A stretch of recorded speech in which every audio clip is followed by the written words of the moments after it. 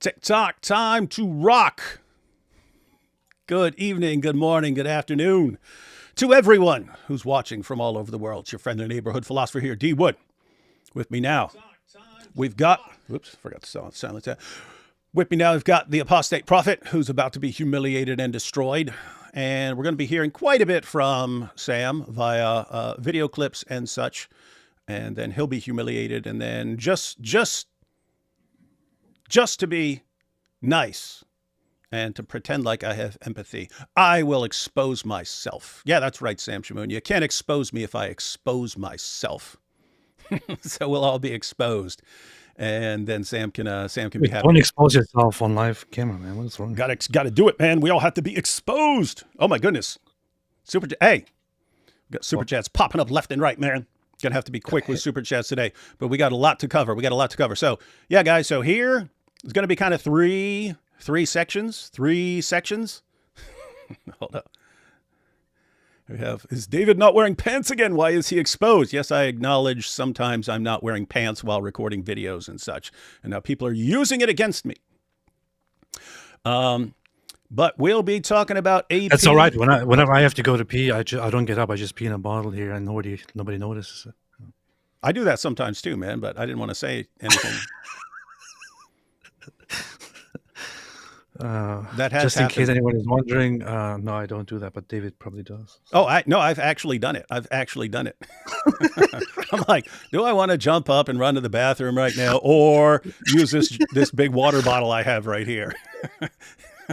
So yeah, that does happen. David exposed. David Wood exposed. That's right, ladies and gentlemen. Everyone will be exposed today. And if you're in the chat, be careful, or we might expose you too. All right, ladies and gentlemen. So here's the overall situation. AP a little while back said he was going to Israel. He took off, and his wife posted something that sent anyone who is an apostate prophet enemy, anyone who's been looking for something to snatch up of AP, and just some concerned individuals say, hey, what's going on here? What's going on here? Now, AP was out of the country. Some people were demanding that I instantly condemn this, and the sort of leading the charge there was Sam Shamoun. And so it was, you have to condemn him, you have to expose him, you have to humiliate him, you have to destroy him, you hypocrite, you're being a hypocrite for not attacking him. And I'm just thinking, well, that's not the rule with you. With you, it doesn't matter what you do. Everyone gets threatened into keeping their mouths closed. And I mean, at the very least, you would think, well, since he left, but he's coming back eventually, why don't we wait until he gets back so he can speak for himself? But no, it was, nope, you got to condemn it. And so by golly, I decided, normally I would think, hey, this is kind of public because stuff was posted publicly. And it's something people would have noticed, obviously, over time. And so AP would eventually have to say something. But most of the stuff behind the scenes, I'm not a fan of sharing stuff behind the scenes because now it's public. Now, eventually, if your kids are reading it, other people are reading it, it's like, why does all that stuff have to be public information? But Sam Shamoun insisted this must all be exposed and called out, and even put himself forward. He even put himself forward as the one who's going to lead the interrogation of AP. And I'm just sitting here thinking, if AP wants to share stuff, he can share stuff. If people want to condemn him, I'm not going to stop. If anyone says, AP, you were wrong for this, I'm not going to jump in there. But Sam Shamoun putting himself forward as the judge in all of this. Oh my goodness. Last person literally on the planet who should be putting himself forward. Good faith interrogation right there. Yeah. Yep. And so guys, but we decided, here's the thing. Sam has his little army of cult followers, and they will just keep harassing and so on. We can ignore them. I'm a champion of ignoring them. Here's the deal, guys. Sam Shamoun's been attacking me. How much you seen me respond? Sam Shamoun's been attacking me for years. How much have you seen me respond to all of that? 0. When people would ask questions repeatedly, looking for drama, I would say, quit looking for drama. I would give them one warning sometimes.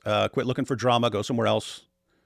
and I would block them if they were still just looking for drama, trying to get me to talk trash about Sam. So very, very rare for me to say anything. And I'm not going to say anything if it's about an attack on me. However, Sam has made it clear. He has made it clear that he's not just going to attack me. He's going to attack everyone I work with. He's going to go after everyone and just wait for something to jump at them on, and then commence to attacking. And so, all right, I do stick up for my friends here. And if you're going after my friends because of me, because you really can't stand me because I abandoned you, all right, then I'm going to have to say something. So what to do? What to do? Just expose Sam? No, we'll all be exposed. We'll all be exposed. Everyone's being exposed tonight, ladies and gentlemen. And again, watch what you say. We're all exposing ourselves. And it's good. This is the show where we're all exposing ourselves. All right, AP. So anything you like to say before and basically for the issue with AP, here's the thing. It does involve other people besides AP, so he can share whatever he wants to share. If anything involves other people, and he says, I don't want to talk about this, it involves other people, or I don't want to talk about this because it's nobody's business, or, well, I will explain this, or I will respond to that. That's going to be, that'll be up to him, but AP can say anything he wants now, and then we will go through Sam's post. I haven't watched his videos about this. However, Jai has been watching his post. So Jai's going to come in later. And basically, he's taken notes on what Sam's responses and Sam's criticisms are. So Jai's going to kind of steel man that. Jai said he feels like Alan Dershowitz having to sometimes defend total monsters, I guess. But Jai's going to come in a little bit, but we're also going to check out some clips, and someone went through some of Sam's recent live streams and so on and posted, sent me sort of compilation of things he's saying about me and AP and just insulting everyone. So we're going to check out some of that. And what else are we going to do? And then after that, and then he steals. So Jai's going to steel man Sam for Sam's points. And then depending on how it goes, I'll help Sam if he wants to expose me. I'll share stuff about myself not one of you have ever heard before. Just so he knows I don't freaking care. I don't care. Anyway, that's kind of the interaction, guys.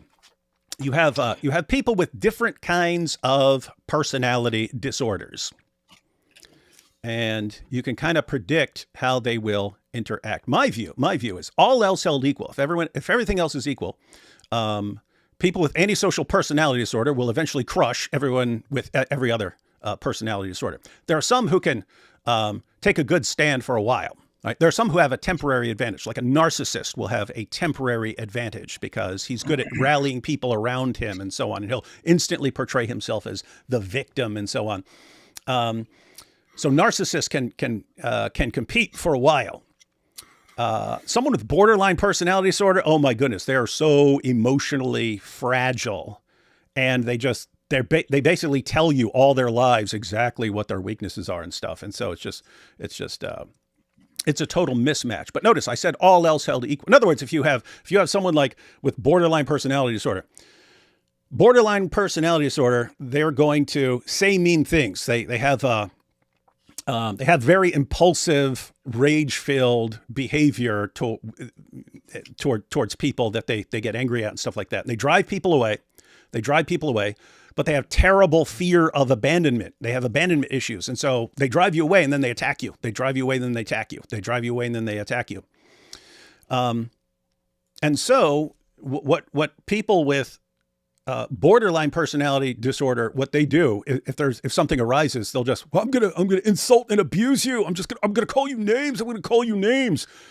And so that's what they're saying. I'm gonna call you names. I'm gonna call you names.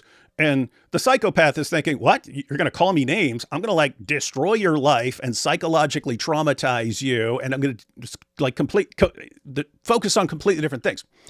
Now, I said all else held equal. This is not, all else is not equal here. Sam is the clearest example I've ever seen in my entire life of someone with borderline personality disorder. And for those of you who say narcissism, yes, he does have a good overlap there with narcissism. More clearly, borderline personality disorder, which we'll see eventually. And yes, you are correct. He clearly exhibits symptoms of narcissistic personality disorder as well.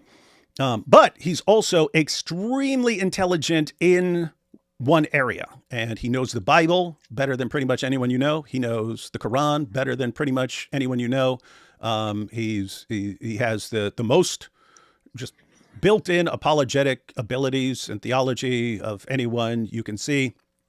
But he uses his God-given ability primarily to control and abuse and insult other people. And the theology and all that stuff is basically a draw. He gets you in, and then the manipulation and patterns of systematic abuse start, and the cycle of abuse starts, and so on. So that's Sam. And then me, I'm technically a diagnosed psychopath, but I'm also a Christian, so I don't actually want to destroy Sam. I don't want to destroy him. I could have done so at any point in my entire life. It's glaringly obvious how to destroy Sam if you choose to. But I've never wanted to. I don't want to now. I do want to make him stop abusing people, especially the people around me, but everyone else, he needs to stop it. He needs to stop it. I've just been ignoring him for the past couple of years. So I was hoping he would stop all the endless attacks on everyone, but he's not. He gets worse every year and attacks more every year. And he has made it very clear to me that it doesn't matter where I go or what I do. He's attacking not just me, but everyone around me, everyone I work with, and so on. So, all right, let's go ahead and have this out now. Let's go ahead and have this out, end this cycle of abuse. So far, David took like one psychology course. Now he's diagnosing people online. You know, I've taken more than one psychology course. Okay, fine. So here's what we shall do. Here's what I shall do. We will jump into this topic. I will briefly explain what it is that is about me that caused Sam to create all this this insanity online. So what happened? I have no need at all to sit here and to explain myself and to explain my situation, to explain my my private life, my relationship with my family, and anything like that. I really do not feel any need to do any of that. I will still reserve much of it to my private life and not explain much that people like Sam would like me to explain. I will, however, address a few things because I think that they should be addressed, because Sam has unfortunately turned this entire thing into a giant mess and has not only attacked me, but has also attacked other people involved.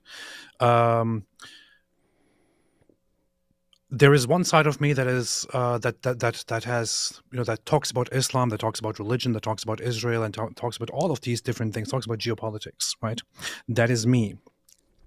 There is another side of me that is entirely my private life. My private life and the stuff that I talk about in public have zero to do with each other. They have nothing to do with each other, right? They have nothing to do with each other unless, for example, they very clearly and brutally contradict each other and hurt my message. If, for example, I go into the public eye and I talk about how certain things should not be done to certain people, such as you should not treat people with injustice, you should not be cruel to others, but it turns out that I'm actually personally treating other people with injustice and being cruel, that should be called out, right? If I talk about a certain topic, but I privately completely contradict myself in that regard, maybe that should be called out. I have always been quite reserved in terms of talking about other people and what they do in public and judging other people. I have generally abstained from doing stuff like that. I have in the past, on a minimal basis, shared some of my private life with people. Some things that I wanted to share, I shared with the public. Some things that I thought are nice to share, I shared with the public. I kept most of my private life to myself because I think it doesn't really concern the public at all, especially if it comes to conduct, if it comes to making decisions, matters of morality, for example. I am not a good example of morality, and I'm saying that not because I'm a horrible person. Maybe I am, actually. I don't know. It's You're because kind of I a do. dirtbag. Yeah, yeah. It's because it's because I'm not meant to be a moral teacher to anybody at all. If you want to find a guide in life, find it somewhere else. Find it in the Bible. Find it in the church. Find it in different places, not in me. I have said for quite a while now, especially over this year, that I was an atheist for 10 years, and during that phase as an atheist, I usually said that I'm very, very happy in life, but it turned out that I wasn't actually happy. I was in private, I was very, very sad. I was very upset. I was depressed. I admitted that I basically lied to everyone and lied to myself foremost, because I kept saying that I'm very happy in life, but I was actually falling apart and I was constantly depressed. I was desperate because I didn't have meaning in life. And I thought I'm okay with that, but I wasn't okay with it. It was horrible. Over the past 10 years, I had a marriage, a relationship that developed out of very unorthodox circumstances, I can say. And I cannot explain more about that because it involves the other person involved, obviously. The other person involved, however, is not somebody who hates me, right? My former partner, wife, is not somebody who hates me or who has any animosity with me. On the contrary, we are in very, very good terms. In fact, she was in the live chat the other day when we were live on my channel talking about these things. She was there commenting live. She was watching. She was in agreement with me. Because unlike what many people might want you to think, her and I are not fighting. Her and I have not mistreated each other over this last month or these last 2 months. Her and I are mature people who understand and respect each other and support each other, and still come together and talk about how to go about, doing whatever we're doing right now. What did happen is that we have decided to separate. As said, our relationship was formed in a very unorthodox, in a very unnormal, not necessarily a very romantic way, you could say. Over the years, as an atheist, before I became a Christian, things kept going downhill. I was on a path of self-destruction. And last year, and here is a detail for those who actually wonder, for those who want to judge me based on whether I am doing things by Christian standards or not. Last year, things came to such a destructive level in our personal life, in our relationship, that there have been serious grounds established, even by biblical standards, to initiate a divorce. Okay? And those standards were provided by me.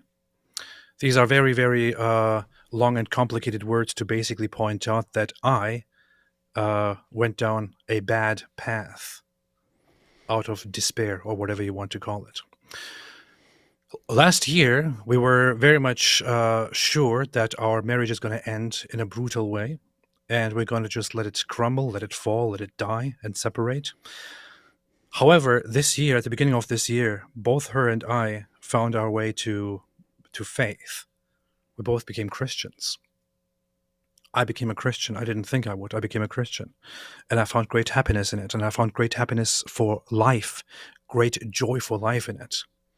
And I thought that with this new direction, with Christianity, maybe we could, reconcile and make things work. I really believed that, and I really tried my best. It didn't work out in the end. Things were going terribly, falling apart. They, after a little bit of euphoria, they returned to simply falling apart. This year, I came together with her and we talked about it, and we said we have to separate. It was initiated by me. I initiated and said we have to put an end to this. We have to separate. It doesn't work. Okay, we have to go different ways. She agreed as well, and we agreed that during this entire process and afterward, I would take care of her needs as much as she needs, as long as she needs it. And I would definitely always take care of the needs of my children as long as they need it, or forever. And she would do the same. We came to an agreement on that. She agreed. And she said she understands it's for the better. In fact, she said to me that if I change my mind, um, if I ever change my mind, I should know that it's over and that she cannot change her mind back. So it was mutually agreed. Unfortunately, last over the last few weeks, she made a post in response to people asking about me all the time, where she, I have to say, a slight criticism to her, used some poor wording and said he left me. I pointed that out to her as well. I said this kind of contradicts with how we talked about things. The public thing didn't really go very well. She ended up deleting her account, and we talked together about all of it. And we talked about how we had a mutual agreement to do this. We have been separating. She has been going her own way because we are separated, just finalizing our divorce situation and all that. She has gone her own way, and I have also gone my own way. Now, I have certainly not handled everything in this entire process and in the aftermath the way it should be handled in a traditional Christian way, which is also why I don't like to share it with the public, because I'm not a good example, and you shouldn't be following me. Okay? I mean, in what world? Why is it considered normal to take a YouTuber as a good role model in their private life and in everything? Is that why why we established an audience, or is it because of the things that we talk about? I established an audience because of my critique of Islam. Did people really follow me because they thought, oh yeah, this guy says Islam sucks, must be a perfect role model, I'm going to live exactly as this guy lives? No, nobody should be doing such a thing. If you want to have moral guidance, go to a church, go to a priest, go to the Bible. That's what I do. Okay, I haven't been perfect. I have been emotionally unstable over these years. I have found good guidance, wonderful guidance, through a priest, through the Bible, through books. And I recently pointed this out as well, that during this entire process, everything I did, everything we did, was done with the information of a priest whom I consider a spiritual father, not with the approval of his. There are many things that he said, this is not good and this is not how it should be done. I did it anyway, and I said, forgive me. I'm sorry. So it was done with his information, not with his approval. For example, and this is one of the famous things that people like to talk about.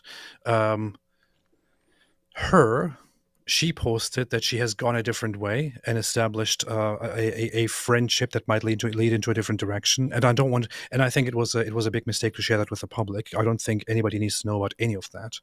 And I also don't want anybody to attack her. And this is actually a big takeaway that I want people to have from this. Sam was busy trying to depict me as a villain and to then depict her as a villain. When he was depicting me as a villain, I was like, okay, yeah, whatever, I'll just take it for a while. Then he started accusing her of being a whore, a Jezebel, and this and this and that. And that is absolutely unacceptable and disgusting, okay?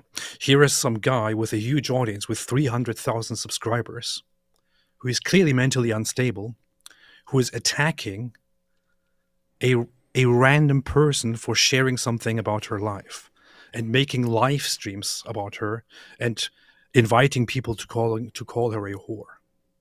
That's where you cross a line, Sam. But he has crossed many of those lines, and we're going to see that very soon.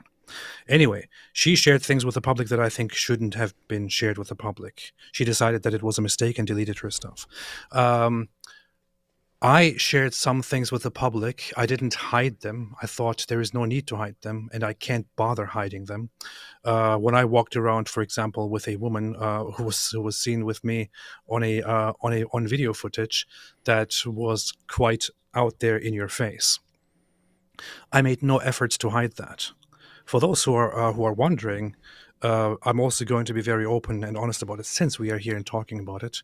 It is actually somebody that I've recently met and that I have recently come to grow very fond of and feel a lot of love for and talk to.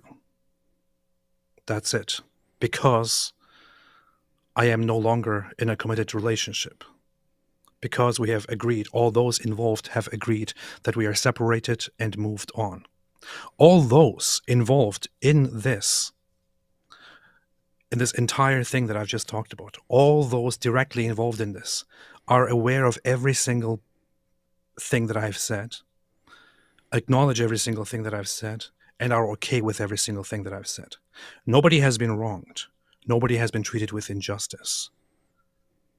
But if you listen to people like Sam Shamoun, it might sound like there's some huge plot going on because of Israel. I don't know why Israel somehow comes into the discussion again. Oh, I know exactly why it comes in.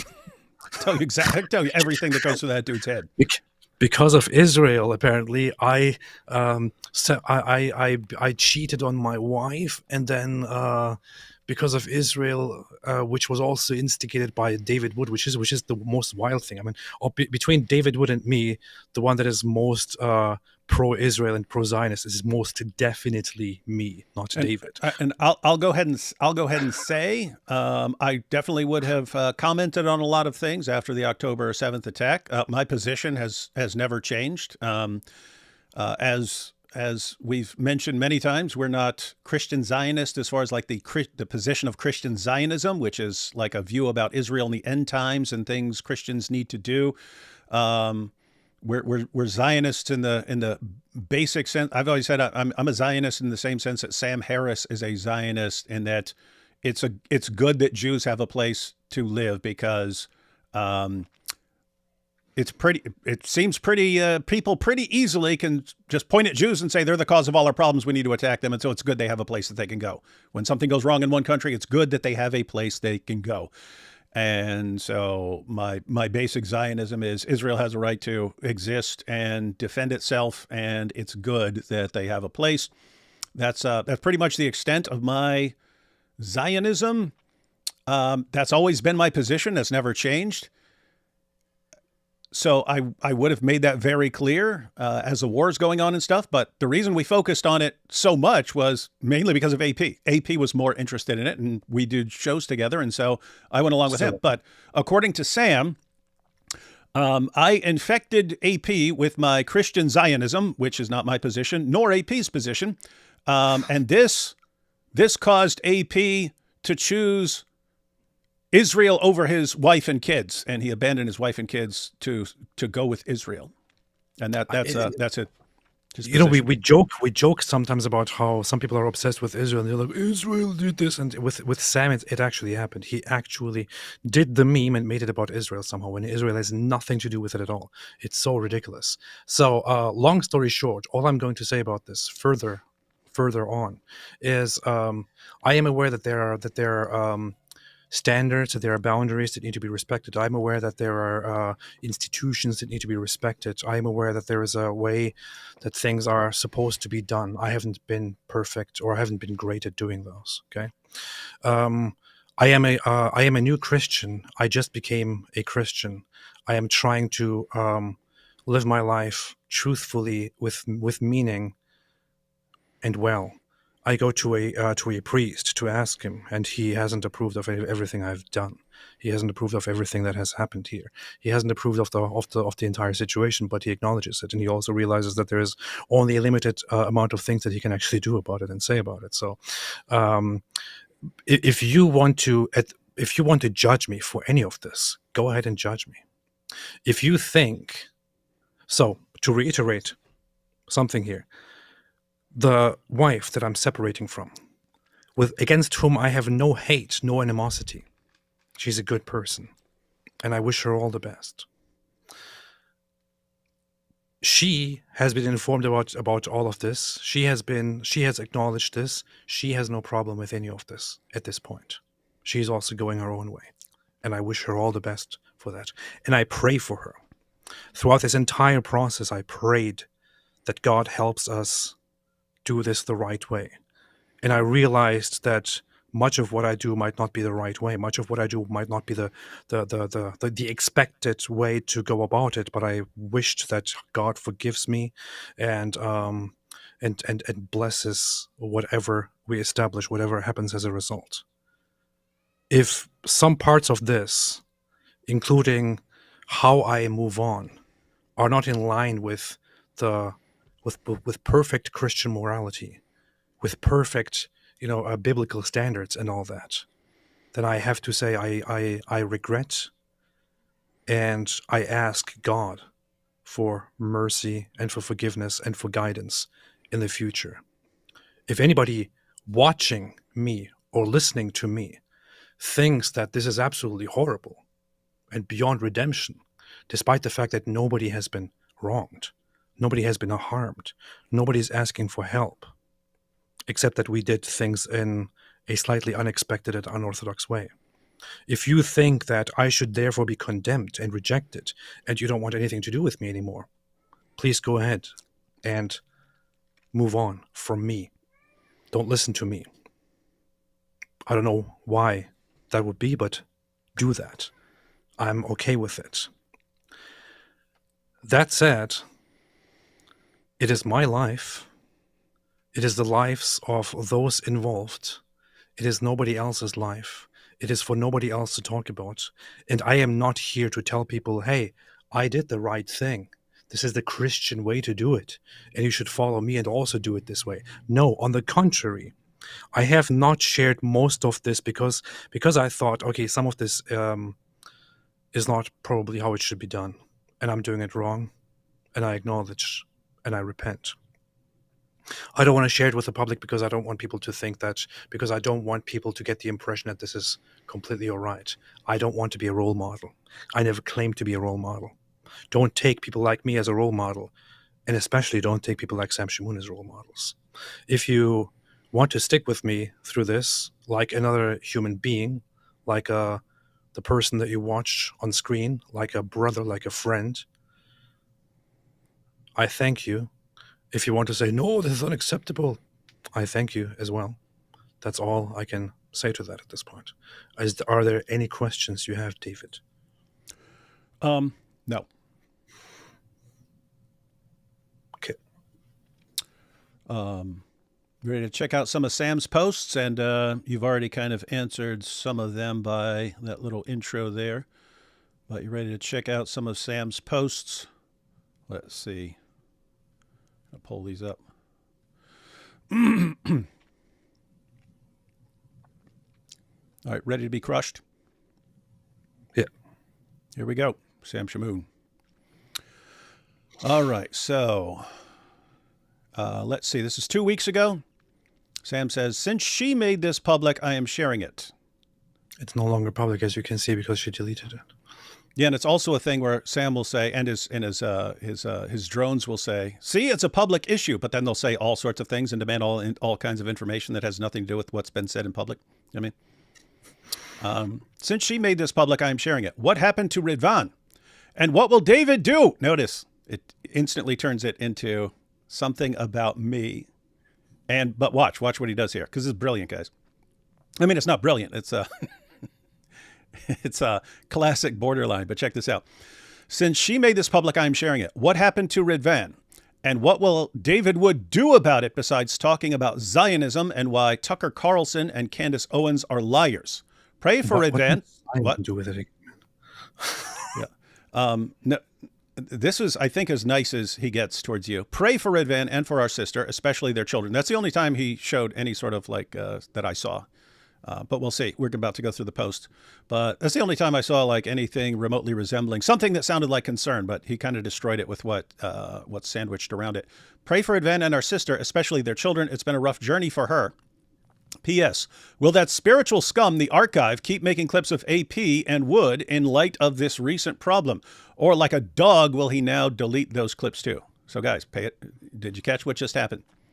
There's something about AP going on. He turns it into an attack against two people that he believes have abandoned him, because we did.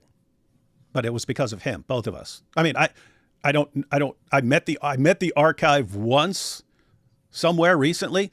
I don't know much of what I said except like hi or something like that. I can't think of it. We didn't talk about this situation, but even before that, the archive was posting tons of clips of Sam Shamoun, and then started posting clips of me. And I don't know what the order was because I wasn't paying attention. I used to see lots of clips of Sam Shamoun on his channel, and then he started posting clips of me. I do not know why he focused on me. He could have focused on God Logic or anyone else, so I'm not sure about that. But he stopped posting clips of Sam, and then I don't know if it was instant or if it happened sometime later, but then he took down all his videos of Sam. And Sam's been coming after him ever since. I wasn't paying much attention. I saw one post where he was calling out the archive. But when someone sent me a sort of compilation from some of his recent live streams, he's constantly attacking the archive. Now, what happened with the archive? The archive was posting Sam Shamoun videos for a while and then stopped. And then stopped. And then Sam constantly harasses him from that point on. That's how it works. When you abandon Sam, he's coming at you forever. He has massive abandonment issues. So notice he takes something that happens with AP and then turns it into an attack on me right before it and the archive right after it. And then that's why he waits for something to, that's why he waits for someone who's associated with someone he really wants to go after, because then he can say, aha, and then say what he's really after. So he makes this about me and the archive. What's the archive got to do with any of this? Nothing. But Nothing. yeah, but Sam makes it about him. And so here we have, this is the fruit of Christian Zionism. That's weird. Hey, AP, again, you a Christian Zionist? No. Okay, I'm not a Christian Zionist either. Does Sam know that we're not Christian Zionists? Does he know your actual position? Yes. You mentioned this yesterday, but go ahead and recap that. Yeah, in fact, I had a conversation with Sam Shamoun after I had a debate with Andrew Wilson about Zionism and Christianity. Sam actually, it's very funny. Sam is very, very different behind the scenes from how he is in public. Sam called me after I had my debate with Andrew Wilson and said that he wants to give me some advice on how to make my argument even better, because he said that I actually won the debate. But so he said, hang on, he said you won the debate, but he was willing to help you, and this is just a few months ago, help you make your arguments for your position, which is a kind of like secular Zionism or something like this, but you're a Christian at this point. And he said, hey, I can help you make your argument. So he didn't have this sort of hatred, Zionism is the end of the universe thing just a few months ago. That's weird. Yeah. He actually said that he also believes that Christians should help and support Jews in Israel. So it's very funny how things so that's changed. basically our position, right? Yeah. So he explained to me then that so we talked about the difference between Christian Zionists and just Zionism, for example. And he said to me in that conversation that he knows that my position is not Christian Zionism, and he actually thinks that Christian Zionists are part of the problem because they have complicated this entire discussion and have made things worse for Israel and for Zionists in general. So he was very, very well aware that I'm not a Christian Zionist, that that Christian Zionism and Zionism are two completely different things. And he pointed out that I am not a Christian Zionist in the discussion that he had with me on the phone call, which was a very interesting phone call, which I actually kind of appreciated, Mm-hmm. But here he is now accusing us of Christian Zionism, which he very well knows we do not follow. So this is basically him trying to stir up some groypers to start attacking you, right? Yes. So by his standard, what happens when somebody lies about him or slightly misrepresents him? He starts out calling them a spiritual bastard, a son of Satan, a whore, a prostitute, son of a whore, son of a Shia prostitute, and says that your dad probably molests you and things like that. So what does this now say about Sam Shamoun? Yeah, and you pointed that out the other day. You said, okay, Sam, when you ask him, hey, why did you call this guy a bastard? Why did you say that his mother does mutta and he's the son of a whore and this and that? He goes, he misrepresented what I said. And you pointed out, it's like, oh, well, following that reasoning, we can call you a bastard and start talking about your mother and stuff. And so, and he responded to that. I didn't see it, but people told me he responded to that. Said, "Oh, I'll tell you to say it to my face. I'll tell you." It's like, wait a minute, dude. Now you're threatening violence over it. What? Oh, it's even worse. What he You, also did was he then said that that my father probably beat my mother, and that my father probably molested me as a child. yeah. So think about this. It's he lays down a rule. This is going to come up over and over and over again. He lays down a rule. If you misrepresent someone's position, that person is entirely justified in calling you a bastard and talking about your mother being a whore. And then you say, okay, well, if that's the rule, then I can now say this, and if I'll fight you. It's like, wait, he makes up the rule, but he doesn't believe the rule applies to him. And that's something, if you've known Sam for a while, you know that you have never met someone more judgmental than him. He's constantly condemning and attacking everyone around him. And he's doing worse than everyone around him. And if you bring it out, he threatens to destroy you. If you say, hey man, you can't do that, I'll destroy you. Don't you contradict me. It's just insane. It's totally insane. Anyway, so he says, this is the fruit of Christian Zionism, even though this has literally nothing to do with Christian Zionism, because no one involved in this conversation is a Christian Zionist. And note how sick and twisted this is. He is happy about being in Israel while he just walked away from his marriage. This is the fruit of this satanic ideology.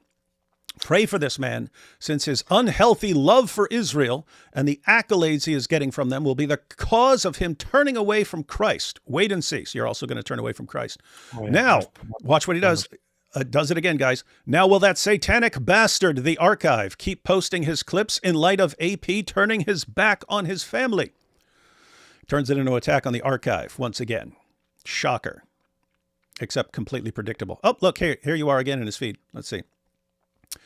So you said, I'm heading to Israel in 1 week, big projects ahead. So this was before this. And then he shares it 2 weeks later. This is the cancer of Christian Zionism, except, as Sam knows, neither one of us is a Christian Zionist. He knows it. He's lying about our position repeatedly to kind of stir up the Groyper crowd and get them going after AP. Smart. He is definitely not Eastern Orthodox, since the official teaching of the Eastern Orthodox is that the church in union with Christ is true Israel and that our allegiance is to the Lord Jesus Christ. AP, how can you reconcile your Christian Zionism that isn't actually your position with the Eastern Orthodox Church? So according to Sam here, somebody who is Eastern Orthodox and who lives in Israel should not be patriotic and should actually be against the existence of the state that he lives in, which is very funny because I have met Eastern Orthodox people in Israel who are very, very much patriotic and who very, very much support their country and their government. So apparently, if you are Eastern Orthodox, you may not under any circumstances offer any support for the state of Israel. In fact, you may not even refer to the state of Israel as Israel.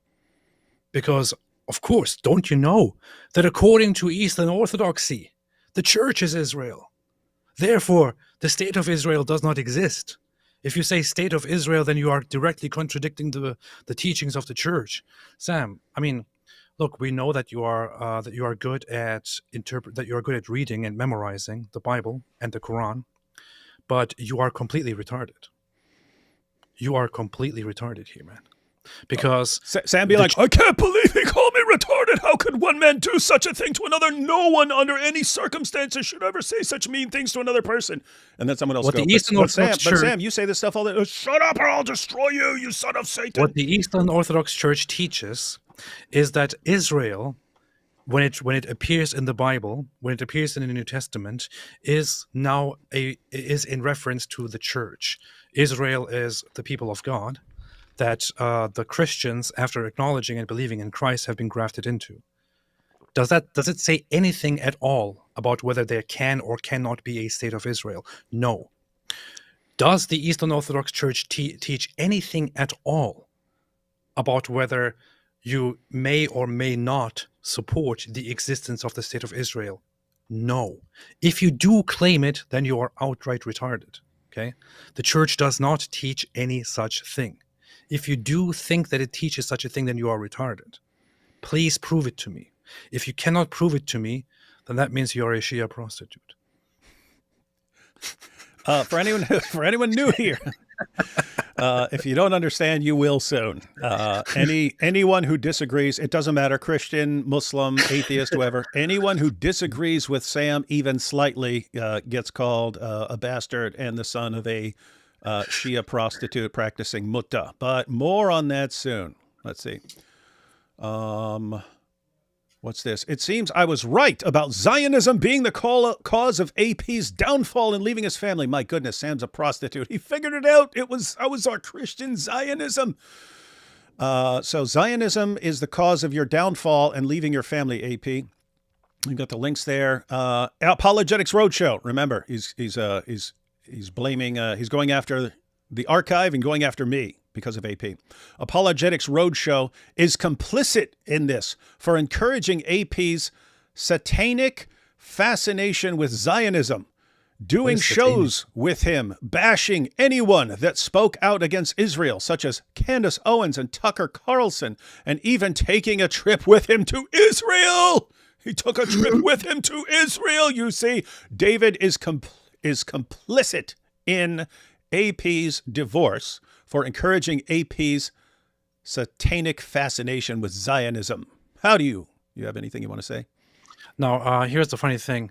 He says it seems I was right about Zionism being the cause of AP's downfall and leaving his family. If you ask her if Zionism was the cause, she will tell you no. In fact, it did come up on X, and she explicitly said, "This is wrong. This is false. Things are not that simple." That's what she said. She clearly rejected the idea that this is about Zionism. She clearly rejected the idea that Zionism is the cause. Yet Sam Shamoun here makes the claim, the assertion, that I somehow left my wife because of Zionism. And then also further he claims that this is a confirmation of it. Yep, he's got the proof. And what he took here are actually tweets in which she spoke critically of Zionism, for example. That's it. That's what he used as proof. Not her saying that it was because of Zionism, but her being critical of Zionism, for example. He was like, look, this shows that she criticized Zionism. She said, you guys were right about Zionism or whatever. Therefore, that's the reason for AP running off to Israel and leaving the family. I would. This is now my second challenge to Sam Shamoun. Sam, prove unequivocally that all of this was because of Zionism. Prove it. Don't talk around it. Don't make excuses. Publish your proof. Absolute, undeniable proof. Support it through clear evidence, clear proof that this was because of Zionism. Undisputed. If you cannot do this, then you are a Shia prostitute.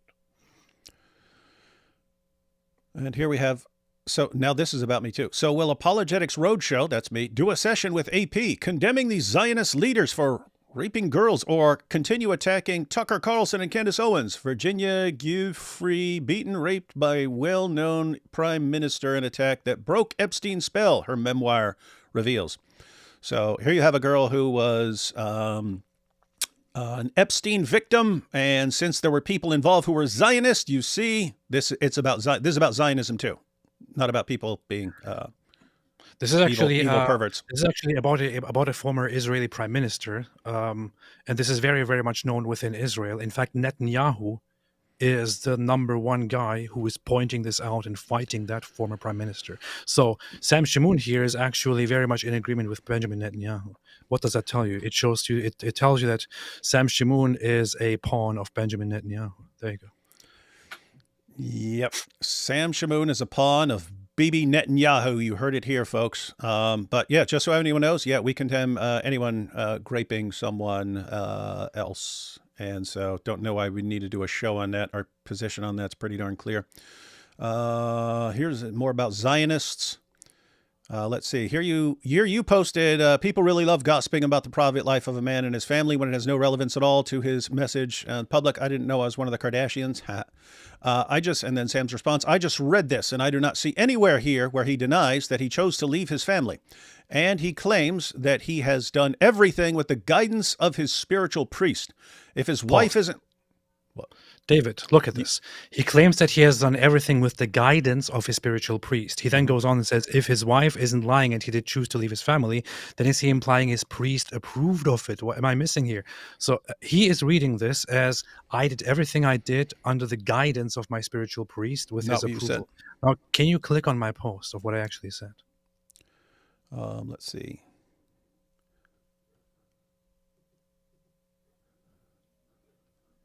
The one that he's quoting there. This one. Yeah. Further down. Every major decision I have made over the last year has been made with the complete awareness of and consultation with a priest whom I consider a spiritual father. Everything has been done through more consultation, prayer, and contemplation. Every decision has been made in line with what would be best for everyone involved. Did I, in this post, anywhere at all, claim that this was under the guidance and approval of my priest? No, you said he's aware of it and you've consulted with him. Is that true? Yeah. Okay. Does he approve it? Does he approve of all of your decisions? No. So how could anyone interpret this as with his approval? Everything is with his approval. I mean, if you're watching right now and you're seeing this and you're a Sam Shamoun fan at this point, you should, if you have a functioning brain, you should conclude that Sam Shamoun is simply a liar. No, they should wait till later if they want to draw conclusions about Sam. All right. So anything else on this? Let's see. Hey, Apostate. Here we go. Let's see. Read this and see how sad this is. May Christ bless this woman and her kids, and shame on Ridvan for choosing to end his marriage. He then runs off to his daddy Netanyahu, even though Sam's defending Netanyahu and supporting him at this time in their lives. Maybe Wood will rebuke him instead of enabling him. You guys catching this? Like, David, why are you responding? He's not going to stop, guys. He's just going to keep using everyone around me to attack me and the archive and anyone else who has abandoned him. Maybe Wood will rebuke him instead of enabling him. I'm enabling you, AP. I'm enabling you. And how was I enabling you? By doing shows with you about the war and stuff. As I demonstrated in my stream, there's no biblical basis to separate from your spouse unless it is for sexual marital infidelity. So unless one of them... What? Did you ask me about that, Sam? No, he did not. Good. I mean, I'm just assuming I would have heard about it if he had. So he drew his own conclusions there and assumed that there are no such standards, no such grounds. That's weird. I tell you that there are actually even biblical grounds here. Interesting. So unless one of them defiled the marriage bed, Apostate Prophet needs to be rebuked, not praised and celebrated or platformed. Let's see if Apologetics Roadshow, it's about me, guys, will hold him accountable or justify his buddy's actions, showing his allegiance isn't to Christ, but to his clique. Also, Ridvan keeps using his spiritual father as a scapegoat. See, you're using your priest as a scapegoat, AP. You're putting it all on him. Here he's confirming once again. Here he's confirming once again that I blame my spiritual father and that I say that my spiritual father approved of this. Where did I ever do such a thing? You said you're consulting with him, which I interpreted as, hey guys, those of you who think I just do whatever I want, I actually consult my priest about these things. That's why I don't have to talk to everyone in the world about it. I talk to my priest about it. And that way I can talk about it, and things that don't need to be shared with the world don't actually get shared with the world.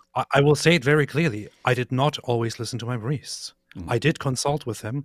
I did let him know about everything. And he said, this thing is bad. You should not do it. And I said, I'm sorry, Father. And Sam says, also Ridvan keeps using his spiritual father as a scapegoat to justify his lust for Israel and his actions. So you also use your priest to justify your lust for Israel and your actions. Someone needs to find out who this priest is. So now he's threatening to expose your priest. Yeah. To see if he does justify this and then rebuke him if he does. Now everyone has to go out and find your priest. And say, did you approve of this? Did you say, yes, AP, this is a good idea? And he will say, no, I did not say that. No, he would actually say, hey, that's private, man. I'm not Well, divulging. I can tell you. If you ask my priest about it, he said I told Ridvan a few things, and he listened to most, but did not listen to all of it, and I don't approve of it. So why That's are what my you priest. using him as a scapegoat for everything? In fact, I spoke to my priest today. That's it. You see, And he he talked said, to his priest today. He's saying his priest has approved of everything he's ever done, and that it's good as he worships Israel. and what he said to me is, okay, it is very important, Ridvan, for everyone to think about the children and moving forth, do whatever you can to support and to help them. I do not like what happened. I do not like how things went about. I do not like what you did, but we will figure this out. And I love you no matter what. That's what my priest said.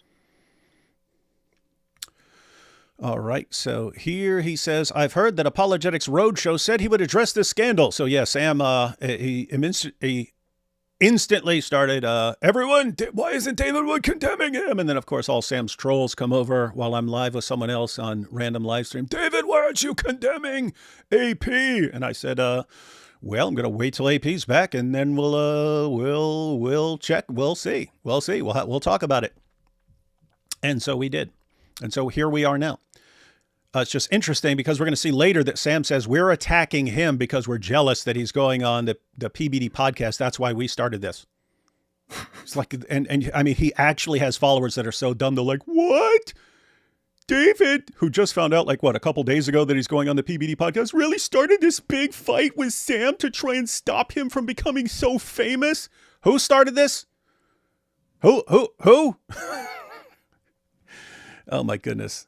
Guys, this guy's nuts, man. I've heard that Apologetics Roadshow said he would address this scandal. Now let's see if he will actually call out and condemn AP or choose to personally attack me for calling him out. Because I said, hey, okay, if we're actually going to do this, then we need to apply the rule fairly. What's Sam's rule? Someone does something, you got to, it's got to be brought into the public, and there has to be an interrogation. Now let's see if he will actually call out and condemn AP or choose to personally attack me for calling him out. I hope he focuses on his buddy and not divert attention away from this scandal by attacking me. Well, we can do both. Since folks living in glass houses should never cast stones. Sam saying that people living in glass houses should never cast stones? No, and then he says, let's pray this doesn't become a soap opera. Who's making it a soap opera? Yeah. Who made it a soap opera? Why are we talking about this, Sam? This guy Why are we talking about this? I've never seen a guy who was actually 100% responsible for all his problems and blamed everyone else for all of his problems. It's crazy. All right, here we have, I'm going to ask again. So what he's asked already. Who is this woman who is always with Apostate Prophet, and why is she with him? He isn't even divorced, and his wife came out and said in black and white that he left her, not that they agreed to separate. So don't believe these vile lies. Besides, even if they both decided to separate as a supposed Orthodox cathuman, how could he even think it? Guys, I know I'm mispronouncing it for new people. Anyway, we have a joke about cathumans. Anyway, how could he even think it acceptable that he could be seeing another woman or to be traveling around in a foreign country with this same woman who appears with him all over the place and in one instance holding hands? FYI, These were sent to me, so don't accuse me for digging these up. Blame me, sue me, what? Here's you with a girl. All right. Anything else you want to add? Because you kind of already talked about that. So the only thing that he is right about here is that I'm actually walking around with another woman here and appearing with her, and that maybe I should, by normal standards, not be doing this, and maybe this is actually something to ask for forgiveness about and to repent on. That's it. And here we have... If you're going to accuse me of wronging somebody here or anything like that, that is certainly not the case. If you asked the former spouse, she would already know about this, and she would say, hey, I have no issue with this at all. So I'm going to say it. If there is one thing here that anybody is right about, it is that I did indeed walk around, not with somebody from Israel, by the way. That is also a completely made up point by him and others. That I did walk around with somebody else that I have a lot of love for. That's it. After being in long agreement, mutual agreement that I am separated and have no commitments. If you think this is wrong, I acknowledge that this is wrong. If you think this is unforgivable, I don't know what to tell you. All right. So Sam says, "What's up, Doc?"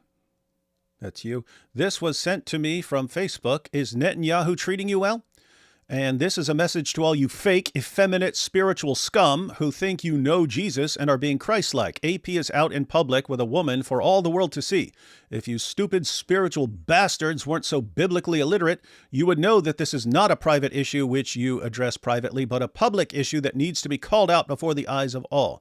This is especially so when AP said he refuses to talk about his sin of separating from his wife." I mean, my goodness, you're on a trip in Israel. "Obviously because he doesn't want to be accountable." Well, he's here, Sam. "I have no desire nor any intention to share anything else with the public. Thanks, and may God have mercy." Ha!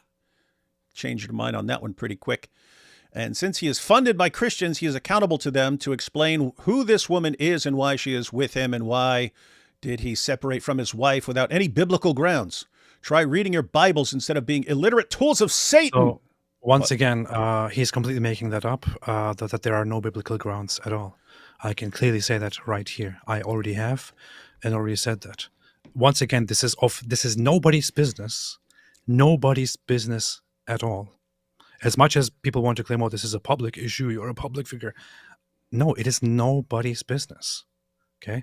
But I'm still talking about it right here, right now, since so many people wanted to make it their business. Since this guy wanted to come and lie not only about me, but also about other people involved.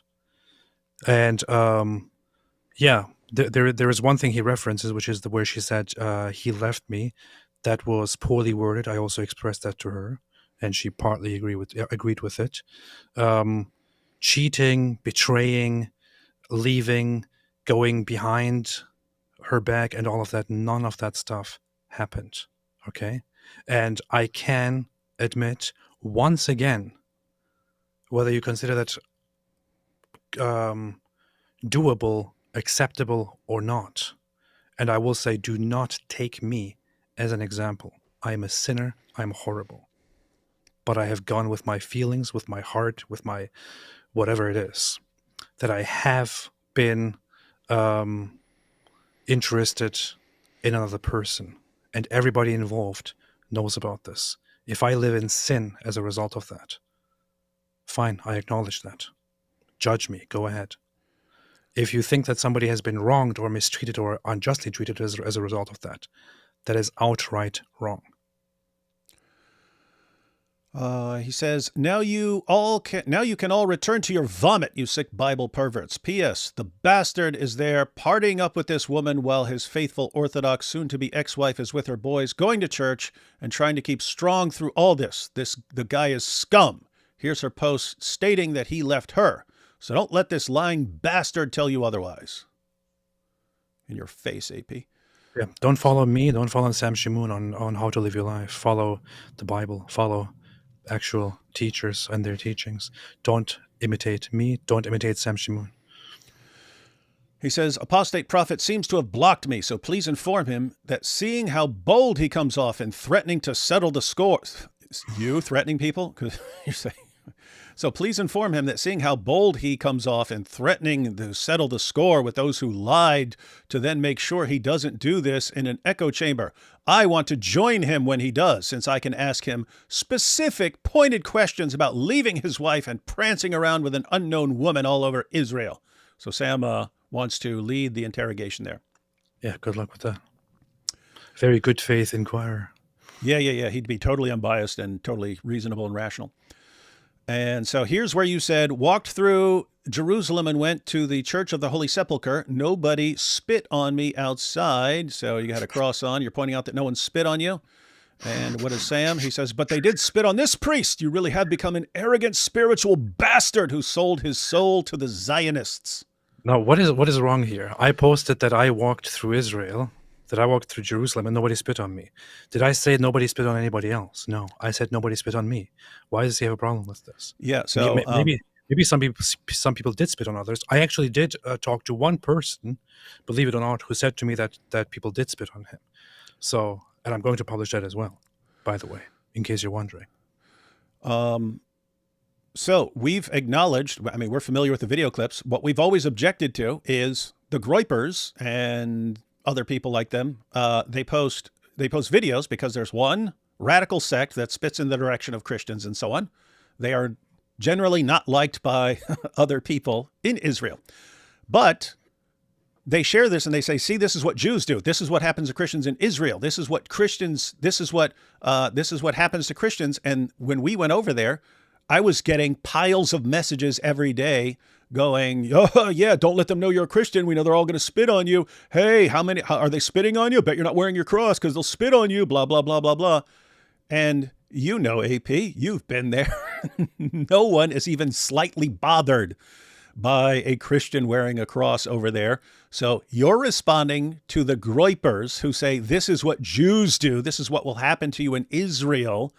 And Sam flips out. So apparently Sam really has a serious problem. He demands that Jews be misrepresented, and he demands that we somehow think that all Jews just spit on you if you walk by them and you have a cross on. I went up to Jews and asked them why they're not spitting on me. That was my experience. Yeah. Welcome to Sam Shamoun land. Let's see. Lesbiano. I want to say earlier I didn't know how else to put it. I'm still learning. But do not take me as a role model. Do not take Sam Shamoun as a role model. You can take one person as a role model, and that is Jesus. Be more like Christ. Be more like God. If you want any, apparently I'm somebody to look to for moral advice or something. So here's what I'm going to tell you: be like God. Be like Christ. It says, Apostate prophet, you are only exposing yourself as a narcissist and a master at gaslighting and playing the victim card. This is the other thing, Sam. I've never seen anyone who projects as much as him. I'm completely serious. Anything Sam is doing, he accuses everyone else of doing constantly, like constantly. So look, exposing yourself as a narcissist, Sam calling someone a narcissist, master of gaslighting, Sam calling other people master of gaslighting. They're only doing this because I'm about to go on PBD. That's why they started this war against me and his fans. Oh, wow, I can't believe they started attacking you because you're going on PBD. Really? Like, people can see this going on for weeks, and he'll say, nope, it's because of this. Makes zero sense. Matter of fact, since this all started, before I had any clue he's going on PBD, his accusation would require time travel. Like, I would have to travel back in time from the moment I heard he's going on PBD, and then go back in time and say we're going to be calling out everything. Weird, interesting stuff. So, but ask his fans, hey guys, do you believe that David time traveled after he heard that Sam's going on PBD and set up this live stream to hold everyone accountable to Sam's standard? They'll say, yes, absolutely. You traveled through time. It's amazing. Your lies and martyrs complex will only work with your fanboys. Your lies and your martyrs complex. Well, that was about a post that I deleted, which was that those closest to me betrayed me and people misrepresent me and all that. It was a very dramatic post, which I deleted because I was very, very, very, very, very, very angry at that moment, not only at people online, but also at people in my immediate surroundings.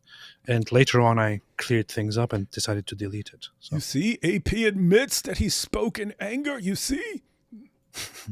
Come clean and tell us why you left your wife and who was that woman you were parading around in Israel, whom you were parading around in Israel.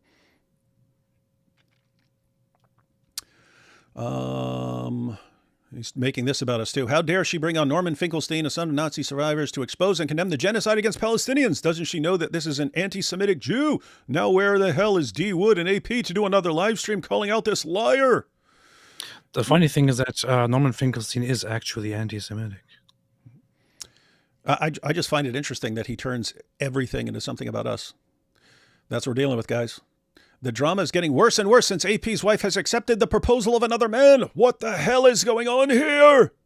Now, this is the part where I say I don't want to talk further about it because I don't want anybody attacking anyone else involved in this matter. But clearly, things are much more complicated than they initially looked. But Sam had no interest in waiting and finding out about the details. He just started judging, jumping to conclusions, making completely false claims, and all that. So, yeah, that's all I want to say about that part. Hey, look at this one. The policing over criticizing Israel begins in Texas. And he says that people are silencing. So cops go to the home of a Navy veteran to ask him about his social media posts criticizing Israel. Welcome to the United States of Israel, where your freedom of speech will be stripped away and you will eventually be thrown in jail. AP, wasn't this guy posting like we need to kill all Jews and crap like that? Yes. You know what that was about? I can read you the posts. So this was this guy Adam, who lives in Texas, who was posting online, we have to kill them all. We have to kill all the Jews. We have to rise up and put an end to them, and things like these. For that, these are not things that you can just say, okay? For that, the police went to his home to check on him and to say, are you all right, mate? Are you going to go out and attack people and kill people? What's going on here? And Sam is depicting that situation as he was just criticizing Israel. Yeah. Jews control America, and all he was doing was questioning something Israel did, and now the police are going to attack him. This guy's posting kill Jews and this and that. Anyway. What a disgusting, filthy liar. I mean, agree with it or disagree with it. Objectively speaking, Sam completely misrepresented the situation here. The guy said we have to kill all Jews. He made multiple posts about it. We have to kill them all. And Sam is just depicting this as, oh, he was just criticizing Israel. This clearly shows that Sam is a liar. And by his own standards, he is a spiritual bastard, son of Satan, son of a whore, and she a prostitute, and so on. Here's more about him attacking Israel. You know what it really seems like? Because again, you pointed out just several months ago, he was like, "Hey, I can help you improve your arguments, about Israel and stuff like this. I can help you, and you won the debate and stuff like this." And that's what it seems like. He's trying to cozy up with the Groypers, like he understands, like he needs to go in some direction, and they're becoming popular, and he can kind of be like the Bible muscle for them. Seems like he's trying to warm up to them. Good luck with that, Sam. Now we have, it seems that Ridvan's wife may be a Jezebel after all, since she blocked, you see the reasoning for calling her a Jezebel? Since she blocked me. And it's once you reject him, or abandon him, that's when he puts you into a category of being the most evil person in the world. Seems that Ridvan's wife may be a Jezebel after all, since she blocked me on Twitter for calling her out on starting an adulterous relationship with Iggy, a guy who left his wife of 17 years several days after learning that Ridvan had left her. To make matters worse, it seems Iggy deleted his Twitter account after being publicly rebuked. Yep. Look at it. What does this sound like, man? This is like reporting about the Kardashians or something. Mm-hmm. But the thing is, he calls her a Jezebel. She repeatedly told him, or she told him before, and said, "Sam, please stop. The situation is not that easy. It is more complicated." She asked him before this to just stop talking about this issue and sit down and not make judgments about it. He didn't listen. And at this point, he starts calling her a Jezebel as well. And look at this. Oh, by the way, this is the other thing he does. He always does this.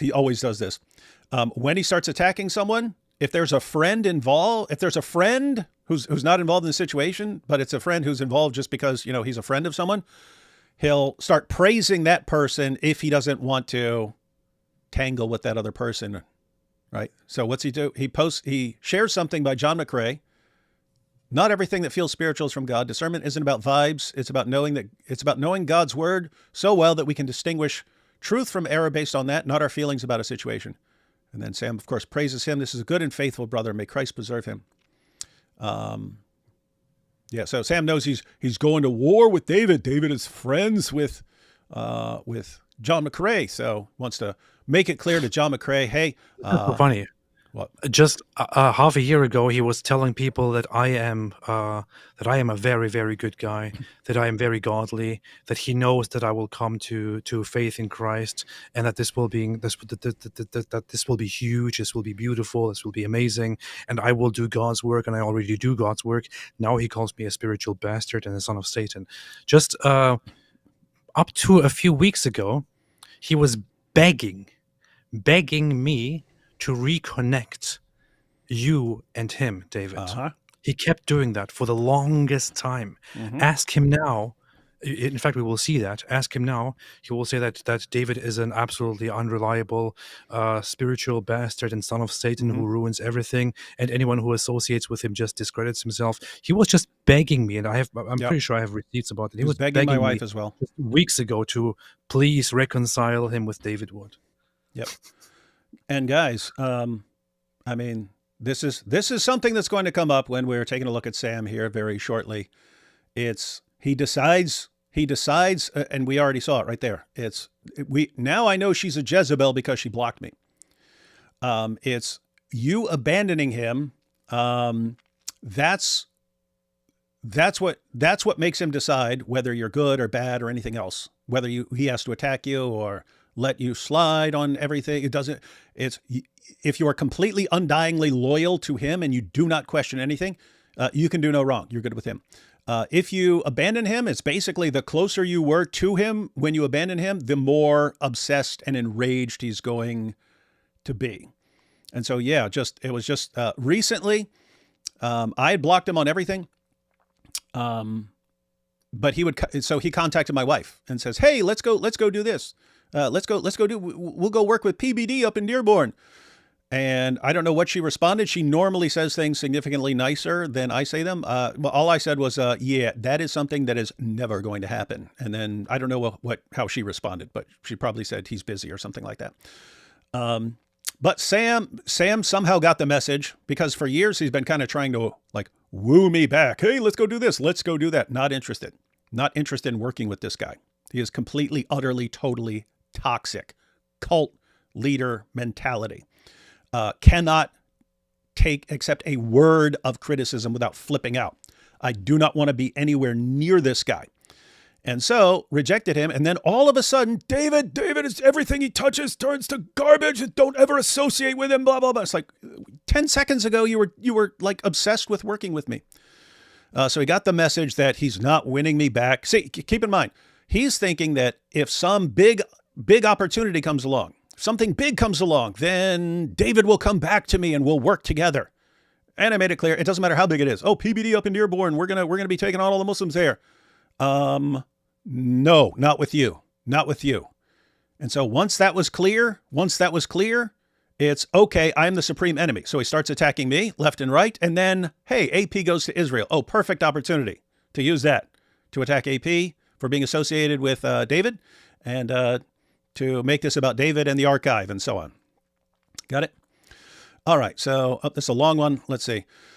It was brought to my attention that by folks at Apostate Prophet Apologetics Roadshow brought me up tonight and stated I was there in the stream and tried to come up to talk to them, but they chose to block me. Well, that's kind of hard seeing that I just got back teaching at a Catholic church for the past 2 hours. That was people saying, hey, bring Sam on and so on. For the past 2 hours on the biblical basis for intercession of saints in front of the priest and the congregation, I guess I now have the ability to bilocate or to teach in church, watch, blah, blah, blah. From what the folks were telling me, they plan to finally expose me this Sunday for the world to see, since I'm a stalker, you are, wife beater, that's true, and jealous over the fact that D Wood replaced me with Apostate Prophet. You are obviously obsessed with AP. I'm just saying that because you attack everyone I associate with, dude. I was told that D Wood will also expose the real reason why I became Catholic. No, I won't. I just said that you tend to make decisions based on people you're mad at. Like Israel. You're like, oh yeah, hey, I can help you. I can help you with your arguments. Oh, David Wood rejected me and AP's not getting him on my side. Well, then I'm the most anti-Zionist person in the world and I love Nick Fuentes now. You make decisions about your positions based on who you're mad at. So is that why you chose Catholicism? I don't know. I'm just saying it's like that's what you've gone from position to position to position to position. And you're always mad at someone. Anyway, let's see. I'm glad they finally decided to expose me and the motivations of my heart, since, as I said, I have the receipts ready once I am back from Florida, Lord willing. I may even do it there in Florida after my interview with PBD, Lord willing. Now, don't forget, I am the same guy that they were doing shows with for all these years until D Wood broke off ties with me for calling him out on his pathetic exchanges with Uthman in San Diego. Really? Like, I don't, like, Sam, do you think that's what this is about? Seriously? Because you should know what this is about, dude. Anyway, but we'll get to that in a minute. But hey, he can always claim he was a hypocrite for still teaming with me, doing the Islamicized series with me, and for going on record saying I'm the best apologist against Islam of all time and one of the best Bible teachers on the planet. I go further than that. I've been saying for years, if Sam Shamoun could control his temper and actually get mental health treatment for his problems, I believe he could take out and destroy Islam single-handedly, and we could all just sit and watch and cheer. That's what I've said for years. That's his ability. But he takes that as like some great compliment, like, oh, see, they're saying I'm the best. We're saying, dude, you've been given all the ability in the world and you use it to harass and stalk and attack people most of the time and to abuse people. It's not a compliment, dude. Yeah, when it comes to like knowledge of the Bible and the Quran as it relates to interacting on Islam, you're the best, dude. But you are a tiny, tiny fraction of what you could be because you absolutely refuse to change. You attack everyone else. Anyway, not too bad for a stalker, wife beater, and fake Christian. Yeah, guess what? You can be a stalker, a wife beater, fake Christian. I don't know. I think people, I think people can be extremely messed up and still be Christian. To be fair, my wife does not believe it. My wife has known Sam almost as long as I have, doesn't even believe that he's a Christian. She can't believe that someone has this behavior and constantly gets worse and is an actual Christian. It really seems that I'm more of a prophet than Muhammad, since I already predicted that this is the route they would take after calling them out. Well, I mean, I said it. I said, hey, if we're gonna go by Sam's standard with AP, then of course we'll apply that to everyone involved in this conversation. And so, yeah, I guess he's a prophet for listening to me. Take after calling them and out, seeing they cannot refute me biblically, exegetically, and or historically. By the way, I'm still friends with all the Christians from Chicago till this day who are witnesses to what I thought. All those Assyrian dudes. I've never seen such yes men in my entire life. Anyway, so much for D Wood's claim that none of them are my friends anymore. No, that's not what I said. That's not what I said, dude. I said this dude is incapable of having real friends because real friends will call you out when you're wrong, and he flips out and then will drive them away. The only connections he has to other people are like on the level of like servants, minions. Like you have to mindlessly agree with him. Then he'll treat you like his friend. And I'm pointing out that it's not real friends. Everyone who is his actual real friend from years ago, none of them want anything to do with him. The only people he can maintain and still call friends are people that they're just yes men. Matter of fact, I told him this like probably almost 20 years ago. I said, dude, you freak out whenever anyone criticizes you, and all you do is point to someone who agrees with you. And it's like, and I said to him, I said, if you keep going that route, you're going to end up surrounded by yes men, behaving horribly, and having driven away everyone who is a legitimate friend to you. Look at his channel today. Tell me I'm wrong. It's almost 20 years ago I told him that. Hey, David, I sent you a quick text message on your phone. Please check it out quickly and get back to me. Don't tell me what to do. You're not my boss. I said, please, man. Yes, but quit bringing people into it. Okay, good. Continue. Yeah. Well, by last name. Whoops. My stuff go? Back up. There we go. So Sam's still good friends with his Assyrian buddies who worship him. So much for D Wood's claim that none of them are my friends anymore. Wasn't talking about those dudes. What he really meant to say is that he and his cult followers aren't my buddies anymore. That's true. We're not your buddies anymore. Now, hopefully AP will address why he left his wife, what biblical grounds he had for doing so, and whether the woman he was seen with was his guide or something else. Like I said, I'll wait till after their expose to bring emails and other receipts to the table. Do your worst, dude. Do your worst. Is there anything left? Still on Netanyahu. Isn't it ironic that Netanyahu's pawns have become no better than Muslims, since in this clip you will see their anger and disgust at their Muslim brothers mocking me for what my ex-wife did, even though the Turkish cow, that's you, apostate prophet, is now employing their same tactics? Like I said, I have the receipts and the people who were there ready to go live sometime after these two Zionist dogs manifest on Sunday. Be ready for it by God's grace. I have to say, I don't even understand what this is about. Let's see. Is this still going on? Dayum, Gina, I got the whole crew coming out this Sunday. Hey, brothers, I hope you're doing well. I just want to encourage you to brace yourselves via prayer and fasting for the attack coming Sunday. I think D. Wood has a show coming up where he invites everyone whom you have had beef with to come on a live show and air their grievances. D. Wood, AP, IP, Anthony Rogers, Jay Dyer, The Archive, etc. So that's Sam predicting what I'm doing. So I have this big show today, right now, with AP, IP, Anthony Rogers, Jay Dyer, The Archive, and so on. So I'm bringing them all out, ladies and gentlemen. So I guess they're coming out sometime during the show. To be honest, I think it could get rough. Also, they plan to bring up how your posts on YouTube seem to indicate that Charlie Kirk was taken out by Israel. I think the idea is to put forth a complete attack on your character. Is someone else saying this? Because it sounds like third person. Maybe someone posted this. Oh, okay. Looks like he posted what someone else said. Also, they plan to bring up how your posts on YouTube seem to indicate that Charlie Kirk was taken out by Israel. I think the idea is to put forth a complete attack on your character and credibility and to pull as many people away from your platform as possible. Actually, I'm just going to tell the truth about Sam, that I've always just kept to myself, but now that he's demanding that this stuff needs to be exposed, fine. D-Wood actually seemed excited about this upcoming Sunday, like a kid waiting for Christmas Day. Yes, I love going to war with Sam Shamoun. It's like Christmas. I don't want to just ignore him and live my life. Ironically, they just confirmed what I said about D-Wood being the ringleader who surrounds himself with yes men. Can we say cult leader, boys and girls? Hey, what I say about projection? I just said it, right? Wow, man. Did you catch this? Zero self-awareness. Seriously, man. Yeah, so this is me being a cult leader. I've got this big show and I'm bringing on everyone that Sam has ever upset. That's what I'm doing right now. What did I say, guys? I said it's going to be me, AP. I just want to say very briefly, Sam, I know you're losing it right now. People are talking about it. You haven't seen him losing it yet. You're losing your mind right now. Keep losing it. It's going to get worse for you, Sam. It's going to definitely get worse for him. Oh, hey, look what he does here. This is the other thing he does. So you saw when he's like, hey, just so you know, I'm sharing a message by John McCrae. So John McCrae, don't be mad at me that I'm attacking everyone you're friends with.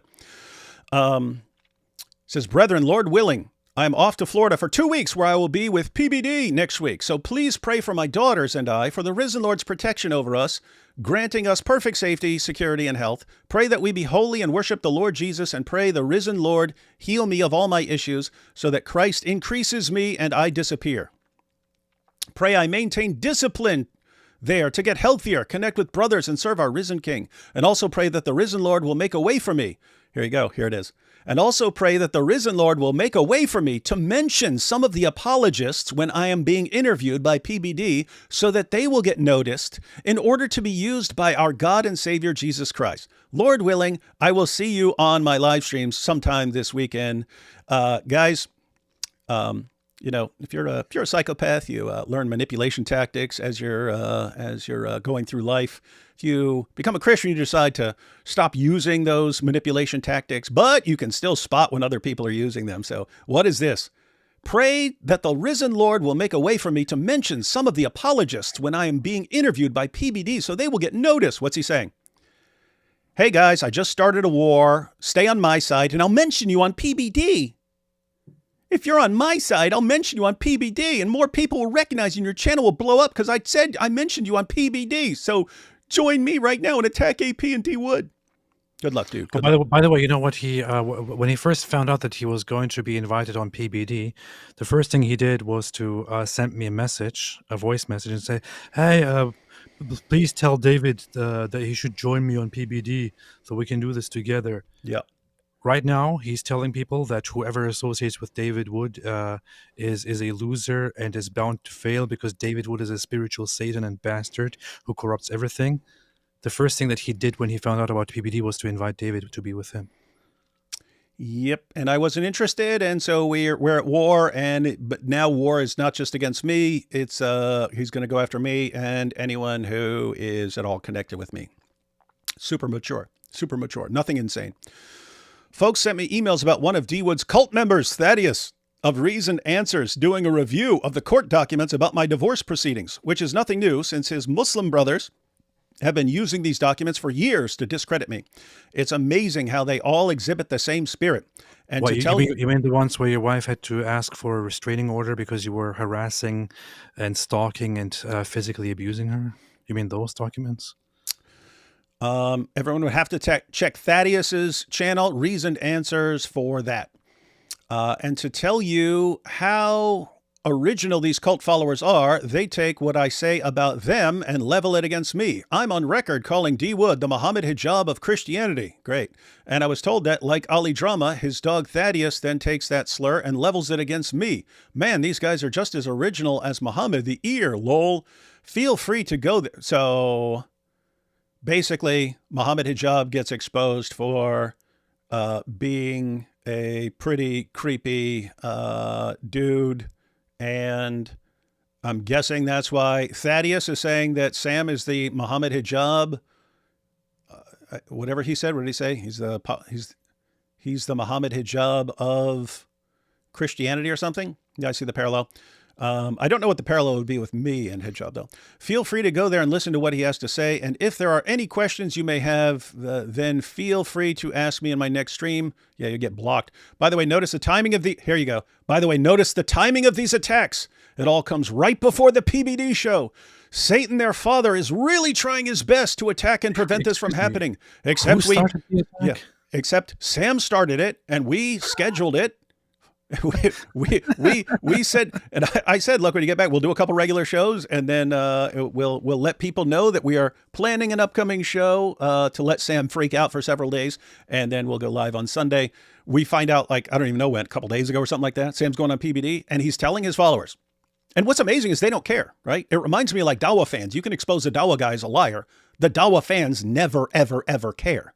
I'm not talking about Muslims. There are Muslims who would care that you lied to them. The Dawa fans, it's just acceptable to them if their Dawa hero is a complete liar.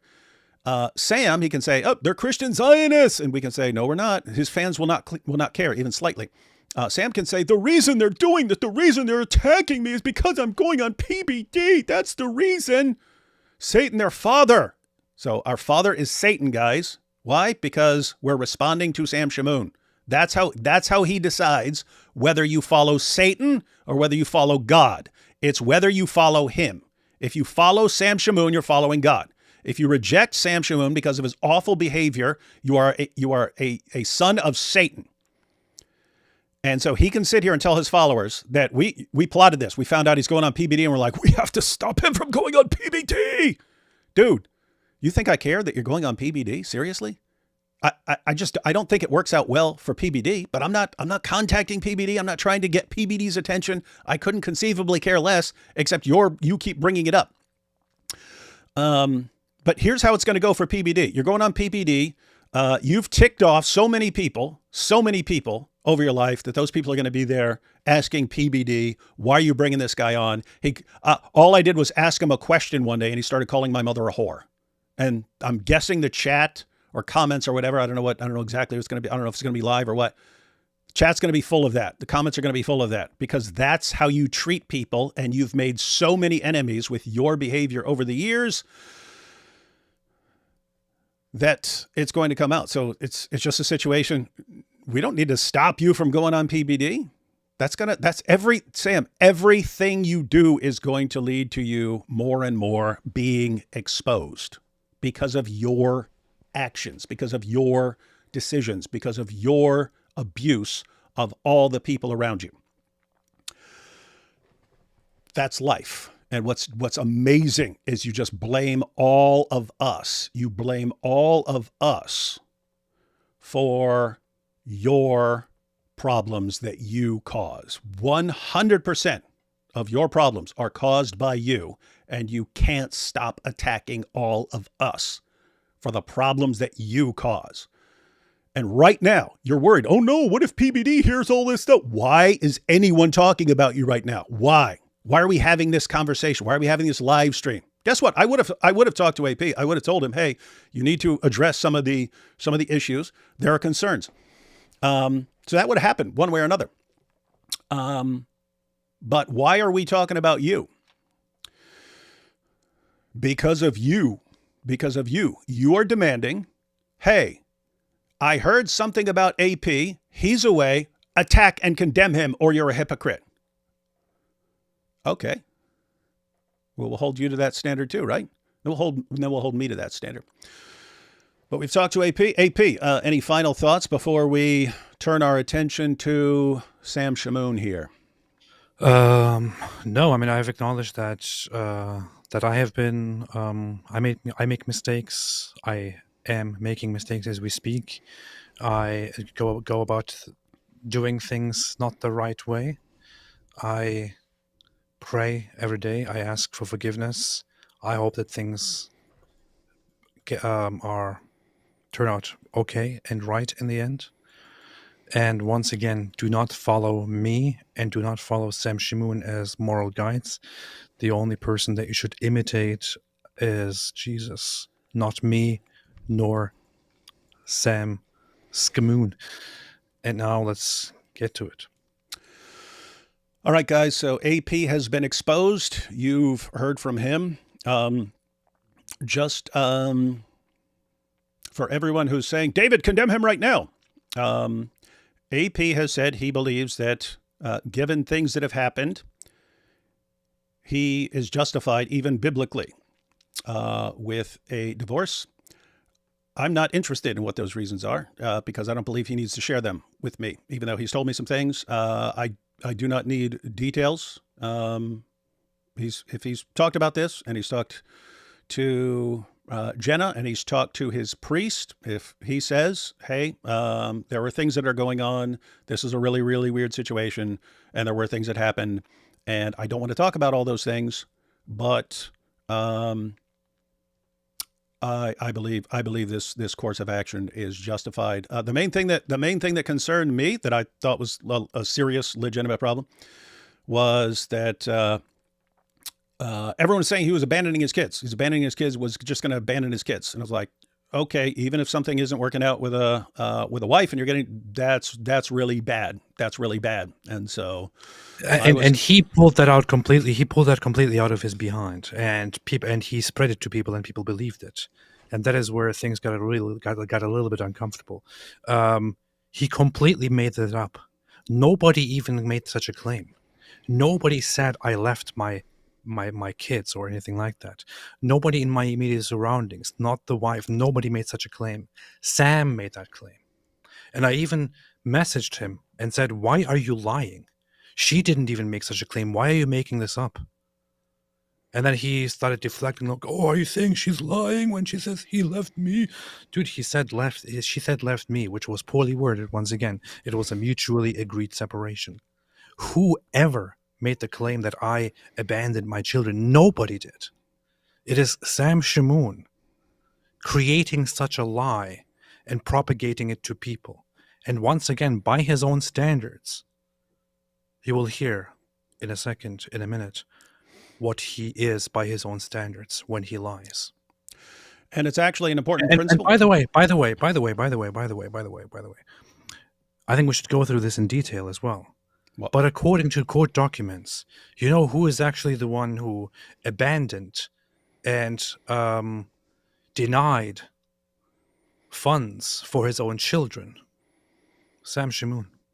According to court documents, he repeatedly violated and refused to pay money that he owed according to the courts in order to take care of his own children. I would not talk about this, but since you want to talk about it, Sam, court documents say this is what you did. And for the record there, people are saying slow the chat down because they can't see. I think I already had slow mode on. I will increase it a little bit, although that always enrages people even more. But yeah, pretty much everyone who's known Sam for years and was around him to know the situation with his wife and kids, pretty much everyone had the exact same reaction when he was flipping out saying you were abandoning your kids. Everyone, like possibly every person who brought this up to me went, isn't that exactly what Sam did? Didn't he abandon his kids? So guys, he was getting his wife decided to divorce him. And then he moved to a different state. Guess what? You weren't divorcing your kids. And so he moved to a different state. And so I don't know. I don't know. I don't know what you'd say about abandoning your kids to someone else who's not abandoning his kids, especially. But anyway, as far as AP, because everyone, no, you have to condemn him. Guess what? I think there's some definite problems here. Here's sort of the general principle, guys. Now, some people, it says don't judge, so don't judge anyone. Nah, you got to read what it says. Judging others. Do not judge so that you will not be judged. Here's what it's talking about. For in the way you judge, you will be judged. This is talking about hypocritical judgment. This is talking about condemning someone else while you're even more messed up. For in the way you judge, you will be judged. And by your standard of measure, it will be measured to you. Why do you look at the speck that is in your brother's eye, but do not notice the log that is in your own eye? Or how can you say to your brother, let me take the speck out of your eye, and behold, the log is in your own eye? You hypocrite, first take the log out of your own eye, and then you will see clearly to take the speck out of your brother's eye. Anytime there's an accusation against someone, hey, AP is getting a divorce because, they had a messed up situation, they decided to split, David, condemn him. I'm thinking, if I start tossing around condemnations of, you guys have any clue what I've done in my life? Anyway, what's amazing is this passage right here. Look at the next part. Do not give what is holy to dogs, and do not throw your pearls before swine, or they will trample them under their feet and turn and tear you to pieces. The only takeaway for Sam Shamoun in this passage is, look, he said dogs and swine, so I can call people dogs and swine and whores and sluts all day long, you see, because Jesus used words.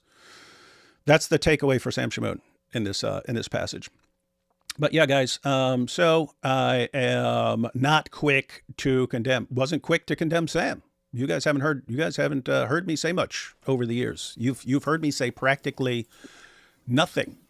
So even when I am, even if I am going to condemn someone, it's not just going to be, I heard something and now I'm going to blast. No, at the very least, I'm going to think about things for a long time. And if I don't know the details and don't particularly think that the details are things that need to be shared to me, I don't know. I'm quite comfortable letting other people deal with their own issues. But notice that principle. With the measure you use, it will be measured to you. So if you're pointing a finger around, you're pointing out, look at you, look at what you've done, look at what you've done. That's what Jesus was condemning there. Hypocritical judgment, acting like you're morally superior to other people when you're not. And I can tell you one person who definitely isn't morally superior to pretty much anyone on the planet that I've ever met in my entire life. So, all right, guys, ready to talk about Sam? So, just to recap for everyone who's flipping out, you still have people, why are you doing this? Why are you causing this drama? Did you guys see those messages? He will be attacking everyone I'm connected with for the rest of my life. Okay, when he was attacking me, what did I say? I didn't say anything. But now he's attacking everyone around me. Okay, this is a different story. You have no business attacking anyone, Sam.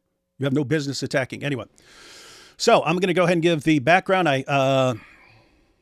Let's just go ahead and start out with a video clip, because we're going to talk here in a few minutes about Sam is saying that because he criticized me, that's why I abandoned him. No, it was kind of an issue when Sam decided to go off on his own. Right. So we've always known Sam had issues, but we actually thought, hey, if we work with him and we kind of, he's associated with friends, he can kind of keep that under control. And he did for the most part. If you watch, Jesus or Muhammad, he's able to control this stuff. If you look at him when he goes on someone else's channel, he's able to control stuff. When he's by himself, he chooses not to. He just lets everything hang out there, and the horrible abuse comes out left and right. But let's go ahead and check out kind of an overview. We'll be going into more clips and so on, but here's the general idea, because lots of people don't watch his live streams and they have no idea how he talks to people. This is how he talks to anyone he disagrees with. Doesn't matter if you're a Christian, doesn't matter if you're a Muslim, doesn't matter if you're an atheist. This is how he talks to you if he disagrees with you. Let's go ahead and check out some stuff. So whoever complained, let me say, you're a pig, you're an animal, you're a beast, you're a dirty dog, and you're good for nothing to be destroyed and sent to hell. Wallahi, Khalid Habib, Wait. goal is... Well, Are we playing the whole thing now? 6 minutes? yeah, Okay, let's do it. Good. Everybody watch. that was rudely interrupting. So whoever complained, let me say, you're a pig, you're an animal, you're a beast, you're a dirty dog, and you're good for nothing to be destroyed and sent to hell. Wallahi, Khalid Habib, my goal is to get your mother and piss on her and get the Shia to rape that whore and then also sodomize you, you filthy dog. So what's your background, Augustine, besides your mother being a dirty... Those first two clips were a little, were from a few years ago. I brought those up specifically because they were stuff I was thinking about back then. And the other clips are recent live streams, lots of them talking about us and so on. So just wanted to be, so in that clip, he says that he wants to what? piss on someone's mother Piss on someone's and mother help, and help Shias. Yeah. And sodomize. Yeah. Rape and sodomize her. Let's check it out again. I think because here's the thing. I found this clip. There was a particular clip where I was like, I can't act like I'm cool with this guy anymore. Like I can't condemn Mohammed Hijab for talking about people's wives and then be fine with this, which is way worse. Way worse. What he's saying here, way worse than But anything David, I've heard from Mohammed Hijab. What's the context, David? What's the context? Oh yeah, no. So I guarantee someone was saying something super nasty to him, insulting him or his family or something like that. This was years ago, but now he's worse. Now, like the slightest disagreement, he flips out. But it was like, how can I be associated with this? How can I be the guy who does live streams with him ever again? We have called out Ali Dawa and Mohammed Hijab for saying some really messed up things. I have never heard any of them say something as horrible, as absolutely horrible and messed up as what I just heard from Sam Shamoun. Yep. So again, guys, I don't recall what the context was. So let's just take for granted someone said something really horrible and messed up to him, and then he responds with this. To be destroyed and sent to hell. Wallahi, Khalid Habib, my goal is to get your mother and piss on her and get the Shia to rape that whore and then also sodomize you, you filthy dog. So again, I found the clip. I don't remember if it was that exact one because he repeats the same things over and over again. He'll say all these things in various contexts and so on. So I remember if it was that exact one or if it was another one, but it was something like that. And it was just like, I was seriously thinking like, how is he still on YouTube? Like he's talking about help, like wanting to piss on someone's mom and help Shia's rape her. And so it's like, how? Anyway, but let's check it out. Let's go ahead through. what's your background, Augustine, besides your mother being a dirty whore? Shut your pie hole before I get your mother to mount your uncle again. Stupid little bastard. He's manifesting like his mother when the Shia mount her. Yeah, I think Radvan is confusing with his father. He used to beat the snot out of his mother after his father used to mount him. Did you catch that? That's him talking about APs. So here, Sam Shamoun is talking about me, right? He's talking about me. This is just very recent. This is not old. You can tell this is very recent, within the last week in response to me calling him out for his horrible behavior and for saying that we know that he's a wife beater. In response to that, did you hear what Sam just said? For those who don't catch it, what Sam just said is that my father apparently would beat my mother and would then rape me. That is what Sam just described here. So my father would beat my mother. He's talking about me here, me, would beat my mother and then sexually molest and rape me. That's what Sam is saying here. Now, how in the world does anybody consider this normal or acceptable? Well, you the official reason is you went off to Israel and chose Israel over your wife and kids, and so anything he says against you is acceptable. That's the official reason that he would give. The actual reason is, in his mind, I left him and chose you to do live streams with, and so he's and then finally made it clear that I'm never, ever, ever doing anything with him again, no matter how cool the opportunity seems to him. I don't want to be associated with him. He finally found that out, and it's war. So guys, keep in mind, it's not just, hey, AP did this. It's, you see, AP, he got banged by his dad. Now, look at this. You could talk about, he could talk about me doing wrong things, right? That's one issue. What he does is, on top of it, he goes and fantasizes about a world where my father beats my mother and then rapes me. That's what he does. Mm-hmm. What kind of a sick bastard is this man? It's pretty weird. In environments that he's very much familiar with, he would probably lose his life for saying this kind of stuff. He would get killed for saying this kind of stuff. And I feel bad for his children. I wonder what he has going through his mind doing to them. I don't know. Thinks he's smart. Let me tell you. Wait, this is about me. What This is about me. Here we go. After his father used to mount him. David Wood thinks he's smart. Let me tell you what a dastardly Satan this He said dastardly. spiritual bastard is. You stupid, dumb little bastard. No disrespect to bastards. Maybe AP, I think he's that talking about effeminate someone else Turkish here. fag, will come and lay hands on you. Oh, he just The called you stupid fat cow. he called you a Turkish fag. Stupid, dumb little bastard. No disrespect to bastards. Maybe AP, that effeminate Turkish fag, will come and lay hands on you. The stupid fat cow. No, it was by your mother being a Shia prostitute in Iran. Shut the hell up, you stupid bastard. You stupid dumbass. Let me tell you why, David, you're a stupid fat bastard. You're too much of a narcissistic, sociopathic scum, tool of Satan, to humble yourself and seek reconciliation. No, you stupid. Do you see that? I refuse to reconcile with him. This is how he talks to people. I don't want to be associated with it. And since I refuse to reconcile, that's proof that I'm a narcissist. Guys, everyone, just so you know, here's how Sam, he's the center of the universe. Everyone needs to be revolving around him. If you refuse to revolve around him and you say, I'm not revolving around this guy, and you go off, it's because you're a narcissist that you refuse to know your place in the universe. You're the one who's evil. Gotta love this guy.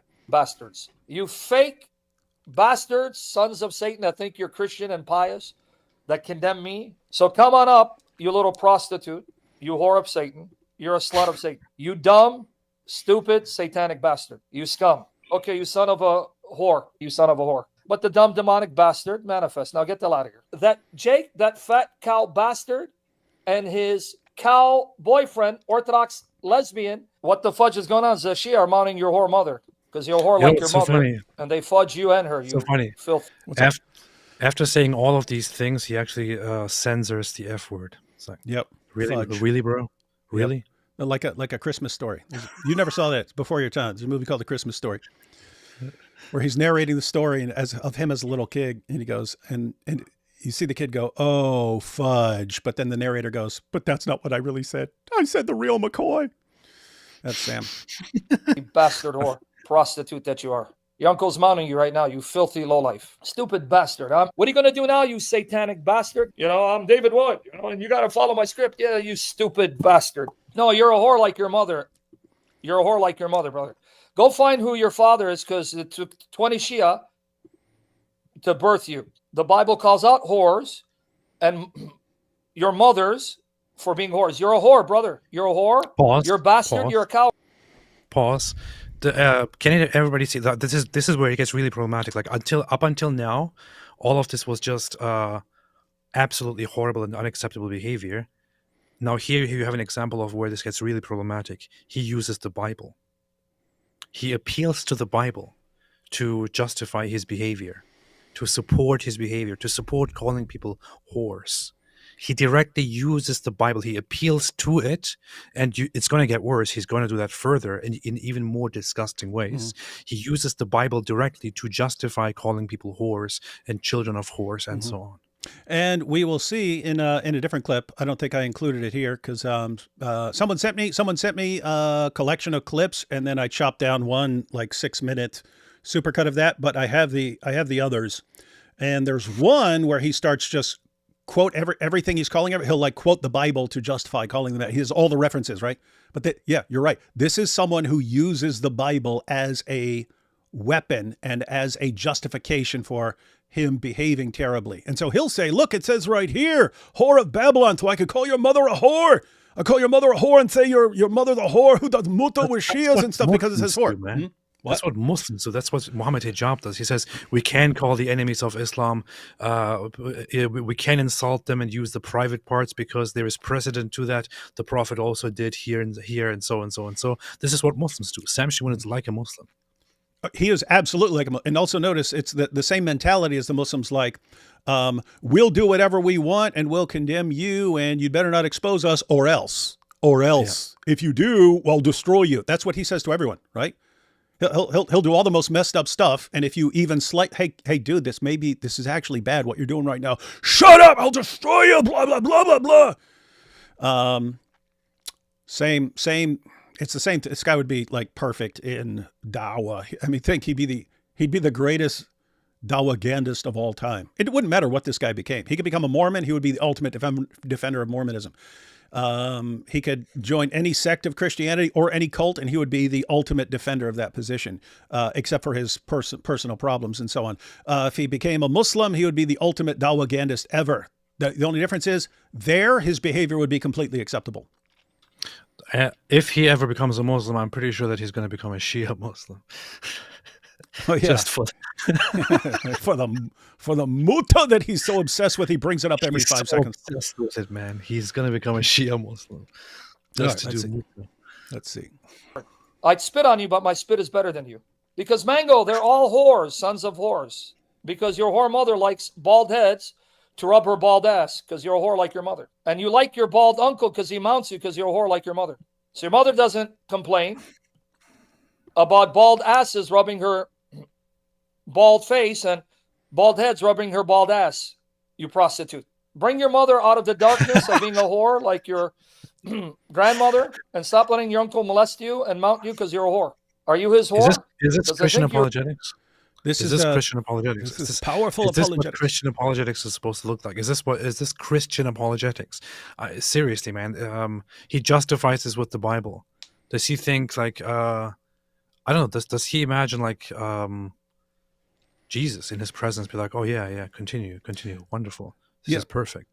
Yeah, think about it. That's how he justifies it to his fans, right? Again, Sam, this guy disagreed with you for 1 second, asked a question. Why are you calling his mother a whore and saying that his mom was what? Look, it says right here, whore of Babylon, you see? So I'm allowed to do that. So he takes the fact that the word is used in some context in the Bible as justification for him using it to attack people's mothers for the crime of disagreeing with him. Guys, almost all this guy's problems are like abandonment issues. If you leave him because of his behavior, he's obsessed with you for the rest of his life. If you disagree with him, that's abandonment, right? That's a kind of abandonment. You're rejecting me and he has to declare war on you and so on. And only when you completely revolve around him, then you're okay with him. And pay attention how he doesn't just use it as an insult against people's mothers. Here he just he goes much further and he says, look, the Bible calls people whores for a certain thing in a context, in a meaning. Therefore, I can now call somebody who disagreed with me and their mother a whore and describe very explicit, very sexual acts and body parts, just because the Bible says that some people are whores or prostitutes. Is this biblical? Mm-hmm. It's powerful. Whore, because I think lesbiano mounts your mother and sleeps with her. The same Muslims that fudge your mother? I didn't know that. Can you go to that faggot and tell him come on my stream? Hey, faggot, I know he mounts you and your mother. Here's the link. Orthodox faggot. Come on, faggot. Come on, fag boy. Only Orthodox lesbiano, your mother's gay lover. Did they invite your mother too? Because I heard she's a whore, and they like to mount her and defile her because you're a bastard, you little effeminate faggot, you little whore. I have to say something. I've had very limited interactions with the Orthodox Muslim. From my experiences, the Orthodox Muslim seems to be a more decent person than Sam Shamoun here, and I rarely say that about Muslim. They all are. The possible exception of like Daniel Hakikachu because of like the obsession with child marriage, that as far as I know, Daniel Hakikachu is definitely worse than Sam Shamoun. That goes too far. But I would say that these regular apologists or regular Dawa guys are probably more decent people than whatever this thing is. You son of Satan, you spiritual whore. Shut up, you stinking bastards. You're a drunken bastard. Kenneth, stop being a whore like your mother, dude. Your mother has already repented for being a whore. Why do you continue being a whore, you stupid bastard? I said that you are a whore and your mother's a whore. Hey, we got a whore, a Shia whore, whose mother's a Shia prostitute. Don't hide like your whore mother. Bring Orthodox lesbian, your faggot lover, and fairy queen, faggot stone kisser, join me, because you guys are faggots. You're not men. Keep barking like your Shia prostitute mothers when they get mounted to do muta. Teaching is why your mother needs to repent of being a Shia whore, because his mother is the bastard prostitute of the Zoot people. There are no greater whores mounted by the Zoot than him and his mother. Sam, No, he's talking about the Zoot. we invented Zoot jokes. You don't get to steal that. You don't get to steal it. Especially you don't know, right? We use it to make fun of Muhammad. You use it to say that people's moms are, anyway. Yeah, because he laughs when he sees the Zoot stuffing his mother and him with their genitalia. Yeah, and they mounted your mother because you're their bastard seed, because they're two faggots and you're their bastard seed because you're a whore. Fat little bastard. What's the evidence that your mother is the best whore in Iran and you're the bastard whore of your uncle? Because the Bible... Guys, he was given some of the most amazing abilities I've ever seen in my life. This is what he uses them for. This is what he uses them for. I find it funny when people insult me sometimes. I don't know, but that was just... That was Oh, I do pretty- too. pretty- You know, you know what I really find funny? If they like come up with like a really sick burn, then it's like hilarious. I was like that with death threats. I get all these death threats, but occasionally they're like hilarious. Yeah. Anyway. is busy talking about your mother being a whore. Your Wait, mother's wait, a wait. whore. You're a back. bastard. You're a feminine. This is very, very important. Take this part again. The evidence that your mother is the best whore in Iran and you're the bastard whore of your uncle. Because the Bible is busy talking about your mother being a whore. Your mother's a whore. You're a bastard. You're effeminate Pause. queer. Pause. Look what he just did here. He said, so here is a person named Jesus is Lord 12 who comes in and says, why is it nobody in the Bible spoke about Mary like that? Sam's response to that is because the Bible, notice not me, not you, not anybody else, because the Bible is busy talking about your mother being a whore. Now he directly inserts the Bible as part of his insult against somebody's mother, completely unnecessarily out of the blue. Calling somebody's mother a whore, he now uses the Bible directly, without rhyme, without reason, without anything. He just inserts it into his insults. It has become so normal to him. The other thing to notice here is the questioner here, or the commenter, is Jesus is Lord 12. This is obviously a Protestant Christian commenter who, because of Sam's, Sam speaks about Mary and about her her virginity and her status and all that. A Protestant inquirer comes into the live stream, into the discussion, and asks, why did the Bible not speak about Mary like this? Legitimate question, right? I have a lot of respect for Protestants. We do. We should all have respect for each other, but apparently Sam doesn't have any respect, because if you're a Protestant questioner who comes in and who asks a question about his Catholic beliefs, he will respond to that with, because your mother is a whore. Yeah, This is a Christian. It's not some Muslim. It's not somebody who attacked him. It's a Protestant asking a legitimate, reasonable question. And he calls this person and his mother a whore. I have to say, we have to point out, this is obviously in no way representative of Catholics or Catholicism. All online Catholic teachers no, they all say this. that I've seen are wonderful, decent people. There are lots of Catholic channels out there to watch. Wonderful people, fantastic people. This is only representative of one person, and that is Sam Shamoun himself, who is a sick bastard. You're gay, and Satan's proud of you because you're a whore of Satan. You stupid whore. They think all women are like their mothers, who are whores, because you're a Shia whore and your mother's a Shia prostitute. Are you a dumb, stupid bastard, or are you a whore of Satan? Because you're a whore of Satan, Shia prostitute, you little whore. Here you go. Come on up, you filthy, effeminate sissy. fat little bastard. There's the link, little whore. I'm an effeminate queer bait. I need to hide behind time. And then take their mothers, like the Shia took your mother, and mount them. Come on up. Don't hide like mommy did when the Shia came to do muta with her. That's why Orthodox lesbian whore is running to his mommy's bed where the Shia are. Satanic bastard. Because you're all the bastard seed of Muslim jihadis. Raping. He's describing people coming and raping that guy's mother and her hiding. And he's having fun with this. He's really enjoying talking about or fantasizing about some random person's mother being raped by a bunch of Shia guys. Yeah, no, that's what you learn about Sam over the years. He absolutely loves abusing people. He loves it. He gets off on it. He gets off on abusing people. And he uses the Bible to do it. And he uses the Bible to get followers around him to help him do this. And this is what you find out about him over the years. Gay, fags, you are another whore. You're a prostitute like your mother. I know you're a whore like your mother. You condemn Palestinians, but then you make love to Palestinian men because you're a whore. You like to sell yourself to them. Did you see that? The commenter was, why such language? Said, I came here to be saved. Yeah. Why so judgmental? I came here to be saved. So this is a Christian. Or someone who wants to be saved. And this is a Christian coming here to listen to Christian stuff. And his response is, because you're a whore. Yep. Yeah, because people will say, hey, go check out Sam Shamoun's channel. You're an atheist or you're a theist, but you're not sure what to believe in and so on. Go check out Sam's channel. He's so powerful. And you come on here and you say, hey, why are you so judgmental?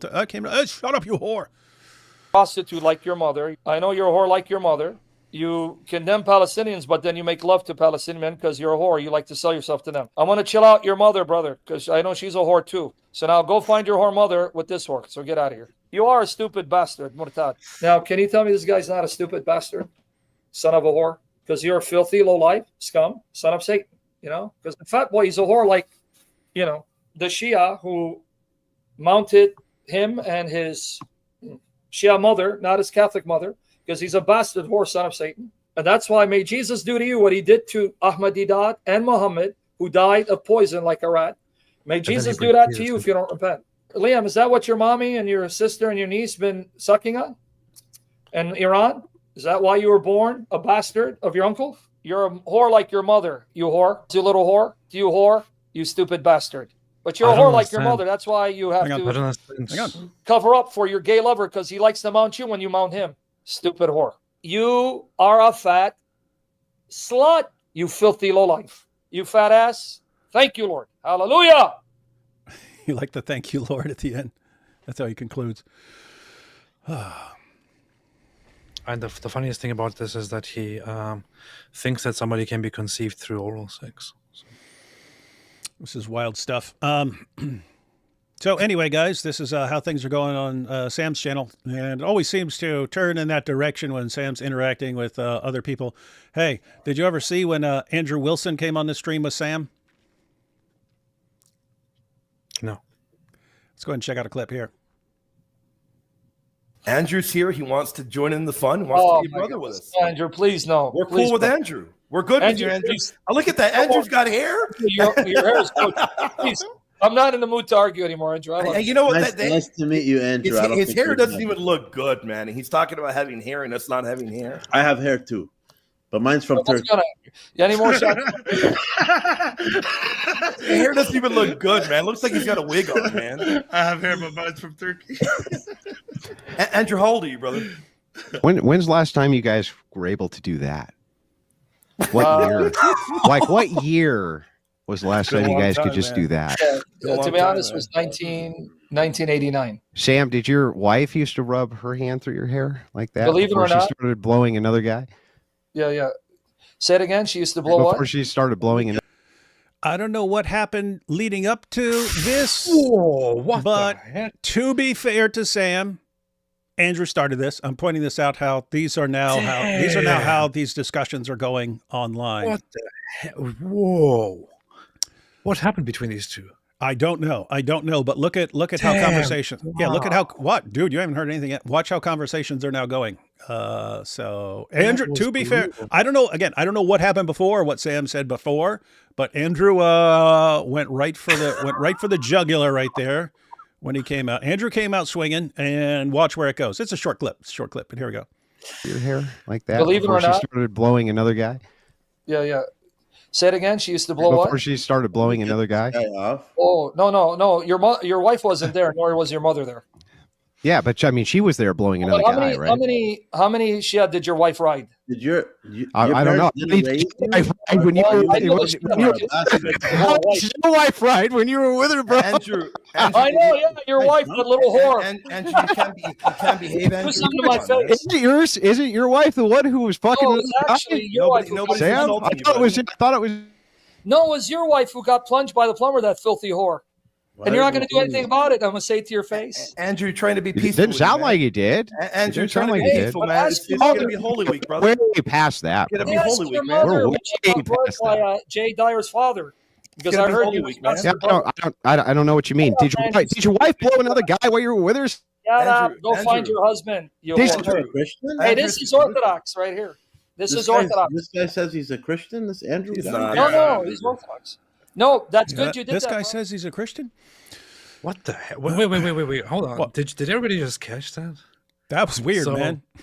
Andrew Wilson comes in and brutally roasts Sam Shamoun and actually talks about things that happened, in case you want to know, and uses the language that Sam normally uses against others, except that Sam usually makes things up. So Sam tries to respond to it by making things up about Andrew Wilson, and then he acts like nobody should be talking like this and says, you see, this is orthodoxy. Because somebody actually came and used a little amount of what Sam always uses against others against him. Because somebody for once in his life talked about him the way he talks about others all the time. But apparently that means this is the face of orthodoxy. Because Andrew Wilson talked like that to him, that means orthodoxy is bad. This is very funny. Because Sam Shamoun is a representative of Christianity according to himself. A representative of Catholicism according to himself. What does it say about Catholicism? What does it say about Christianity by his own standards? This is why nobody should listen to Sam Shamoun. Look at Lenny face here. Why are you playing this? Is this really edifying for your audience, David? You don't believe in calling out people for horrible, terrible behavior when you've given them years to repent and they get worse every time, and then they're abusing people you know and abusing everyone around you, and you never call it out, dude? You never call it out? If so, I don't know what Bible you're reading. Put your focus on Christ instead on useless quarrels. Wasn't I trying to do that? Wasn't I minding my own business, doing my own thing, trying to focus on the things I'm interested in? Why are we doing this? 100% because of Sam. He doesn't let you leave him.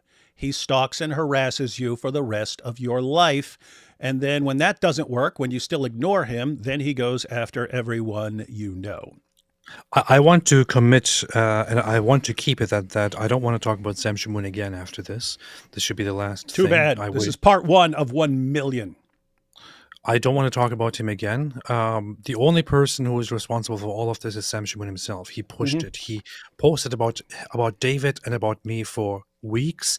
He made up all kinds of lies. He attacked and insulted, treated this like some soap opera, but a pretty messed up one, obviously. And now we are talking about him in response. I would not consider it worthy of anyone's time to do this, but over the last week I've found out how absolutely horrible Sam Shamoun is, and I think that this needs to be done. This is actually a good thing to do, because I think that guy needs to shut down. People need to stop listening to him altogether. People need to stop recommending that guy, because he is a horrible human being who loves to abuse other humans, which is why calling him out and exposing him right here is, I think, a good thing to do. It is. I didn't want to do it, but like, guys, I can't let him just keep abusing and attacking people forever. Like, even when I wasn't calling him out, it was always like, okay, people are calling him out. A bunch of people are. I called him out to his face. for a long time. He never changed. He only got worse. But then I was like, okay, other people are calling him out. He blocks them. And so it's like, okay, you gotta deal with the problem. You gotta deal with the problem. Right now, AP, one of the big things that, because people have been sharing, sending me the clips of what Sam is saying. I haven't watched those live streams that are about us, but people have been sending me clips. One of the main responses he gives is, hey, we've always known that this guy was messed up, but we worked with him for years. So obviously we can't have a problem with him being messed up now. That's one of his main criticisms. These guys these guys have said for years that I'm a great Bible teacher and I know the Bible really well. And they worked with me for years and they did like Islamicize with me and stuff. So they obviously didn't have a problem. No, we always had a problem with it. Right.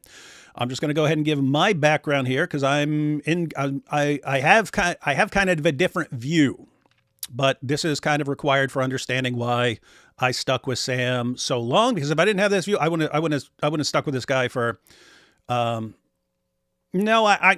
Regardless of the situation, like given his ability in apologetics and theology and stuff like this, I probably would have tried to help him, but I wouldn't have stayed with him nearly as long. I stayed with this guy for many, many years, and I'll explain why. All right, guys. So if you go back to when I became a Christian, it did not take long after I became a Christian for me to like look at how I became a Christian. And I was thinking, it was like, gosh, if I hadn't been in that block at this time, and if I hadn't, I'll give you an example. So you guys have heard of Randy. If you saw my testimony video, you heard of Randy. A lot of you guys heard of Randy, the guy I ran into. I ended up in the dorm with Randy because I was about to fight someone in a different dorm. There was a guy, total scumbag, named, this was his nickname. His nickname was Duke. And it was just a total garbage scumbag. And there were like 5 to 7 of us who stayed up at night while everyone else went to sleep. There were like 5 to 7 of us who stayed up at night. Duke was one of them. We just play cards or something like that, but we all couldn't stand him. But I realized, hey, every other person here cannot stand this dude. And so this is a perfect opportunity. It'll be the middle of the night. We'll be playing cards. And I told everyone, Duke had this like, mechanical pencil type thing that he would always threaten to stab people with and stuff. And anyway, I said, guys, I'm going to be in the middle of the night. I'm going to go ahead and stab myself with that pencil and then beat the crap out of them. When the police come, you just say, hey, look, he stabbed David with the pencil. And so David beat the crap out of him. Self-defense. So I told these guys that. Anyway, one of them must have snitched because the night where this was going to happen, they came and if they know if they know something's going to happen, but they don't know who's going to do it, they'll break up the block. They'll just come in, take half the people in there and send them to different parts of the jail. So about to have a fight and someone snitches and I get sent to a different dorm. This is where I meet Randy, right? And here's my bunk. There's Randy's bunk. That's when we start our discussions and stuff. And then he, of course, so for those of you who don't know, Randy was a guy who became a Christian and turned himself in for 21 felonies and then ends up in jail with me. And I start messing with him over Christianity. So I was an atheist at the time and not a particularly nice guy. So I start talking to Randy, and this guy actually like knows how to argue and defend what he believes and so on. And we end up getting in a fasting battle. They conclude I'm trying to starve myself to death because I lost so much weight fasting, trying to outfast this guy. He wasn't trying to battle with me. I was doing it anyway. Then they put me in solitary. And in solitary, like one day I stole a book from the library. I stole a book just because it was new, like someone had donated it or they bought it, and it had like gold edge pages and stuff, and they hadn't stamped it with the jail stamp yet. And I was like, ha, I can steal this and it will be mine. So I took the book, but I read it. It was a collection of, it was 4 of Plato's dialogues. It was the golden sayings of Epictetus, and it was the meditations of Marcus Aurelius. But I read it. But some of the things in there, like, actually had an impact, and they tied together with Bible studies that I was doing and things that Randy had shown me. And it's like everything comes together, and then I hit like absolute, just horrible, terrible rock bottom. And anyway, after I became a Christian, I looked back and it's like, if you removed any one of those things in that series of events, it's like it fell apart. It didn't I wouldn't even have become a Christian. So it's like, to me, it looked like there was a point. It looked like I was put into the dorm with Randy, who's going to set things in motion and so on. So to me, it looked like there was a plan for this and that Randy was the right person to be talking to me during this time. So I go off to prison. Later in prison, these sorts of things happen over and over again. So I was in Stanton Correctional Center, and you start off on a top bunk, and then you go on a waiting list. When a bottom bunk comes on, then they go down the list of who's next for the bottom bunk. One day they come up to me and say, "Hey, you want a bottom bunk?" And it was under a guy named Kane, who was the prison tattoo artist. So every night he's sitting there doing tattoos by his bed. There's a cloud of smoke over there. They're all doing drugs. And do you want the bottom bunk? And I'm like, I don't know. And he says, well, you have to let me know by whatever time and stuff like that. And then I'm just thinking, I was like, okay, what if I'm the person who needs to be over there? What if I'm the person that has to be over there? Yeah, I don't want to be over there, but what if I'm the person for that? So I went over there. I took the bottom bunk underneath Kane in the tattoo area. And Kane, it was funny because, again, they would all do drugs and stuff over there. And Kane would I'd be sitting there reading the Bible. But just for anyone who's been following live streams for a while, a few years back, Kane came and visited, and we actually did a couple live streams together. But anyway, I was talking to Kane, and he would be sitting there going, I think it was acid or something like this. He was saying, I've got some stuff that would really help you while you're reading the Bible. And he says, the words will come off the page and you'll understand them like you've never understood them before. They will become clear. They will sink into your minds like, dude, I don't want any drugs, dude. And he goes, well, I'll tell you what, you always have a cup of water sitting beside you. I'm going to slip something into it when you're not looking, and you're going to thank me later after you're reading the Bible. And I said, dude, if I ever start feeling weird after drinking some of my water, I'm swinging. I'm flat out swinging first. But before I get too dizzy, I'm swinging. Couple weeks later, we ended up having discussions every night. Couple weeks later, Kane becomes a Christian, stops tattooing because it was against the rules. He started following the rules and stuff. He had all these like white supremacist tattoos on him. He had another person. He didn't want to do any more tattoos, but he did get those covered up. So he started getting all his racist, white supremacist tattoos covered up and so on. And to this day, one of my best friends. So anyway, so that's prison. I eventually get out of prison. I needed a class. I was trying to get all my classes done on 3 days, and I needed one like early morning class. So I looked at what was required. Communications 101 was a gen ed. Everyone had to take it at some point. So I picked one that was available. I ended up in a communications class. There were dozens of communications professors. I ended up in the one who was who ran the speech and debate team. And she said I should join the speech and debate team after I gave a prison. And by the way, she said that after I shared my testimony in that class. So we had to give a speech on something personal, something from your life. So I went ahead and did an entire speech on my testimony. It was funny. Everyone thought I was joking. Everyone thought I was making it up, right? They're like, you didn't do all this crap. And so anyway, but ended up in that class, and she said I should join the speech and debate team, where I meet Nabil Qureshi and end up sharing a hotel room with him. And then later, my wife, who her class got canceled one day. Just her class got canceled one day, and she walks down into the speech and debate room. That's how I met my wife. Started talking to her when she started arguing with me and Nabil. She was an agnostic at the time. Me and Nabil were arguing about the resurrection. She starts arguing with both of us and stuff. Anyway, just looking at that after it happens, like, just all this stuff seems to come together really, really interestingly throughout my life. And of course, like AP a while back, he's like, so did you think that I was going to become a Christian? What do you think the chances of me becoming a Christian were? I was like 99%. I mean, I don't know, but it's like, I don't know. I just think God is putting people together. By the way, everyone who's watching, I don't just think that about myself. I think that about you too.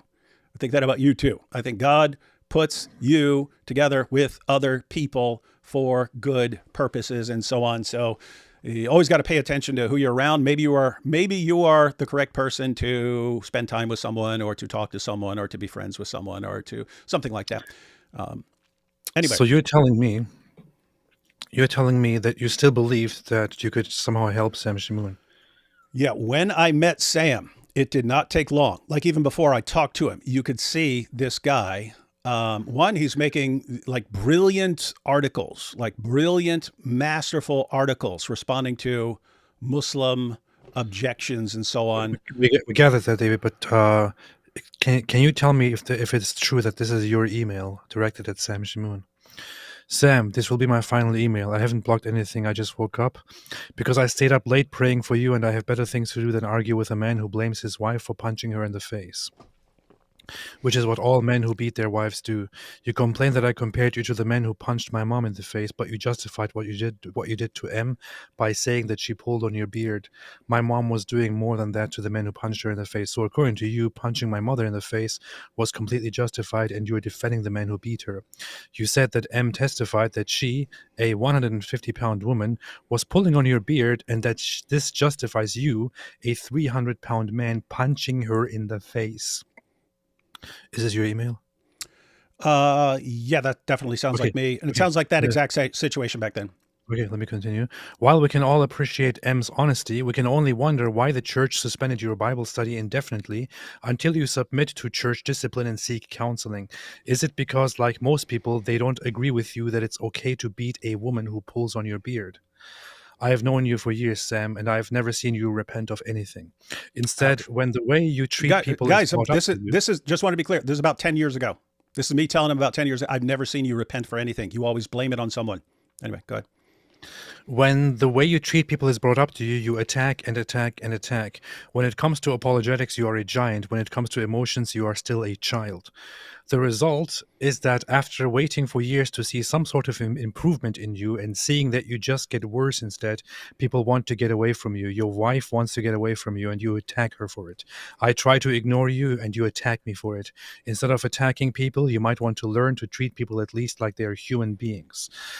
If you can't manage to treat them like brothers and sisters whom Christ died for, I'm going to fast from sundown tonight to sunrise on Sunday for you. Attack me as much as you want. I'm not going to respond. If your conscience is so incredibly seared that you will condemn Islam for promoting wife beating while you defend yourself, there isn't much I can say. I will neither read nor respond to any further emails from you, but know that I will continue praying for you every night, that God brings you to repentance whether you want to submit to his commands or not, that he protects M and your daughters from the spiritual and psychological damage you are doing to them, that he blesses you to reach your full potential in Christ. You were one of my best friends I ever had, Sam, so it pains me to say farewell, my brother, David. Where'd you get that? Sam posted? Apparently Sam posted that a long time ago and somebody shared it. Oh, no, I think someone sent me that too. Yeah, but yeah. So guys, you heard what Sam posted that. Okay, so Sam posted that of how I responded to him grabbing his wife by the hair and punching her in the face. And it was him. He said, "Huh, but she grabbed my beard." Now her version is she tried to grab his beard and missed, and he grabbed her by the hair, punched her in the face, right in front of their two screaming, crying daughters. So anyway, and then he's like, so hey, what's going on with this and that? I was like, dude, I really don't want to talk to you right now. You remind me of the guys who used to beat up my mom.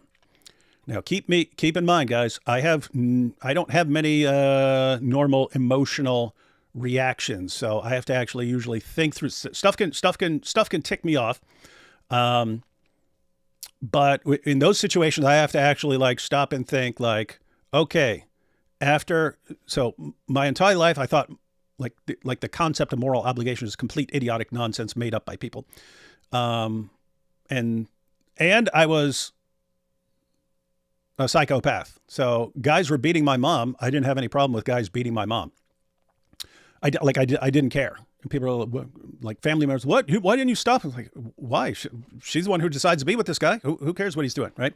Keep in mind, it was like this even when I was like 16, 17. I was like 210, 215 pounds when I was 17. I could have stopped guys. Very easy to stop guys. I didn't. The only time I actually stopped someone from doing something, I was like 4 or 5. It's one of my early memories. But I remember I heard all this screaming and things breaking in the kitchen. So I wake up and I walk into the kitchen and my mom's got blood on her face.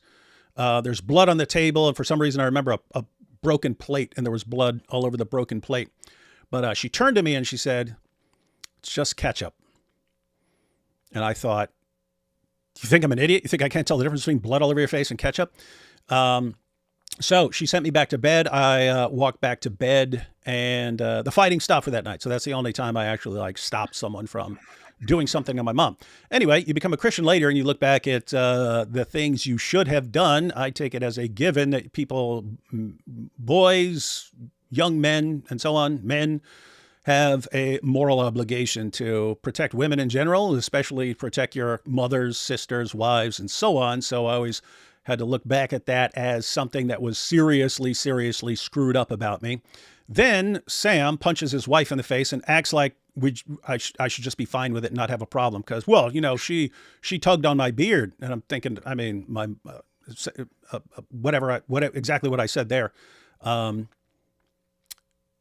That the guys would always blame my mom, but she did this. That's why I punched her in the face.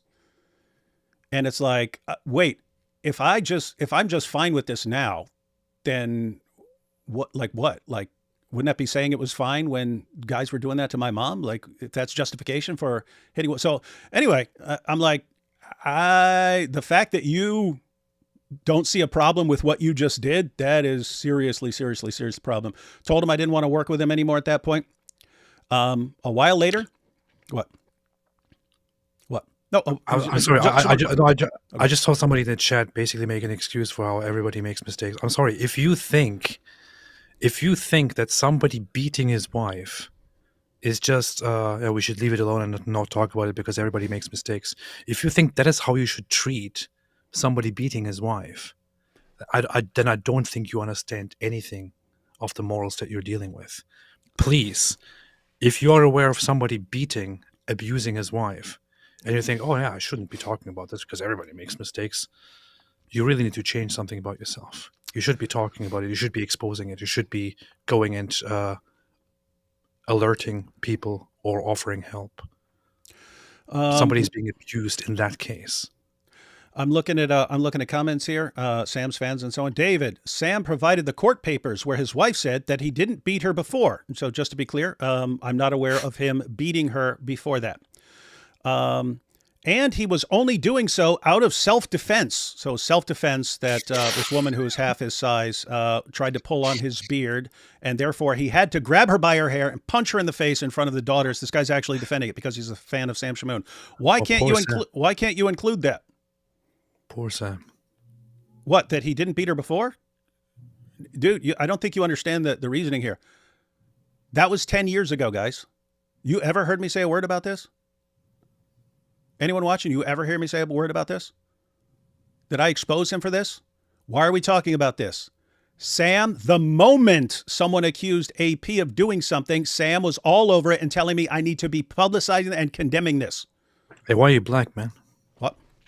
No, my camera cuts out randomly for some reason. Hey, why are you black? Why is you born black? this way? I was born this way. Why is you black, son? And then I have to restart the stupid thing. Why is you black? Another one of Sam's fans says, just check Sam's channel. He's now explaining himself. I just think we as Christians, guys, it doesn't matter what we show. Sam's always going to explain himself. That's the point. I just think, and he says, I just think we as Christians shouldn't air dirty laundry. I do too. That's what I think too. That's why I'm only doing it with the one person who demands that we do it. Sam demands that we do it of people he's attacking, but he also demands that the rule never be applied to him. So what did I say? Fine. If that's the rule, Sam, we'll air dirty laundry of you, me, and AP. How's that? Is that fair? Fair is fair, right? Guys, and think about this, everyone. Like, I don't understand like how his fans can even take stuff seriously. What's his rule? If he's mad at someone and he's attacking someone, you have to expose the person, humiliate the person. He will harass the person forever and expose him. Okay, Sam, so if you do something wrong, obviously we should jump on and expose it. No. The man has no concept. He has no concept of any rule. I've never seen him agree that a rule should be applied to him. Like seriously, he might say it. He'd be like, oh yeah, you're right, man. You're right, man. It never, ever, ever leads to change. And you just saw AP quoted me saying that to him 10 years ago. I've never seen you repent of anything. You attack, and this is a guy who constantly, I mean, endlessly attacks everyone. You're wrong. You're evil. You're evil. You demon. You slut. You mother. Blah, blah, blah, blah, blah. And no rules apply to this guy ever. And right now he's demanding that we expose. And what he really means is he's just going to attack everyone. Okay, fine. Then let's just get everything out there. Let's get everything out there, dude. So, but yes, AP. Yes. You were saying, I think you caught on that basically when I met Sam, I was thinking I was there for a reason. And so you meet Sam and you say, wow, this guy's knowledge of the Bible and the Quran and arguments and so on are out of this world. This guy is on a completely different level. He's on a different level from everyone else. But he's extremely messed up. He's the most judgmental person you've ever met in your life. He attacks everyone. The moment you disagree with him, he flips out. You can't correct him on anything.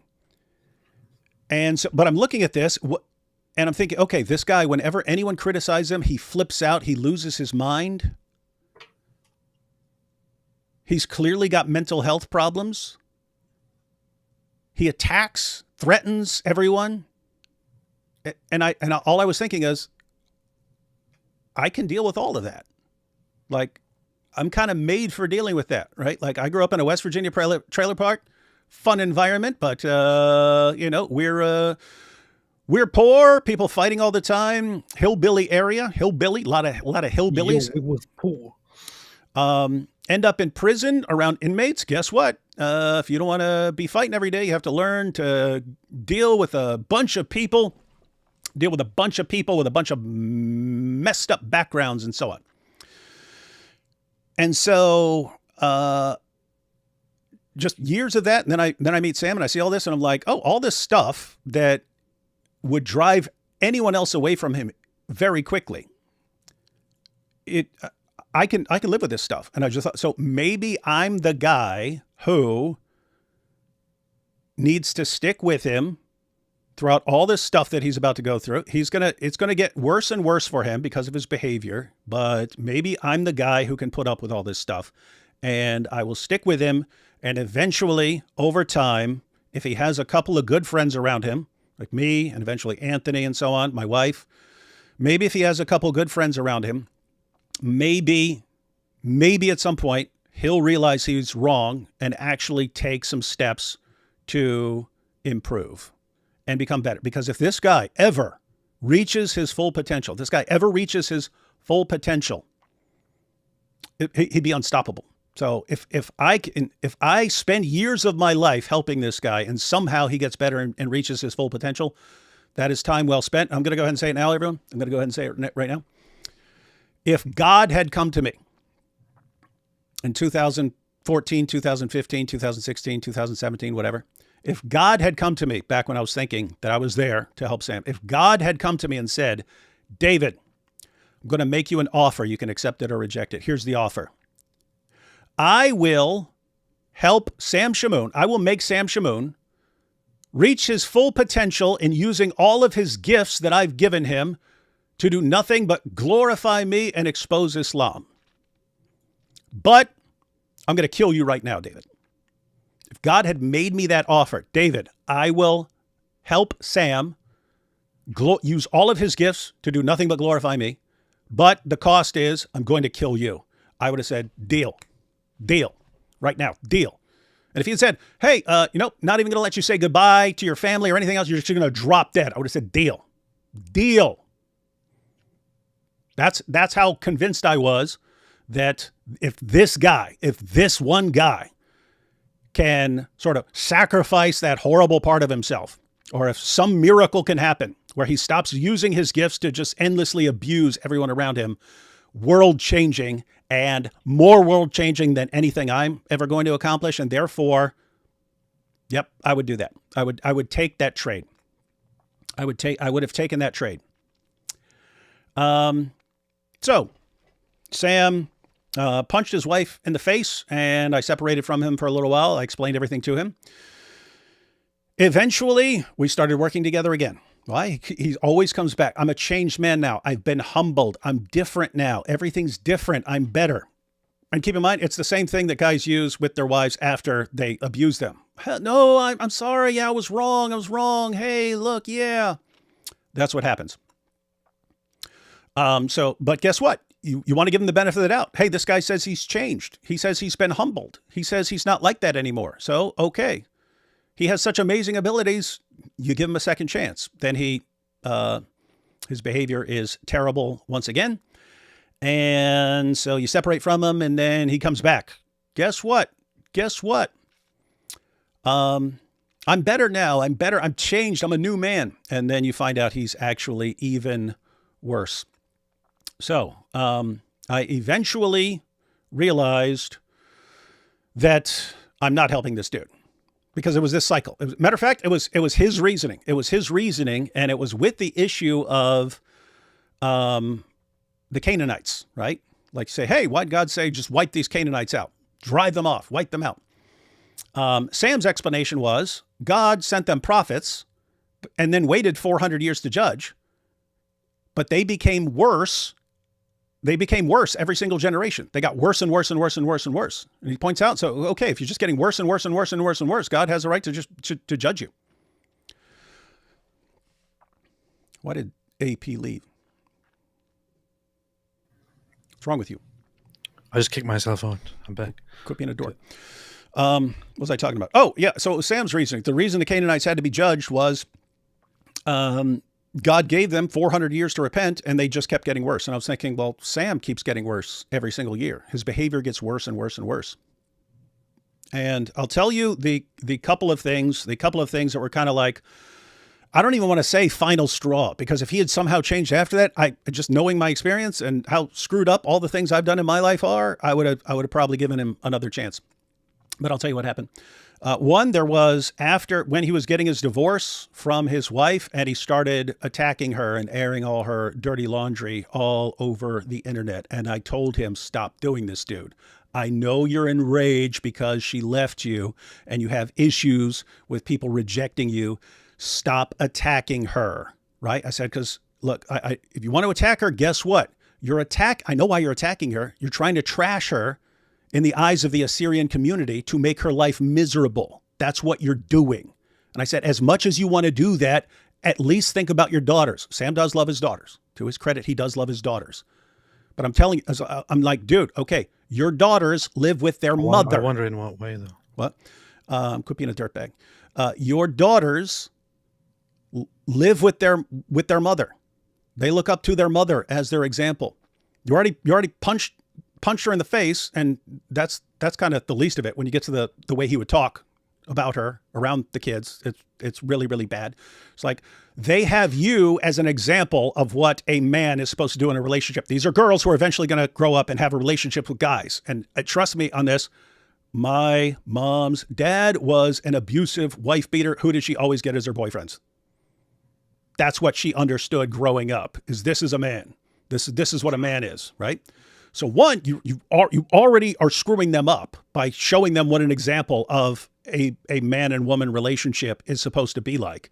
And you are the most abusive person ever. Not most physically abusive. They're definitely more physically abusive, but emotionally, psychologically abusive. I challenge you to find someone worse than Sam Shamoun, a worse husband than Sam Shamoun. If so, get as far away from that guy as possible. But look at this. There are Sam Shamoun fans who are now, this was disgusting, AP. Why did you say that? Because I made an allusion to him saying it over and over again. To Sam having lusting after his own children, because I just made a mild joke, and I predicted this. That's the to only make fun of him. Why, yeah. Why when you say it, they will understand it's evil. To apply when it, you say it, they will understand it's evil. To him. These are Sam's fans who are like, the disgusting AP. Are you guys aware? We just watched it. That Sam said out of nowhere, because I criticized him, that my father would beat my mother and rape me. Are you guys aware that Sam said that about me? Are you guys aware that Sam says stuff like this about people all the time? Constantly. If you're a Christians, fan of his, Christians and Christian men with Christian mothers. If you're a fan of his, Pretend not to be a fan one day. Just go and say, hey, I don't explain, I don't understand this. This doesn't make sense to me, what you just said. Make such a comment. He will call you a whore. He will call you a prostitute. He will call your mother a whore. He will say that your mother was raped by Shias. This is how your guy talks about people. And when something like that, in a mild way, is applied to him, you guys are like, oh, why would you do that? Why would you say that? You people are hypocrites. Please, stop trying to defend him. If you are defending him, you are probably morally questionable as well. I don't know. We shouldn't be making judgments about anybody else. The only person here who started judgments about others is Sam Shamoun. Now he is being judged, and now you guys are crying. But Sam would never say anything so horrible. Wallahi, Khalid Habib, my goal is to get your mother and piss on her and get the Shia to rape that whore and then also sodomize you, you filthy dog. Yeah. So anyway, I'm sitting there telling Sam, dude, you've already given them a screwed up idea of how a man is supposed to treat a woman. That's going to potentially lead to problems in their relationships in the future. If you also tell the entire Assyrian community that your daughters are part of, that your wife is this evil monster whore, guess what? People in the Assyrian community talk that because you're blasting this all over your live streams and stuff like this. That information gets back to your daughters.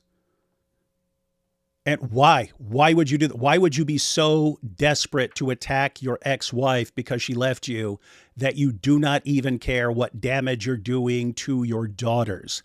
He would not listen. He just had to keep attacking her constantly over and over and over again. And that was kind of a big moment in that I was thinking, okay, I'm sitting here thinking that this guy, something is going to change this guy and help him change his behavior. If concern for his own daughters, the two people he seemed to love most in the world, is not enough to get him to stop doing damage and attacking people, what do I think I can ever do? What do I think I can ever do with this guy? What? I don't know. What? How am I going to help? If me saying, dude, think about your daughters will not make him stop attacking his wife just to trash her. There's no point in him trashing her in front of the community. There's no point. It's just because she left him and he flips out over that kind of thing. So, that was I didn't just drop him. I still kept talking to him and stuff after that, and probably went to a couple of things with him and stuff. It was eventually starting to see how he's talking to everyone, calling everyone's whores and talking about their mothers and stuff. But then I'll just play it one more time. We've seen it already. It was either this clip or one very similar to it, where I was like, how do I condemn any of these Dawa guys for the stuff they say when this guy says worse? I don't know of a Dawa guy who says something worse than this, but look. Wallahi, Khalid Habib, my goal is to get your mother and piss on her and get the Shia to rape that whore and then also sodomize you, you filthy dog. So it was it was somewhere, and keep in mind, even then I think about these things very carefully, right? I'm not impulsive in making lots of decisions there are times when someone just like clearly crosses a line, and I definitely don't, I'm not interested in that person being in my life. I'm just like, okay, I'm just not going to talk to this person anymore. This person's doing some really, really messed up stuff. I was friends with Sam for years. And so just wanted to, and again, everyone is watching. Sam did so many things over the years that every last one of them, a normal, rational person could have said, I do not want to be anywhere near this guy. This guy is completely toxic. I was in a different position in that I actually believed I was there for a purpose, that I was there to help this guy get through all his issues and so on, and just be his friend throughout it, so that he didn't just end up some complete lunatic screaming at people in his kitchen and so on. I failed. And it actually like bothered me. It's like, wait a minute, I've kind of always been based on, I've kind of always thought in terms of God sort of arranging people to talk to each other and things like that. And I just spent, almost 2 decades trying to help this guy. Didn't work out. What the heck is the point? And anyway, I got to the point, guys. I got to the point more recently. I think there is a point. I think there is a point. I think I was there for a reason. I think it was important that I spent years trying to help this guy. And it wasn't just, I can put up with all the drama and stuff and still be a friend to this guy, and maybe this will help him out of it. I no longer think that was the point. It's more along the lines of, this guy is horribly abusive to everyone around him, and he threatens them and intimidates them into keeping quiet about this stuff. And hey, I'm the guy who knows all this stuff about him, and I'm not scared of anything that he could do to me. What are you going to do? I'm going to expose you. Expose away, pal. Expose away. In other words, when you say, do this or else, just by nature, I'm always on the side of the or else. I always favor the or else. Do this or else. I'm going with or else. Unless I think I'm not allowed to go with or else, which is what happened for most of my interactions with Sam. It's like, I don't think I'm supposed to expose this guy. I don't think so. Now we're in a different situation. So anyway, guys. In case you wanted a little update, so Sam started a live stream called "Who Is Crying Now?" I and couldn't conceivably care less what he's talking about, but go ahead. And the thing is, the stream is titled "Who Is Crying Now?" and he's talking about you, but then he's crying right now. He's crying right now as we speak. He's crying right now as we speak. Guys, apparently, this is his way of trying to gain sympathy now, because that's what he does. He's now under attack, and he already goes through such hardship and all that. Now he's crying for sympathy and crying to Mother Mary. I wonder what Mother Mary thinks about him calling everyone and their mother whores. I really wonder what he thinks about that situation, what she thinks about that situation. Now he's suddenly playing the victim. It's so funny, because for weeks he actually made people cry. He hurt people deeply. For weeks he made people that he thought he was defending cry, who contacted me and said, I don't know why he's doing this, and I don't want to talk further about this, although maybe I should. He made people cry because he was being a complete scumbag, a complete dirty scumbag. For weeks, he harassed me and others. For weeks, he lied about me and about others. He loves to attack. He loves to pile on people, not in the way that the Al-Lut piled on Muhammad. He loves to do these things. And now when he gets his response, he starts crying. What a disgusting excuse of a human being. Yeah, beyond terrible. And by the way, you basically get three reactions from Sam. Most of the time, you criticize him over anything. He goes into attack mode. I will destroy you. I'll humiliate you. I'll expose you. Here's these things I picked up on. He uses his brain power, the same brain power that he uses to memorize verses and stuff like that. He uses it to pick up on anything that he can attack you on your entire life. He builds up a mental database. Here's how I attack this person. And when this person ever criticized me over anything, I'm going to expose you and attack you on this and this and this and that. That's how he uses his God-given abilities. That's what you get most of the time. When he can't win with the attacks, you will either get repentant Sam, or you'll get repentant Sam, yeah, I know it's wrong, or victim Sam. So you either get, yeah, I know I'm wrong, I'm screwed up, guys, I'm going to try harder, I'm going to get some help, which lasts for a little while and then goes away, and he never changes, and he always gets worse. Or you get victim Sam. Everyone's attacking me. I don't know why everyone's attacking me, guys. Serious. If you are so incredibly stupid that you don't understand, all this guy does is heap abuse on everyone around him. He builds up all these enemies for years. Finally, someone says, you know what? You're not going after you're just not, dude. I'm not. That's not something that's going to happen. You are not going to spend the rest of my life attacking everyone I work with because you have abandonment issues. You're not doing it, dude. And then, I'm a victim. I don't know why I'm going through this. It's because of my love for Mary's. What a work of art this guy is. So, guys, yeah, my view changed.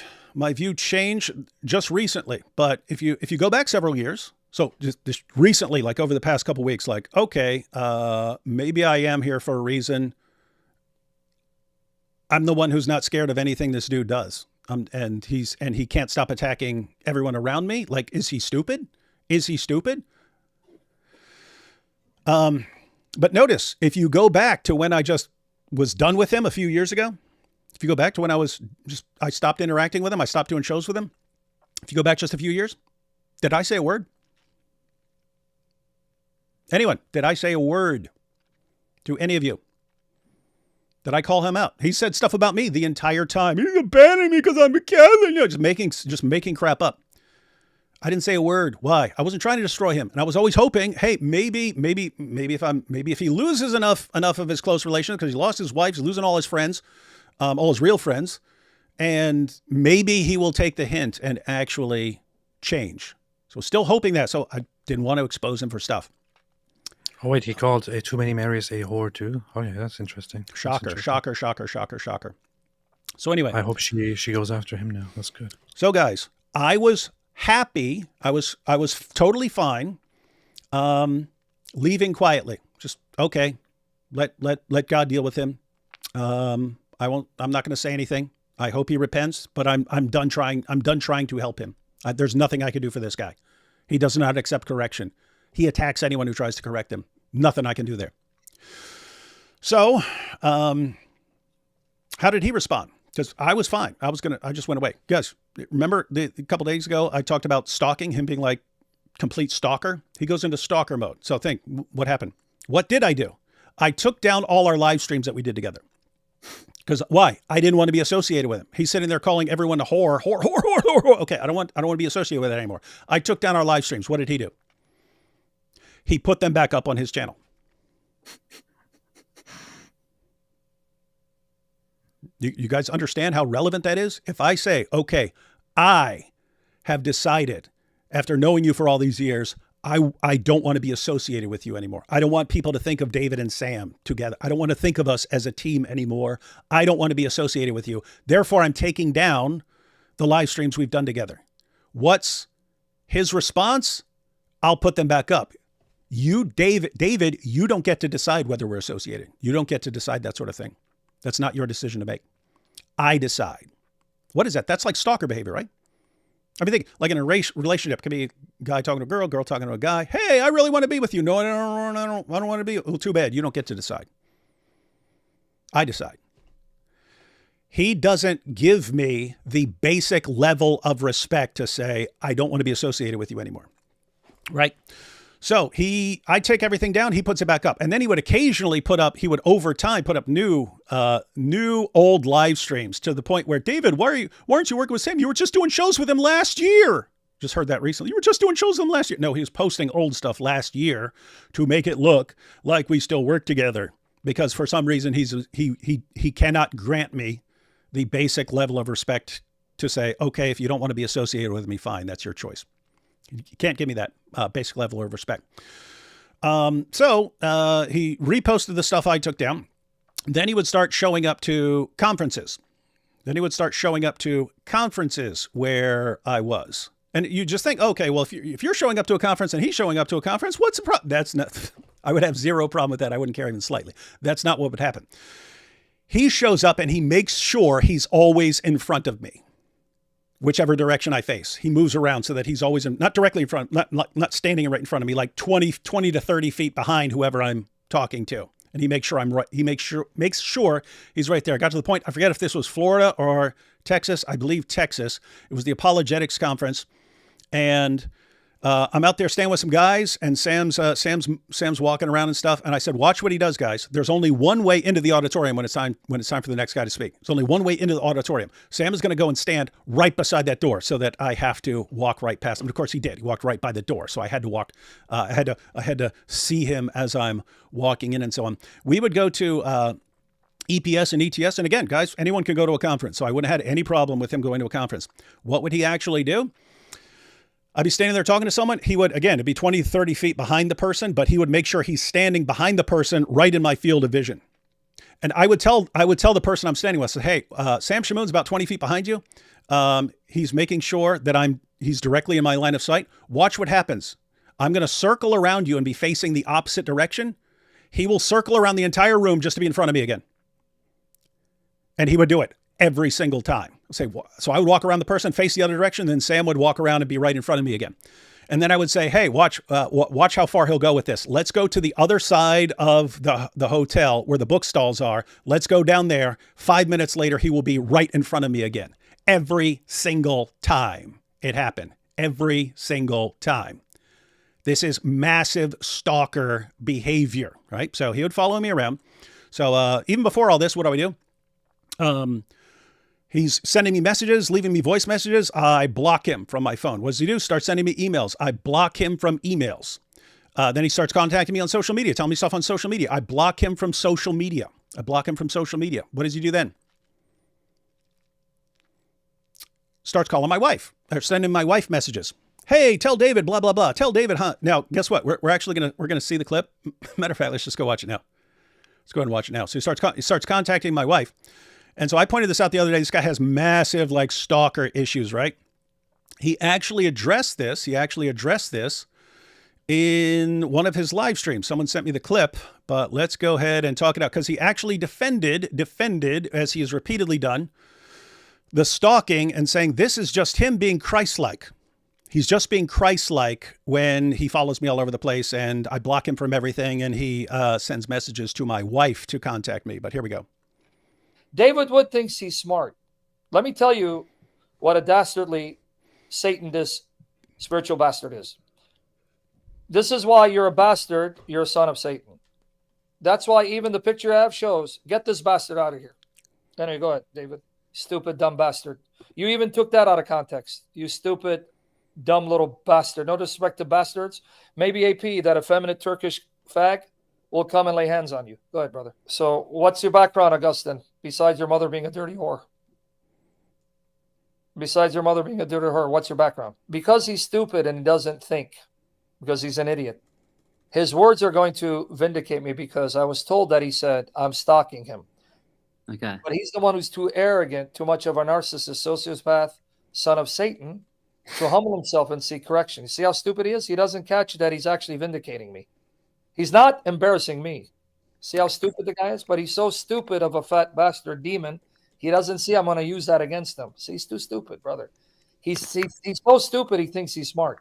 But when the fat bastard, the demon, the tool of Satan tells you, I'm stalking him, that's actually vindication saying, I'm the one reaching out to be Christ-like, to bring peace between us.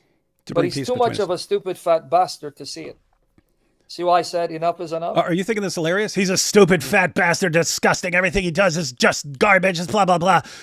But I keep reaching out to him because I'm trying to, bring reconciliation and extending an olive branch. It's so wild, man. He describes you as a demon, as a tool of Satan, as a son of Satan.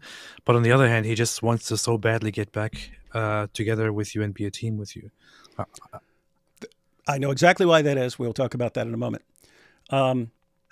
But anyway, so guys, you see this here? Him going around to conferences and like standing right in front of me, and I turn around, he circles around so that he's right in front of me, and me blocking him from everything and contacting my wife, and I take down stuff with him because I don't want to be associated with him, and he puts it back up. That's him being Christ-like. That's him being Christ-like. Let me go ahead and run a poll real quick. I'm going to run a poll real quick because we have Sam fans here. Let's see. We'll get a good assessment of what everyone thinks on this. So, I'm talking about the situation right now, and I say, was Sam being a stalker or Christ-like? And so, was Sam being a stalker or Christ-like? Be interested in what people's reaction here.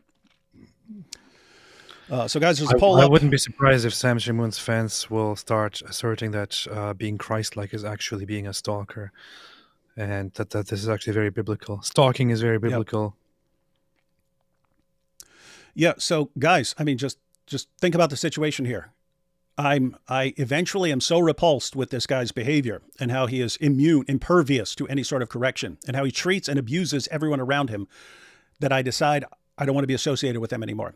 What does he do? Just like follows me around. Doesn't matter how many things I block him from. He'll contact someone. He'll contact my wife. I take things down. He puts them back up and so on. Massive stalker behavior. Let's go ahead and finish this clip. See what's going. The stupid fat cow. How did they own the Well, land? if it was by the sword, then it wasn't by God's No, ways. it was by your mother being a Shia prostitute in Iran. Shut the hell up, you stupid bastard. What sword came on Constantine when he made it legal? I think we're Shut back up, to you just stupid random Sam dumbass. insults. Let's see. That makes sense. Self-improvement. I'm going to have the Shia debate your mother if you keep barking like a whore. Shut your pie hole before I get your mother to mount your uncle again. Stupid little bastard. He's manifesting like his mother when the Shia mount her. Go ahead, yeah? Yeah, I think Radvan is confusing with his father. He used to beat the snot out of his mother after his father used to mount him. Because, like I said, he's a Turk at Well, I would like to hear that again. is confusing with his father. He used to be manifesting like his mother when the Shia mount her. Go ahead, yeah? Yeah, I think Radvan is confusing with his father. He used to beat the snot out of his mother after his father used to mount him. Because, like I said, he's a Turk at heart. what? So, We're making this all about you. So what Sam is saying here, it's so funny because people are like, why are you talking about this? Why are you attacking Sam? I mean, people apparently still haven't gotten it, but it's Sam who actually attacks us. And because I call him out right here in this clip, what Sam is doing is he's fantasizing that my father would beat my mother and then mount me and rape me or molest me. This is the kind of stuff that Sam Shamoun does. Apparently, this is completely acceptable to Sam Shamoun's fans. It is absolutely, This and is he conditions them. He conditions them. This is how you horrible respond. behavior. Yeah, this is how you respond to people. You just heap insults and start talking about their mothers and fathers and all this stuff. But here we go. And I'm supposed to be like, oh yeah, no, Sam is a good guy. Yeah, nothing. And by the way, that little side note. I mean, hopefully it's not the situation now. Hopefully he gets the point. But he could say everything he's been saying about you for the past couple of weeks. He could say everything he's saying about you, and walk up to you 2 weeks later and go, "Hey man, what's up? Hey, want to work on a video?" And there's no concept that his behavior should ever be a problem for anyone, and it doesn't matter. After he made a public post about me and called me all kinds of things, he sent me a voice message, and it was like, "Can you please clarify this, brother?" Are you freaking kidding me, man? Shouldn't you have done that before you went all vile and started lying about me and attacking me in public? Mm-hmm. Watch the end of this. Anyway, I clicked on this because I know he was explaining that he's actually super Christ-like and not a stalker, or that he stalks because it's the Christ-like thing to do. But let's see if there's anything else in here. He's now going to stoop to the level of Daniel Hakikachu because he's a Muslim at heart. Emails. I just hope the bastard is not stupid enough to talk. Let me tell you why, David, you're a stupid, fat bastard. You just confessed I was the one reaching out to you through your wife in order to extend an olive branch. In order to extend an olive branch, not because he abandoned me and I can't accept it. And even though he blocks me from everything, I still want to pursue him. Make peace for the sake of Christ. He wants to make peace for the sake. You demon, you whore, you slut. I'm trying to make peace for the sake of Christ. What you called stalking is called trying to be Christ-like and forgive and seek reconciliation. But you just testified to the world, you're too arrogant, you're too much of a narcissistic, sociopathic scum, tool of Satan, to humble yourself and seek reconciliation. Good job, brother. You see this? Let me go back, guys. This what So again, guys. talk. Again, 2 weeks from now, he'll be like, "Hey, want to work on something?" It's amazing. Look what he says. And forgive and seek reconciliation. But you just testified to the world, you're too arrogant. You're too much of a narcissistic, sociopathic scum, tool of Satan, to humble yourself, myself, seek reconciliation. and seek reconciliation. Good job, with who? brother. With Good Sam. job. And who am I supposed to reconcile with?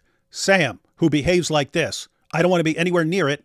He doesn't grant me the right to not be anywhere near it. Keep in mind, guys, that's all I insisted on. I didn't insist on exposing him. I didn't say anything. It was just, okay, I'm not associating with this guy anymore. That was the crime.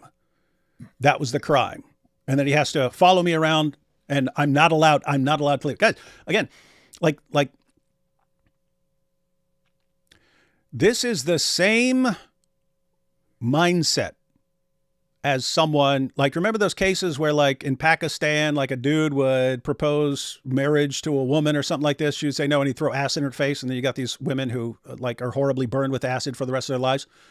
Mm-hmm. He has the same mindset. You cannot abandon me. Those guys, good chance they have borderline personality disorder. They can't handle rejection, and they don't care what they destroy to punish the person who rejected them. They don't care. That's why these guys will go to prison. These guys will go to prison for years for throwing acid in a woman's face. But think about the mindset. You don't get to abandon me. And if you think you can just go on with your life and not pay attention to me, not be thinking about me, I'm going to do something to you that makes you think of me every day for the rest of your life. And I'm willing to go to prison for it.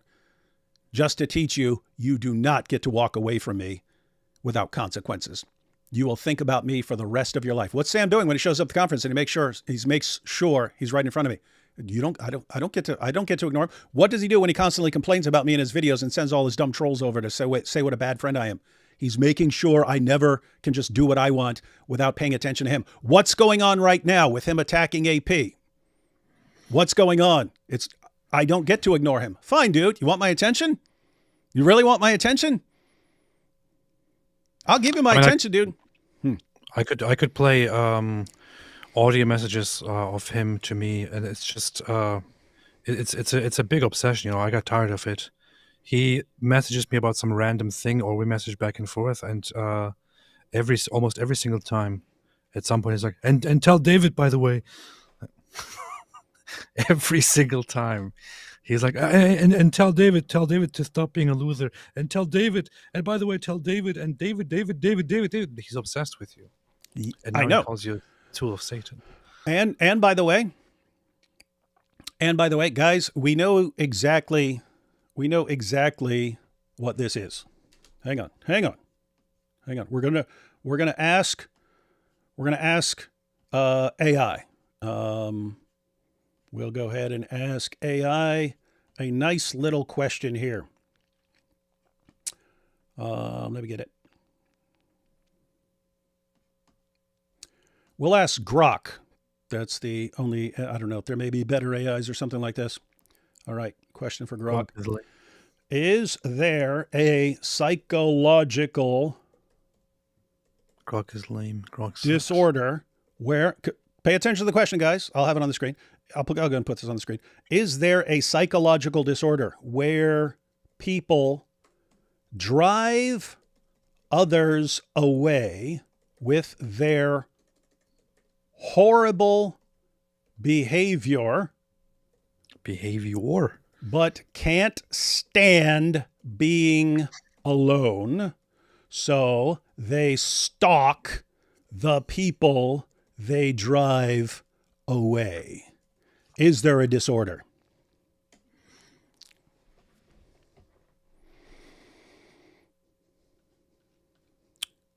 Now we're getting diagnosis from AI. Okay. That's what you got to do, man. The Grok diagnosis. There you go.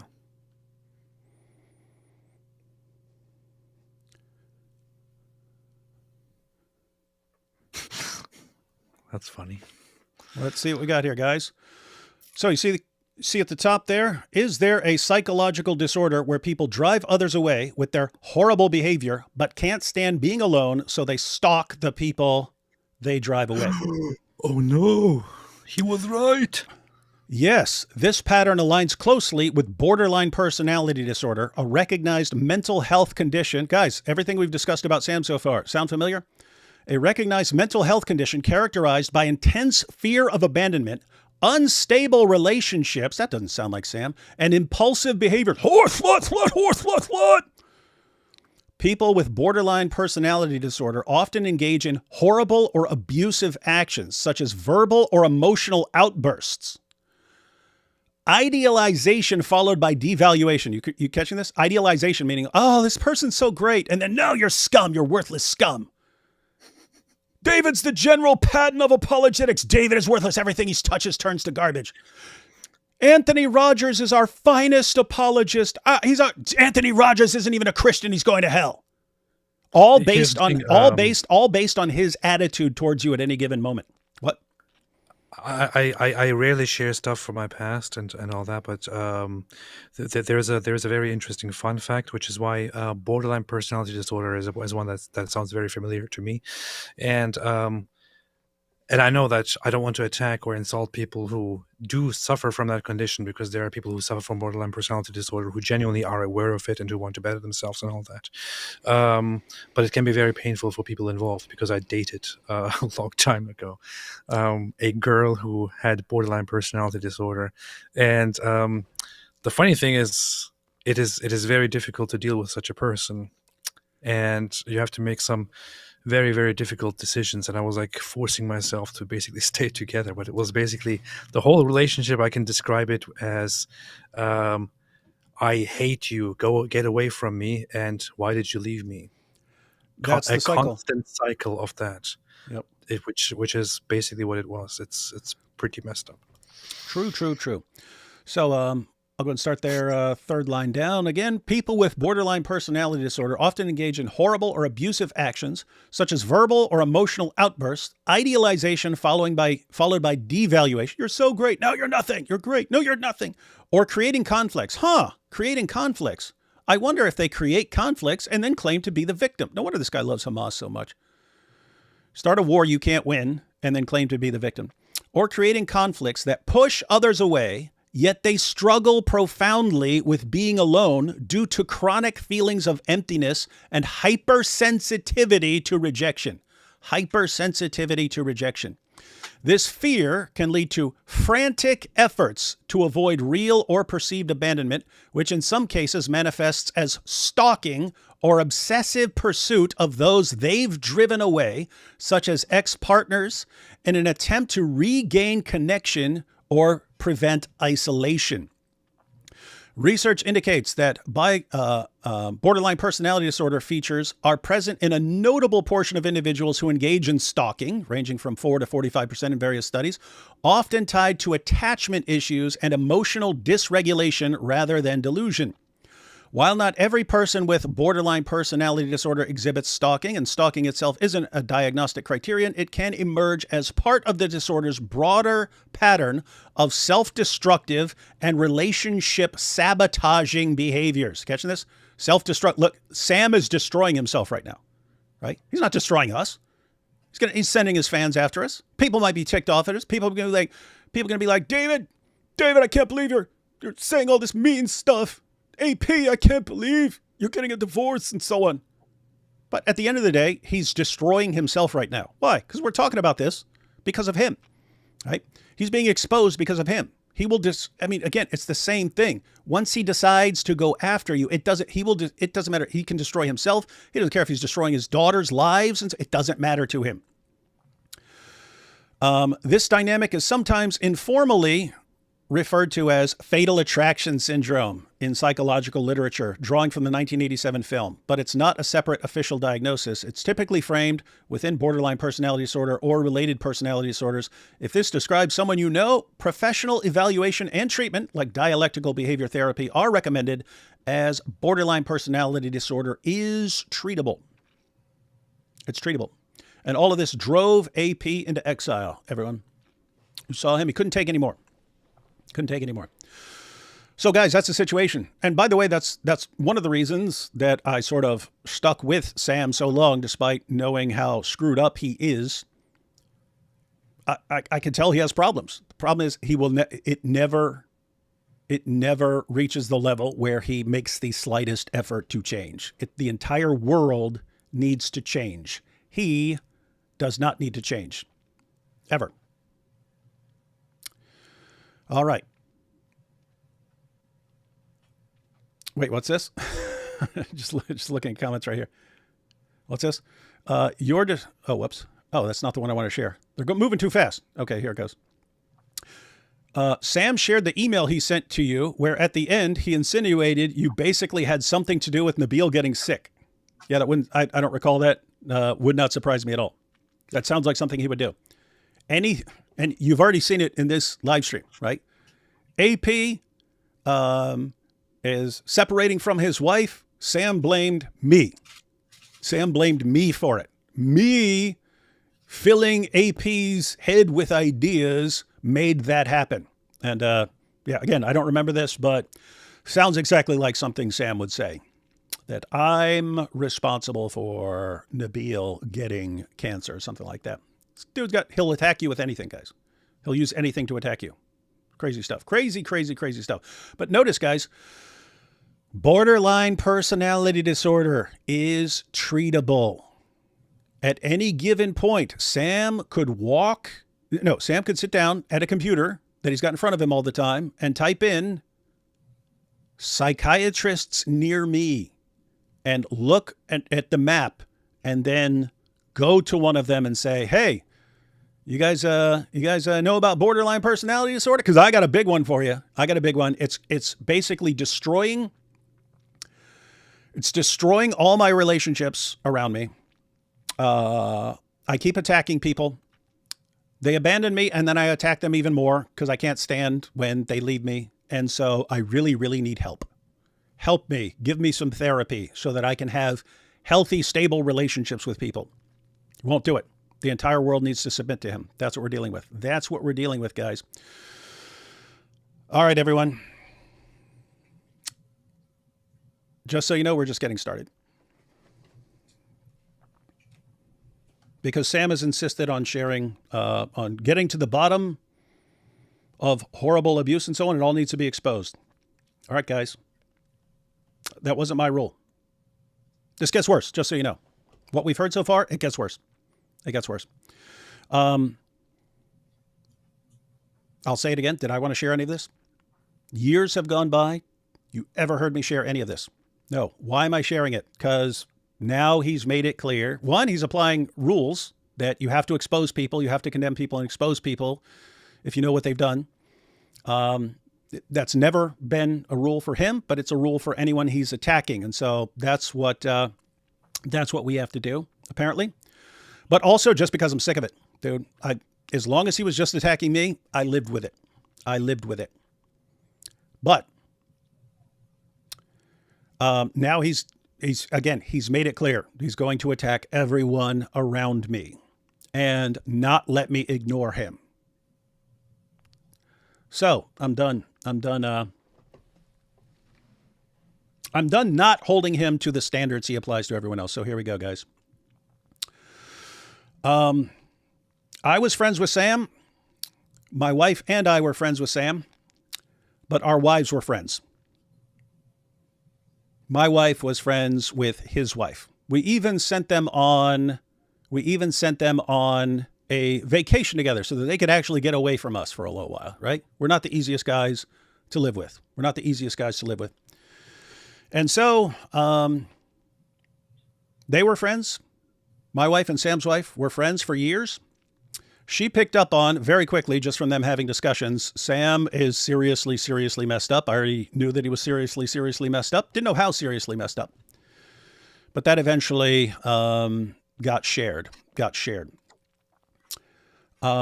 Eventually, my wife put together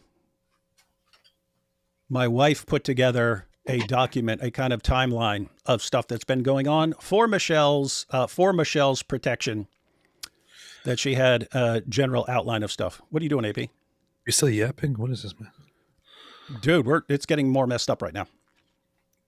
All I can see is you yapping for an hour about your life story. Dude, this gets worse right now. Bring it. Okay. Oh no, hang on. Let's see why I'm bringing this up right now. Let's do another hour. Cool. Let's see why I'm bringing this up right now, guys. Didn't want to, but let's go ahead and check this out.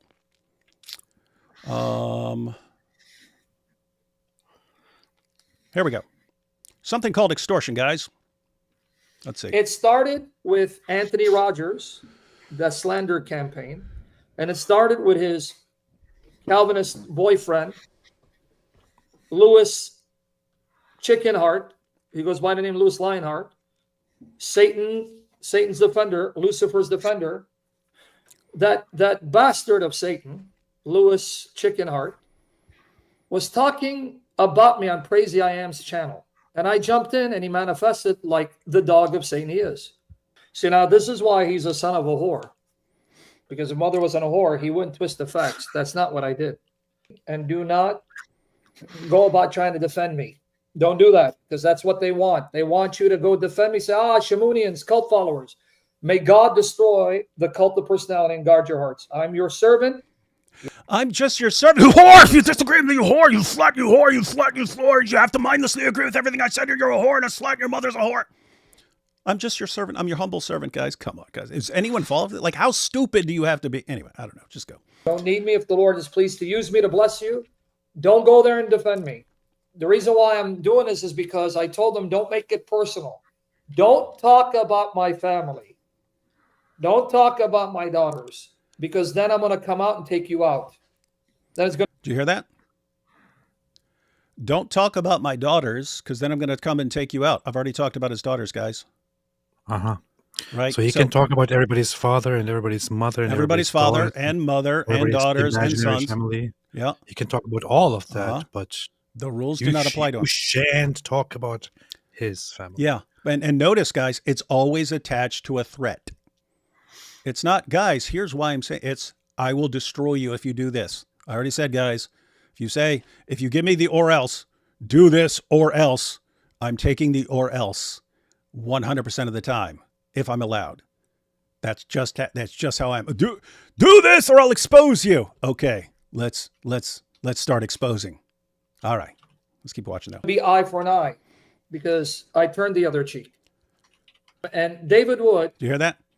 He says, it's going to be eye for eye. Okay, I accept your conditions, Sam. You constantly threaten people. If you expose me on this, I will do this. Okay, I accept your terms. Let's do it.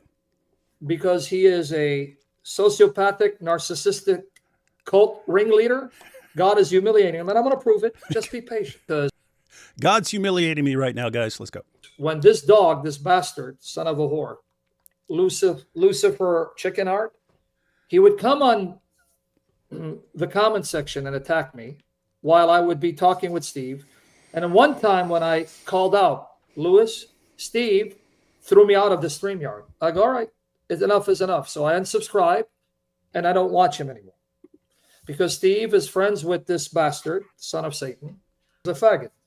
This little faggot was in the hotel room and he saw me coming out of the bathroom, two men. Why is he so traumatized by seeing me naked? Does that sound? To be fair, anyone would be traumatized by seeing you naked, Sam. Like a faggot, but you see, he said, I'm a motherfucker. Is he saying that I fucked his mother? Because that's what a motherfucker does, right? See his language? This whore who lives with his mother, he lives with his mother, by the way. He can't get his own place. Born September 14, 1972, the same day and year I was born. That he is a cult leader. That he is... That's me now, I guess. The leader of a cult following, because he's a sociopathic, narcissistic, demonic, arrogant bastard, tool of Satan. That's me. Who has started a cult following of people that are his female dogs, his robots, that kiss up to him because they want him to lead them and platform them, because they fear sticking up to him, because then he will ostracize them. Listen to that description. Who's this sound like? Who's this sound like to you? You ready? Here we go. Who's this sound like? Of a cult following, because he's a sociopathic, narcissistic, not that part, demonic, arrogant bastard, tool of Satan. And what's the method? Who has started a cult following of people that are his female dogs, his robots, that kiss up to him because they want him to lead them and platform them, because they fear sticking up to him, because then he will ostracize them. You see, I will ostracize them if they stand up to me. When I no archive is a lot. Getting that? I will ostracize them if they stand up to me. Whore, slut, get out of here. Whore, slut, you're banned, you're blocked. Whore, slut, whore. Isn't this awesome? Hang on, let's continue. He's a son of a whore, meaning the whore of Babylon. Let me remind you when he said this.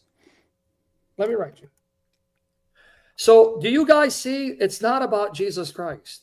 Honestly, so sick, man. If they really thought all of this was true about me, then for their love of Christ, what would they have done? They would have never worked with me from day one. Guys, did I explain why I continued working with him despite knowing how screwed up he was? He's saying, keep in mind what he's saying. If someone is screwed up, then you're just never going to work with the person. You're not going to try to be patient with the person. You're not going to try to help the person improve. You're just going to reject the person. Guys, keep in mind, that's how he behaves. Everything is impulsive. What? You did what? A plan, block, horse, slut, horse, slut. It's instant. You showed the slightest bit of rejection. Boom, you're destroyed. And he thinks, well, that's how everyone would be if they notice how screwed up he is. Well, most people might be just instantly turned off by this dude. But there are those of us who spent years of our lives trying to help someone who is immune to being helped. Right? I mean, please help me understand. Remember, I'm not as smart as David Wood, or as smart as David Wood thinks. That's what Anthony Rogers says, and his boyfriend, all right, Lucifer Chickenheart, the guy who sees naked men and gets turned on, and he has to fight his homosexual tendencies. You want more proof he's a cult leader? No. They want proof that I'm a cult leader. Okay, guys, you ready for this? They want proof that I'm a cult leader. Here we go. Okay, let me show you. Look, he already knows I haven't even announced what conference I'm going to. He knows. He follows me. Watch here. Conference, right? November. Guy, the speakers are. By the way, everyone who wants to attend the Sound Faith Conference 2025, that's in November. That's this month, November 20th to 22nd in Boston. So if you're in that area, definitely want to be there. Sam's going to go ahead and give the promo here. Our schedule. Let's check out the schedule. Guys, watch. Let's see. Uh-oh. Here I am. Uh-oh.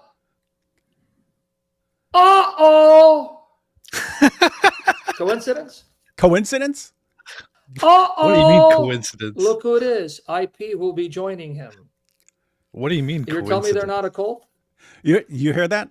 What? 3 guys are speaking at the same apologetics conference. Therefore, it's a cult. You got that, Amy? Like his followers. Oh my goodness, it is a cult. 3 people are among the speakers at the same apologetics conference. This must be a cult. Yeah, because I was at the apologetics conference last year. I wasn't one of the speakers. And the guy said, hey, he contacted me at some point. Hey, you want to speak at the apologetics conference? Sure. But he also contacted IP, also contacted you. You see, that proves that I am a cult leader. This is what you're dealing with, guys. He actually contacted you to contact me, right? Didn't he? I think that's what he did. Yeah, he asked me for your contact info or something like that. Yeah. But apparently this means that we are in a cult. We are in a cult. We're in a cult. Guys, did you hear it? 3 people speaking among many speakers at an apologetics conference. This proves that I'm in a cult and I am a cult leader. And that AP and IP are cult members who are terrified of me because I will horribly abuse them. Dude, AP, what do you think, seriously, what do you think my reaction would be if IP contacted me later? He's like, that time you ate the Quran, blah, I decided I don't want to work with you anymore. What do you think my reaction would be? Probably not much. Oh, okay, cool. Bye. That's my reaction, dude. Why, Sam? I don't have abandonment issues. I don't have this fragile ego that is so easily damaged by other people. And I can tell you, if I asked David about it, he would probably explain to me that people just perceive and think about things differently, and he would actually quite rationally approach that situation. But I'm going to let you in on different things. There were times where I heavily disagreed with David. There were times where we had very intense moments of disagreement on live stream. There were times when we told each other, for example, after we traveled to Israel, that I told him that he sucks, he told me that I suck. We said that we should never be traveling with each other together because we get in each other's ways and it doesn't work out. Mm-hmm. And it felt like we had to take a break and not do anything with each other for a short time, but then we got together and started talking, live streaming again. So it goes well. Nothing really happens. Nothing really happens. I don't know. So far, David hasn't cut me off and shut me out and publicly exposed me or anything, despite our many disagreements with each other and our going different ways. When I met David, he probably doesn't remember this at all. But when we went out and met up together with a vocab, him, John McRae, and others, one of the things that struck me the most was when David said something that was considered mildly inappropriate, and vocab criticized the heck out of him and was like, "Don't use language like that. What's wrong with you? You're a Christian." And I flipped out and I said, "How dare you correct me?" I don't even remember this, but and David was like, "No, what's wrong with you, man? It's just a movie line." It's like, "So don't repeat it." And David was like, "Yeah, whatever." So David just took this harsh rebuke from vocab, and what did David do as a result? David included vocab into his whole series of making a boom boom room. That's how David reacted to somebody harshly calling him out and telling him what's wrong with you. yeah, guys. One, Does it sound like a cult? Yeah, I definitely. I accept that. I'm definitely not right about tons of things. I don't know about tons of things, and therefore I could be wrong about tons of things. And I'm positive I'm probably wrong about tons of things, right? And even aside from that, like I understand. I regard myself as the guy who does the crap work that no one wants to do, but someone needs to do. So when we have to deal with like Muhammad Hijab, or right now, when you have to deal with a Sam Shamoun, no one wants to deal with this. Why? Because he will spend the rest of his life attacking you. I'm the one who's willing to do all the crap work that other people don't want to do. But guess what? If someone says, "Oh my goodness, you ate the Quran to make Muhammad Hijab stop going after people's wives," I don't want to work with you. You're probably being wise. If you don't want to be associated with this, guess what? If you're focused on other things, right? If you're doing other things, you're doing evangelism around the world or something like that. Do you want to be associated with the guy who's eating the Quran? No. Why would you want that? That's stupid. That's stupid. I tell people behind the scenes, I was like, look, if anyone ever says, "Well, just throw me under the bus," I don't care. Throw me under the bus. You have my permission to throw me under the bus. "Oh yeah, David Wood, what an evil scumbag. Can't stand that dude." I don't care. I'm fine with it. This apparently makes me a cult leader. But I mean, just think about that. This is Sam Shamoun, who surrounds himself with nothing but yes men who mindlessly agree with him. And he conditions them to think that he's right about everything and cannot be questioned on anything. And just heaps horrible abuse on anyone who disagrees with him about anything. And then he says, "I'm the guy who's using cult tactics." Interesting stuff. I mean, I have to say, that's also completely messed up because the only person who's running a cult is me. I have repeatedly said you've been talking about it for years. Yeah, whenever people became members of my channel, I've said, "Welcome to the cult," and I keep saying it. The only person who is running a cult here is me. Get your terms right, dummy. All right, but we have not. We're about to get to the point of why I'm about to share some stuff. But this spiritual bastard hasn't.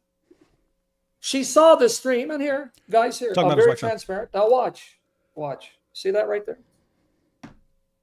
Maybe so he contacted his wife. Why? He's blaming her for all of this. You guys catching this? AP, why are we having this discussion? Because of Sam. Because 100, like, is it like 50% because of Sam and like 50% because of his wife? No, it's 50. It's 100% because Sam initiated this. Yeah, and so what does he do? He attacks his ex-wife. For causing all of this. He's not responsible for anything in his mind. He always blames everyone else. That is a huge, huge problem, especially when you do the kinds of things that he does. But look, so she responded, "Maybe I should contact David to make sure he gets the facts straight. You are such a pig, Nasha. You really are. Please leave me alone." She's just saying, "Leave me alone. I'm living my life. I'm living my life. If something's going on with you and David, that's you. Why are you bothering me with this stuff?" What's Nasha? Probably some Assyrian stuff. They both speak Assyrian. I just googled Nasha and what came up is an Indian erotic movie. So Sam is a pig Indian erotic movie. Okay. I should contact David to make sure he gets the facts straight. You are such a pig, Nasha. You really are. Please leave me alone. That's all she wants. I called her bluff because she won't go public. You know why? Side note: his wife just wants to be left alone and leave her life and leave her life. He She shares won't let her. this. Like he shares this. It's like his wife telling him, "Just leave me alone." His former wife. Everyone getting this, guys? Does this guy let you? You just want to be left alone from this guy. That's all you. By the end of your interactions with Sam, you're just, I don't want anything to do with this guy, and he will never stop coming at you ever. Now check this out. I want you to listen. Watch. I want you to listen to this. Please do contact David. Give him the facts because I have the emails. I have the photos, Cindy Ramo. I have messages from her. I have pictures of you. I have the video of you. I have text messages and videos of my daughters. So can you do that? Tell me. So I can now do a full expose. Expose. I have all the videos. You abandoning the kids. You hear this? This is Dude, what the hell? she has nothing to do with this. And someone said that he was showing the messages going back and forth with her, and like early on she's like, "Oh, just ignore it." He's like, "David and AP are attacking me because of you." No, we're attacking you because of you, Sam, because you can't let anyone go and you attack everyone around anyone who you think abandoned you. But he's telling her, because of you, I'm being attacked right now. And she's saying, just ignore them, man. Just ignore them. Just ignore them. He can't let it go. No, you need to blah, blah. And finally she lets the truth spelled out. Look, you brought this on yourself. He's blackmailing her. This is extortion. Let me back it up. Yeah. So guys, think about this may be illegal. This may be illegal right here. She's saying, maybe I'll go ahead and talk to David. Guys, keep in mind, she has not said one word to me in years, have zero discussion with her. She has absolutely nothing to do with this discussion right now. She wouldn't even be aware of it if Sam weren't contacting her. But he's attacking her for this entire situation. And now he's just going back and forth. And what does he do right here? She gets to the point where she's like, well, maybe if you're just going to keep coming after me, maybe I'll talk to David. Maybe I'll make sure he has all the details right. Now, keep in mind, everyone, if Sam's really innocent in all this, if he's really innocent, he should be like, I don't care if you contact David with detail. I hope he does get the details right. So yeah, go ahead and contact. And he's saying contact, but he's threatening her. This is extortion.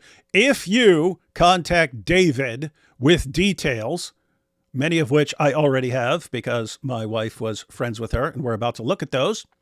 If you contact David, I will destroy you. He's about to say it. This is extortion, guys. If you contact David, I'm going to destroy you. Watch. Do contact David. Give him the facts because I have the emails. I have the photos, Cindy Ramo. I have messages from her. I have pictures of you. I have the video of you. I have text messages and videos of my daughters. So can you do that? Tell me. So I can now do a full expose. He's threatening her. Full expose. I have all the videos. You abandoning the kids. You were not home all day because you had given your car to Ricky. I have the videos outside his house. I have the messages from Cindy Ram. He's playing all of this on his Is this live stream. supposed to make him look good? Guys, he's attacking his wife, exposing her stuff. So guys, principle right here. Sam believes in exposing people's personal details, right? Because he's saying, I will expose all this stuff, but he's playing a video. He's playing in a video, his audio clip where he's saying the stuff, right? Guys, this entire thing is just holding him to his standard, guys. This is all holding him to his standard, but let's let him continue. I have it all, Michelle. Please call my bluff. Please. See? She doesn't have to, Sam, because I'm going to call your bluff, and I don't care if it's a bluff.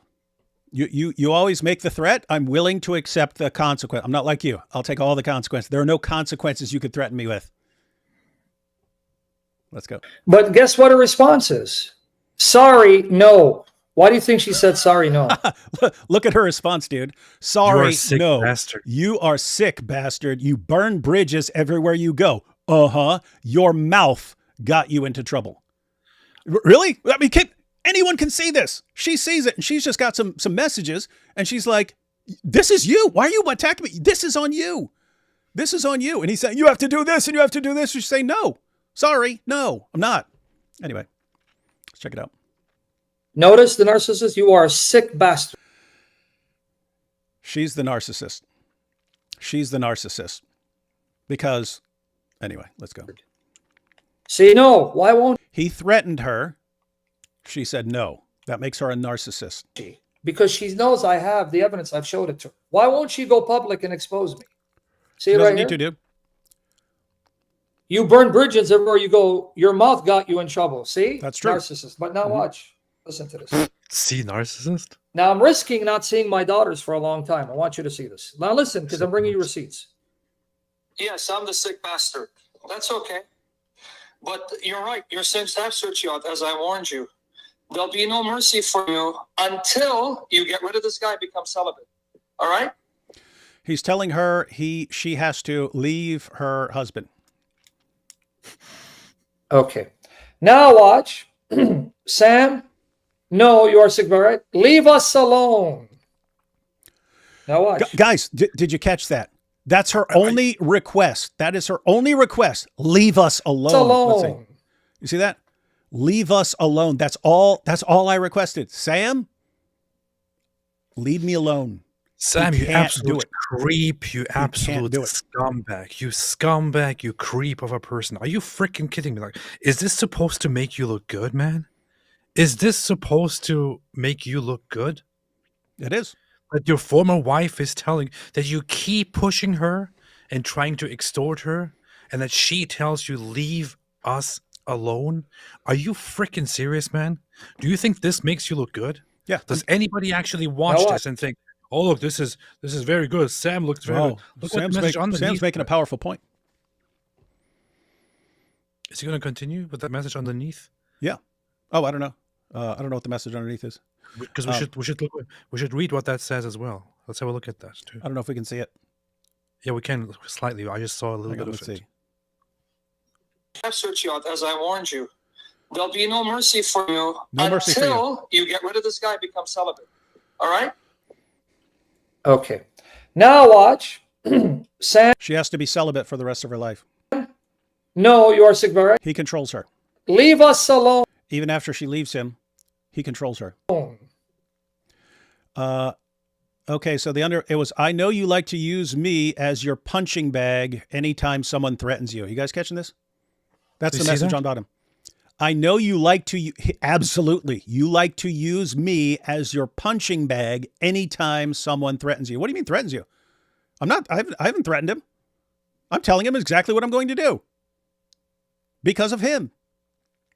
And these are consequences. But anyway, so yeah, guys, Sam makes it clear.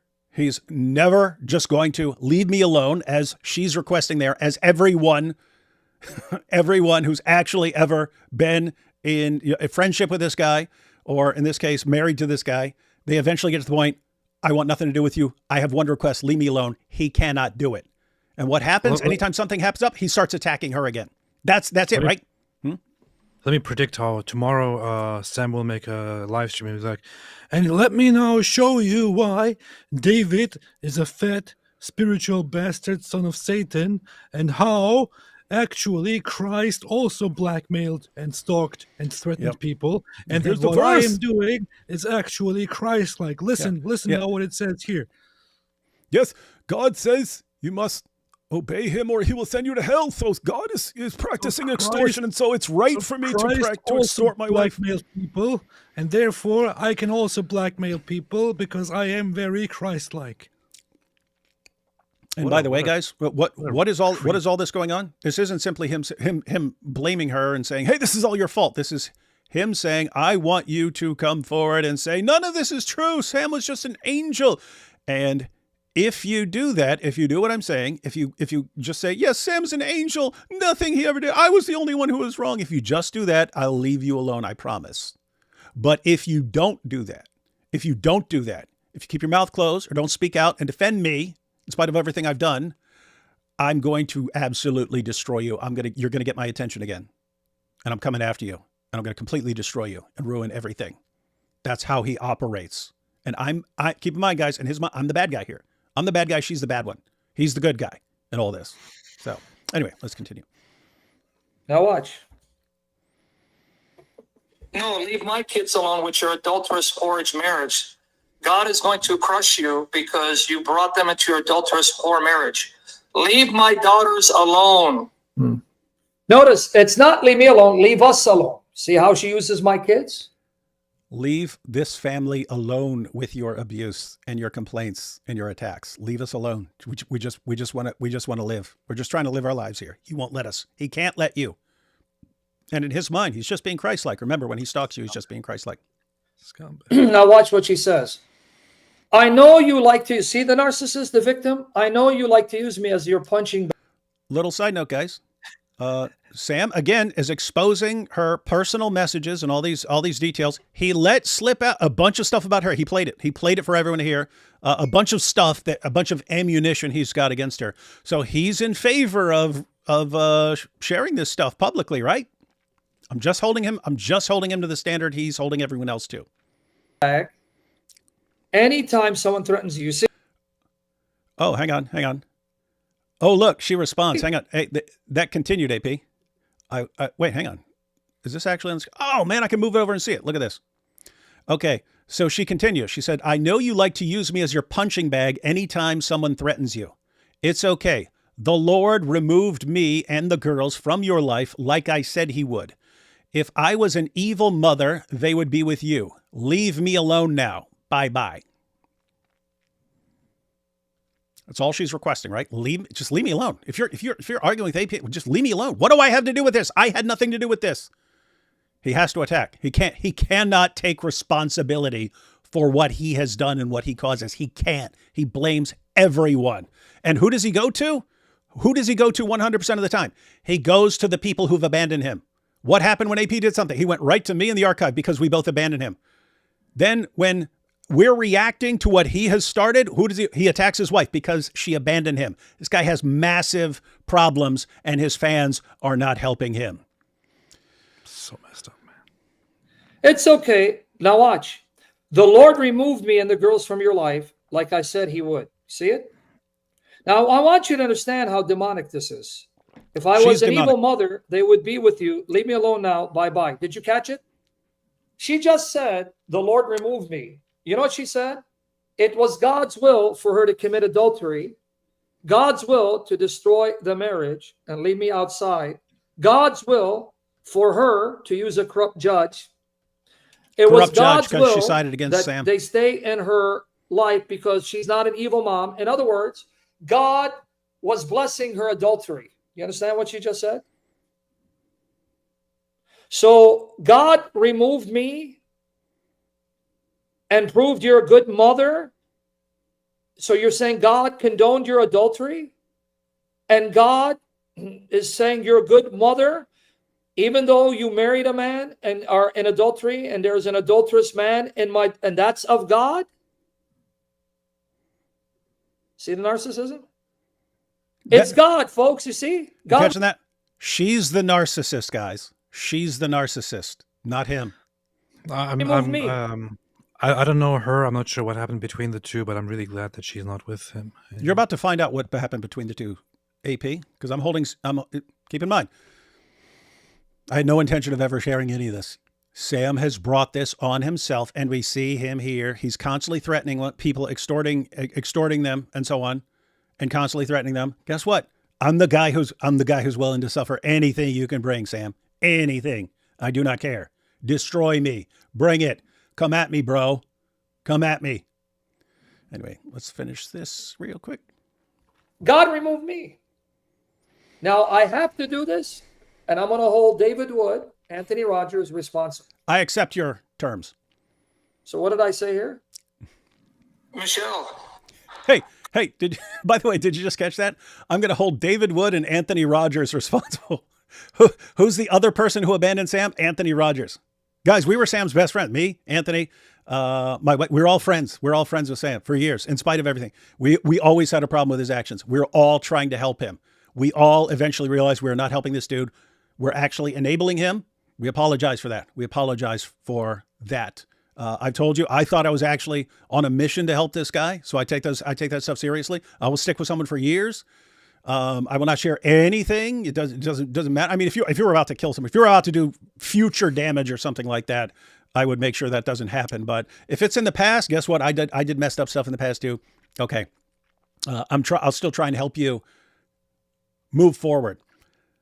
But me, the archive, his wife, Anthony Rogers, we abandoned him in his mind. And it's totally our fault. We just, we abandoned him. Just think about this. I'm holding David Wood and Anthony. What does Anthony Rogers have to do with any of this? Nothing. I'm holding David Wood and Anthony Rogers. You might as well talk. And the archive. I'm holding the archive accountable. It's amazing. He blames every single person who abandons him for anything and never blames himself when he is 100% responsible for all of his problems. I cannot think of a problem this guy has. I mean, apart from stuff he's like born with, which he has that, but he's still, you get to a point where you make decisions and decide to change and decide to get help. And so he never does. So he's 100% responsible for all his problems. He cannot accept responsibility. He blames everyone, but let's let him finish. All my bluff, so I can go through all the text messages, Threatening. Cindy Ramo, the videos, all the messages, all the videos that I've saved. He's threatening her. No, the Lord removed you, the Jezebel, from my life, so I wouldn't end up destroyed. And the Lord's going to crush you. Wait, did you hear that? Wait, The Lord removed her from him. So God caused it. God wanted the divorce, right, Sam? Wait a minute. Isn't this the guy who cries all the time about his wife hopefully one day coming back to him? And now he's telling her, the Lord removed you from me. Thank God. None of this is in any way consistent. Like this guy really has serious problems, man. Time to seek support. Remember I said I'm patient? Watch what God's going to Hold up, look at this. You just gave the Dawa boys lifelong ammunition for ad hominems and all sorts of logical fallacies for life. No, I gave them I gave them tons of ammunition against one particular guy. That's what I gave them. And why did I give them that? Because he demanded it. Look, Crusade Driss, Sam Shamoun fan. What are you saying? You're saying it does not matter what this dude does. He can endlessly heap abuse and attack everyone around him, say whatever he wants. I mean, just imagine. If this guy was going around axe murdering puppies just for fun, like, should we just, we don't want to criticize it because then the Dawa guys would have stuff. Yeah. This is your attitude. So disgusting, like absolutely repulsive. That attitude you have, well, you can't let this be known. You can't let this be exposed because then it would be embarrassing. That is why you had this, you had these decades of sexual abuse of children in like the Catholic Church. You had priests, right? They understood. Hey, if I can become a priest, then even if I get caught, they're not going to want to expose it. They're just going to ship me somewhere else because no one wants to expose the church and make the church look bad. We are not letting, Christianity is not going to become a place for serial abusers to be immune to criticism because we're scared of giving the Dawa guys ammunition. No. This is the reason people like this get away with it. They put themselves into a situation where everyone's going, no, don't call him out. Don't expose that because that'll give the Dawa guys information and they'll use it against him. Furthermore, I saw two comments earlier which were like, yeah, Sam makes mistakes, all of us make mistakes, but you do too. And another one was, why are you talking about his private life? I'm sorry, guys, I'm not sure if you missed it, but just watch the whole thing from the beginning. It's not us who are attacking somebody. It's not us who are revealing somebody's private life.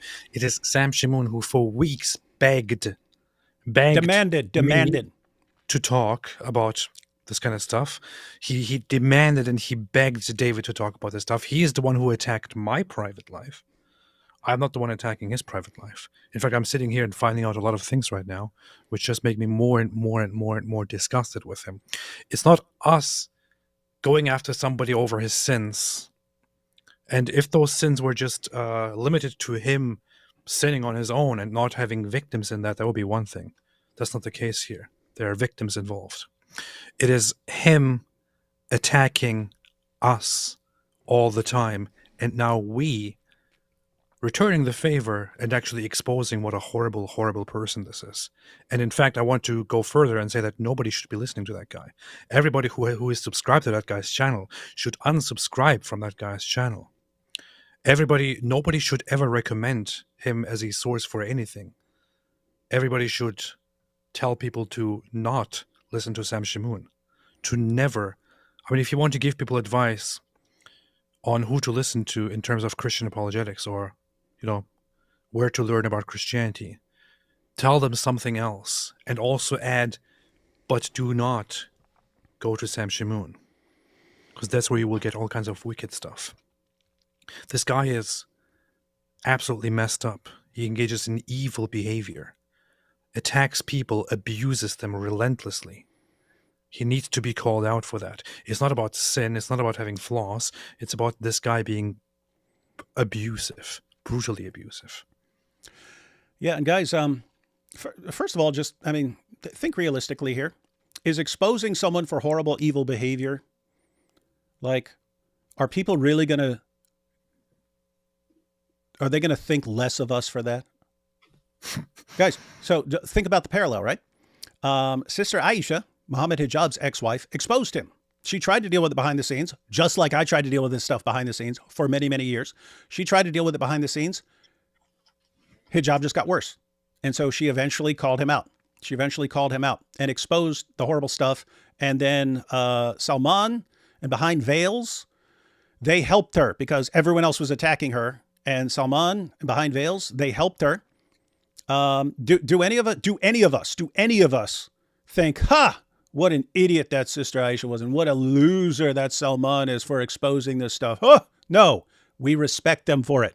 Someone had to expose that because these guys were abusing people. These guys were abusing women, turning women. The Dawa guys were abusing women, turning them into prostitutes, basically. And then they would unite and seek to destroy anyone who tried to speak out against it. And Sister Aisha and Salman, Behind Veils, they said, you know what? You're threatening to destroy us. You're threatening to expose us. You're threatening to humiliate us. You're saying you've got these big channels. You're going to do it. Okay, go ahead and do it. Go ahead and do it. We are not backing down on this. And we respect them for it. We don't say, oh, what a bunch of losers. We respect them for having integrity. It's all the guys who try to cover it up that we have contempt for. So guess what? If you respect that, you're about to respect this.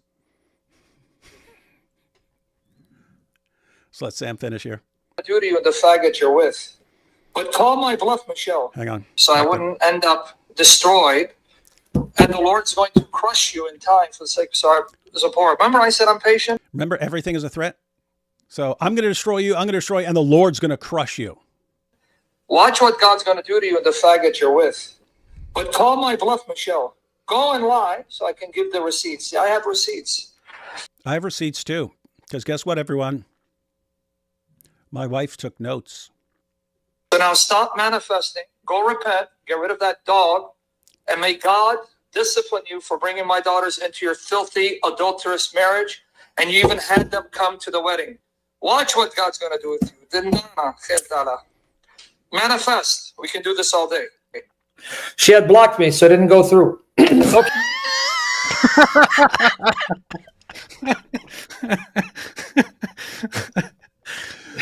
She blocked me, so she didn't get my threat. She didn't get my most recent threat. It's so funny because it's like unintentionally comedic. Yeah, we have here. Sam's wife was ridiculously beautiful. Way out of his disgusting league. Oh yeah, his wife could have been a model. She ended up with him. We're about to find out how. She's going to manifest. She's going to attack me. She may even cancel bringing my daughters up. You hear this? She's going to attack. She has nothing to do with this. She is only aware of it because you are coming at her. What? How? How do you attack and abuse and threaten and when anyone just doesn't go along with you? Oh, well, she's attacking me. I'm going to have to deal with her. I don't know what to do, man. Anyway. And that's the price I pay. And who am I going to hold accountable? Not me. Apostate whore. Oh, you too. And his handler, the Zionist prostitute. D. Wood. We're responsible. And the Anthony Rogers. Sociopathic, narcissistic ringleader. And Anthony David Rogers. Wood. Oh. No, brother. And the archive. You're hang on. You're responsible for him coming at you, man. You're responsible. So Sam Shamoun attacks us, right? Mm-hmm. Relentlessly and harasses us and others around us. We then say, okay, we're going to respond to you and expose you. He gets upset about this and starts harassing his wife, his ex-wife, who then tells him, leave me alone, you creep. Upon which he then says, I blame Apostate Prophet and David Wood for this. Yep, we're the source of all his problems. So is What his the wife. So is Anthony Rogers. Everyone who's abandoned him. What the heck? All right. We got less than a minute left. Let's see if there's anything left. Quoting Galatians 6:2. Please don't misquote Galatians 6:2, brother. I'll ban you. There's a context to that. Yeah, I know. I can't believe that your mother knows I'm right, because your mother wants me to sire another bastard child like you, the whore that she gave birth to. You stupid whore. You're like your mother. There's Sam. I'm in Florida. I'm about to go to PBD, if God wills, with your prayers, that the Lord will open that door. You think this is a coincidence? They're deciding to do it now when they know. Do you think it's a coincidence that they decided to do this now, right after I attacked them? And David said, well, he's going to wait for AP to get back, and then they do it then? Do you think it's a coincidence? Here we go. Going to be at the PBD show. Do you understand? Is it a coincidence that we decided to do this right when Sam's going on the PBD show that we didn't even know about when we scheduled this? You think this is a coincidence? They're deciding to do it now when they know I'm going to be at the PBD show. We're jealous. Do you understand the jealousy? It's not a coincidence. It is you inviting this. Yeah. And what's amazing, again, his followers are dumb enough to believe this. His followers are, oh my goodness, they're just jealous of Sam because he's going on PBD where he's going to get really, really blasted for all the people he's abused over the years. But David Wood and AP don't want that to happen. This will be, dude, you deserve what you get when you go on PBD, dude. I hope he has you on. Not going to go well for him because he's going to get a blowback from all the people you have abused. They're thinking they're going to influence maybe PBD to cancel? I could be messaging PBD if I have no intention. Go on a show. Do a bang-up job. Do an awesome job exposing. He's probably going to use that. Did you know David Wood? He thinks that's going to do something? Yeah, so Sam's going to go on PBD. He's going to do an awesome job. He's going to defend the Bible, assuming he can actually restrain his urge to just attack all of us, take the opportunity to attack all of us. But guess what? He's going to go on there. He'll do an awesome job. Everyone's going to be really excited. And then afterwards, they're going to hear from everyone that he's been abusing over the years. I don't mean the people close to, I mean, just like everyone. What? Hey, PBD, I asked Sam a mild softball question once, and he started instantly calling my mother a whore. He's going to hear that. Everyone has the same reaction. They're blown away by Sam's big brain on all these issues, and then they find out the truth about him, and then they want nothing to do with him. That's the cycle of his life. And he gets more and more enraged and more hostile every single time he goes through that cycle. And that's why he keeps getting worse. Anyone can understand this. This is simple. All right, last few seconds here. You understand that they're Satan, full of Satan? Because they're a Satan. sociopathic, narcissistic scum. The ringleader is livid. That I called him out, that everything he touches, he destroys. Livid. How is David responsible for any of this? I don't really get it. Yeah. Hey, AP, a couple days ago, whatever it was, we find out that Sam's going on PBD. I went ahead and I built my trusty time machine. I went back in time and I said, hey, we're going to deal with all this on Sunday. And that's how it worked. All right. All right, so guys, what did we see there? Okay. Most people back down from Sam's threats. Do you think his wife, AP, do you think his wife wants anything to do with this right now?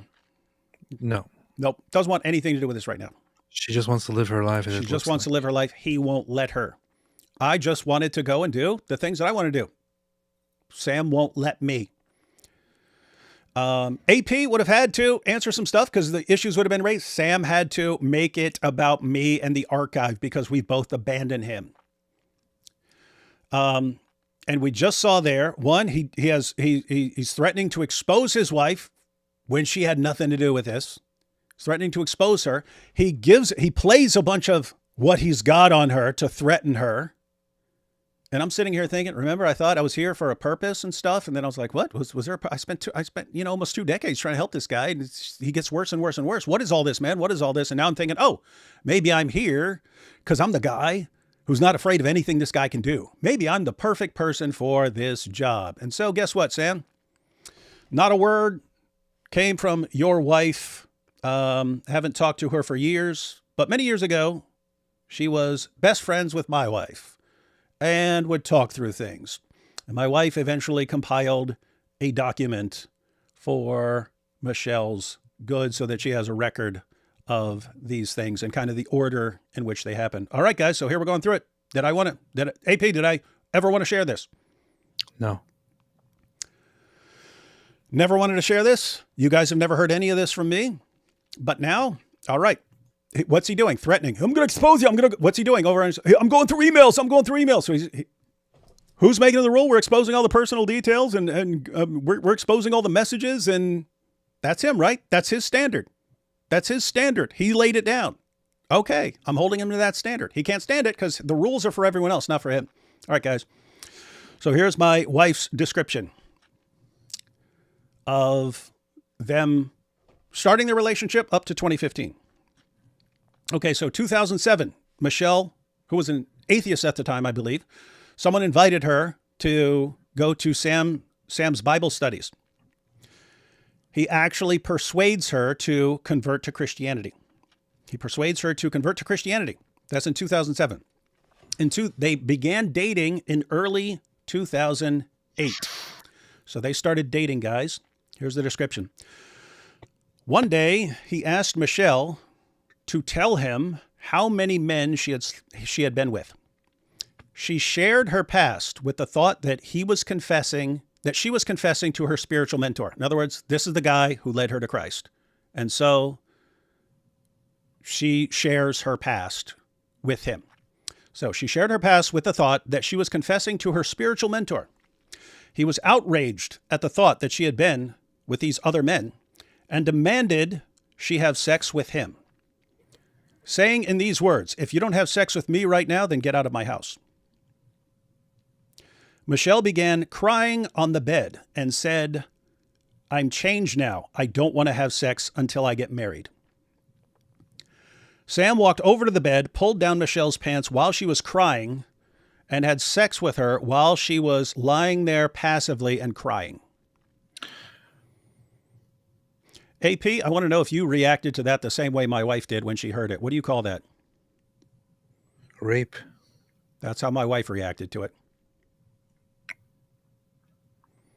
She's like, Michelle's like, yeah, I mean, she's telling her how, like, she's sharing with her how messed up things have been with Sam.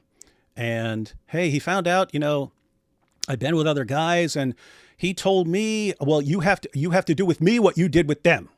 I said, but I'm a Christian now. I don't want to do that now. I don't want to do that to him. No, you have to.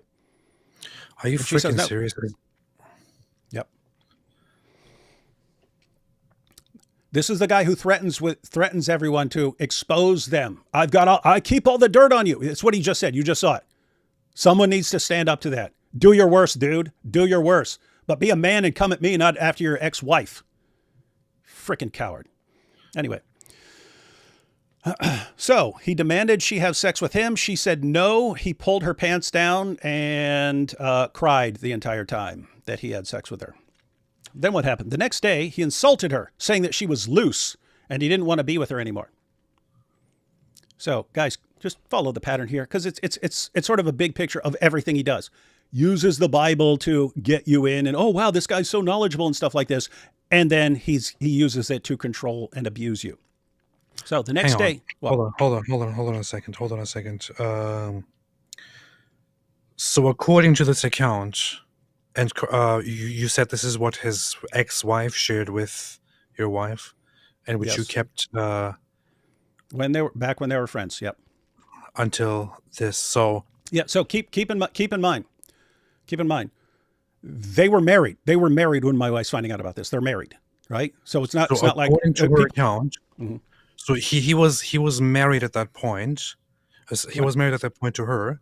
So she was married, and when she's telling my wife this stuff, yes. When she told this story, and according to her account, before they were married, Sam asked her about how many men she had been with, and then told her that she has to have sex with him too. Mm-hmm. She didn't want to. She said no. So he forced her and raped her. Is that what you're telling me? Yep. Keep your insults to yourself. We don't need them. Not going to help anything. And we've got more to go through. So the next day he insulted her, saying she was loose and he didn't want to be with her anymore. After he had sex with her, he didn't want to be with her anymore. Right? He said that men should be warned away from her.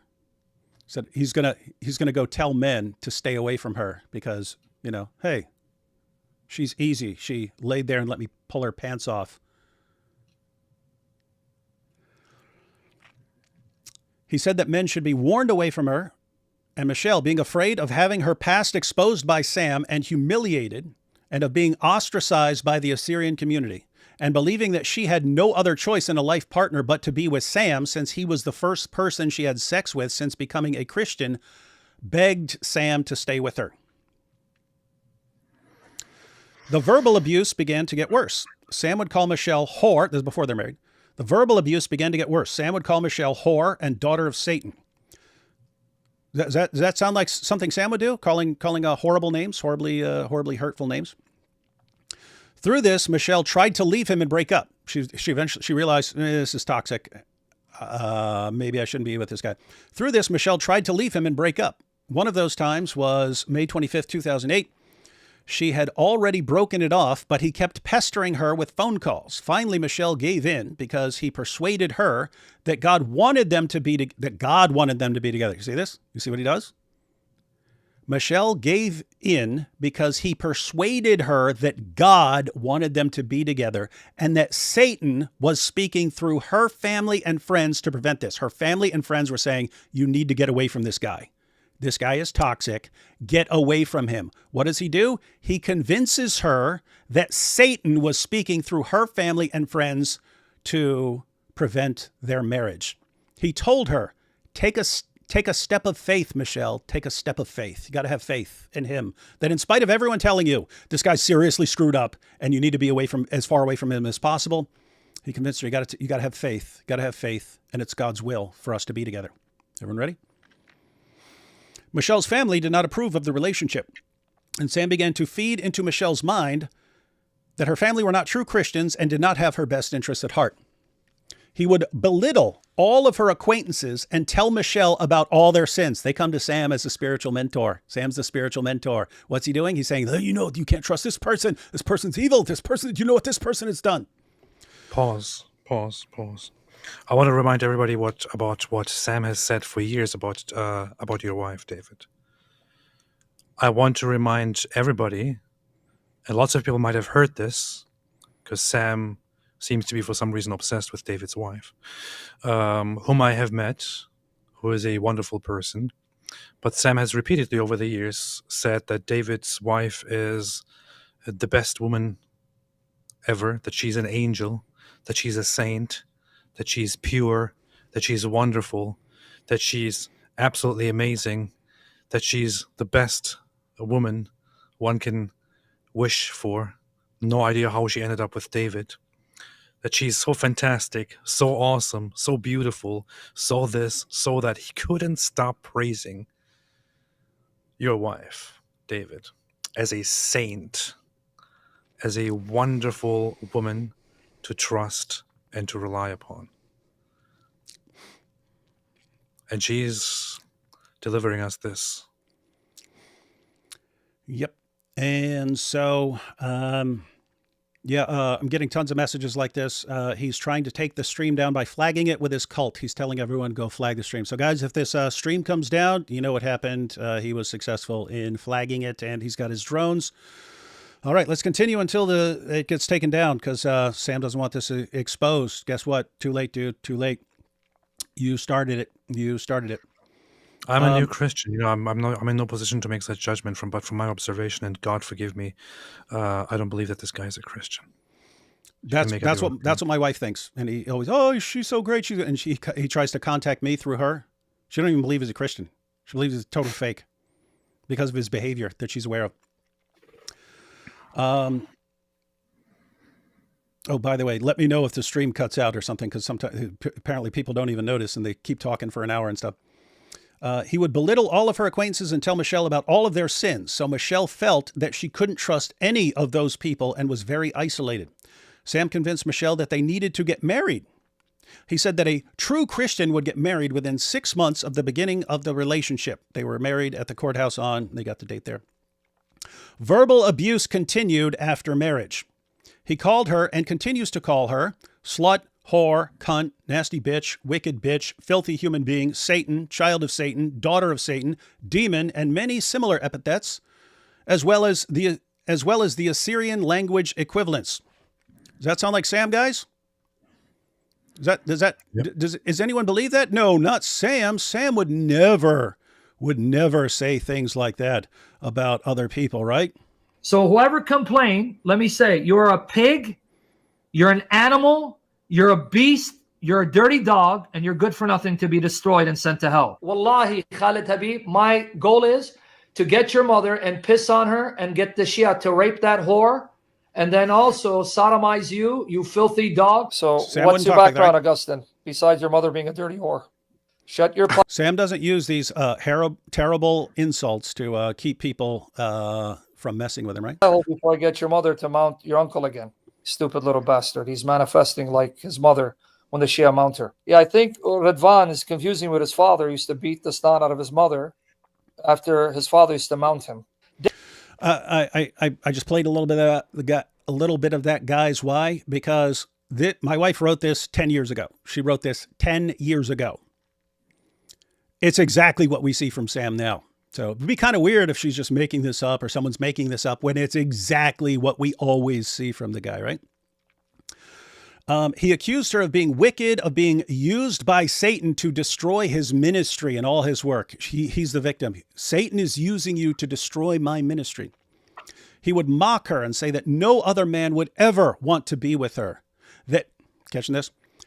He would mock her and say that no other man would ever want to be with her, that being with her was punishment.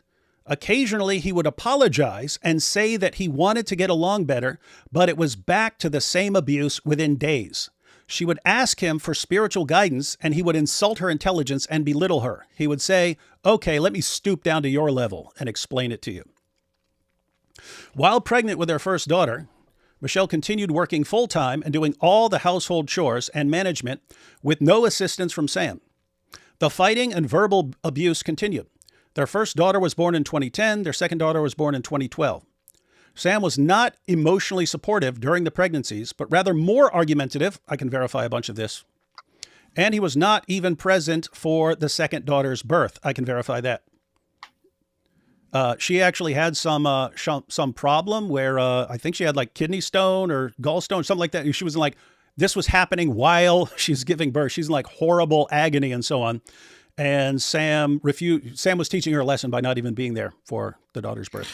You know, Sam, I may have been terrible. I may have made wrong choices. I may have gone about things in the wrong way. But I sure as hell never did such things to another person. And I repent. I want to be better. Nobody should take me as an example. Everybody should be more like Christ. But you sure sound more like Muhammad and more like the devil. You absolute piece of filth. But no, Sam wouldn't do this. He's not an abusive sort of person. David Wood thinks he's smart. Let me tell you what a dastardly Satan this spiritual bastard is. You stupid, dumb little bastard. No disrespect to bastards. Maybe AP, that effeminate Turkish fag, will come and lay hands on you. The stupid fat cow. No, it was by your mother being a Shia prostitute in Iran. Shut the hell up, you stupid bastard. He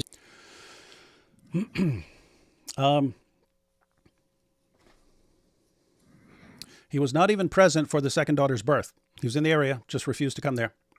He continued to verbally abuse Michelle in front of their children, even worse than before. If any friends, here's the key, if any friends and family, again, this was written 10 years ago, before we see how Sam is right now. If any friends and family were involved, he would belittle and demonize Michelle. If these intervening pastors, friends, and counselors tried to correct Sam about his behavior and treatment of Michelle, Sam would chase them out of the house. The only people he allowed in a discussion were those who agreed with him that Michelle was unsaved and being used by Satan, and therefore to blame the one who's to blame for their arguments. Catch that? Anyone who says, Sam, you're wrong, boom, you're gone. Anyone who says, Sam, you're right, you poor guy. Yes, yes, yes. Come, let's gather around and tell my wife what an evil, terrible person she was. Now, does that sound like Sam?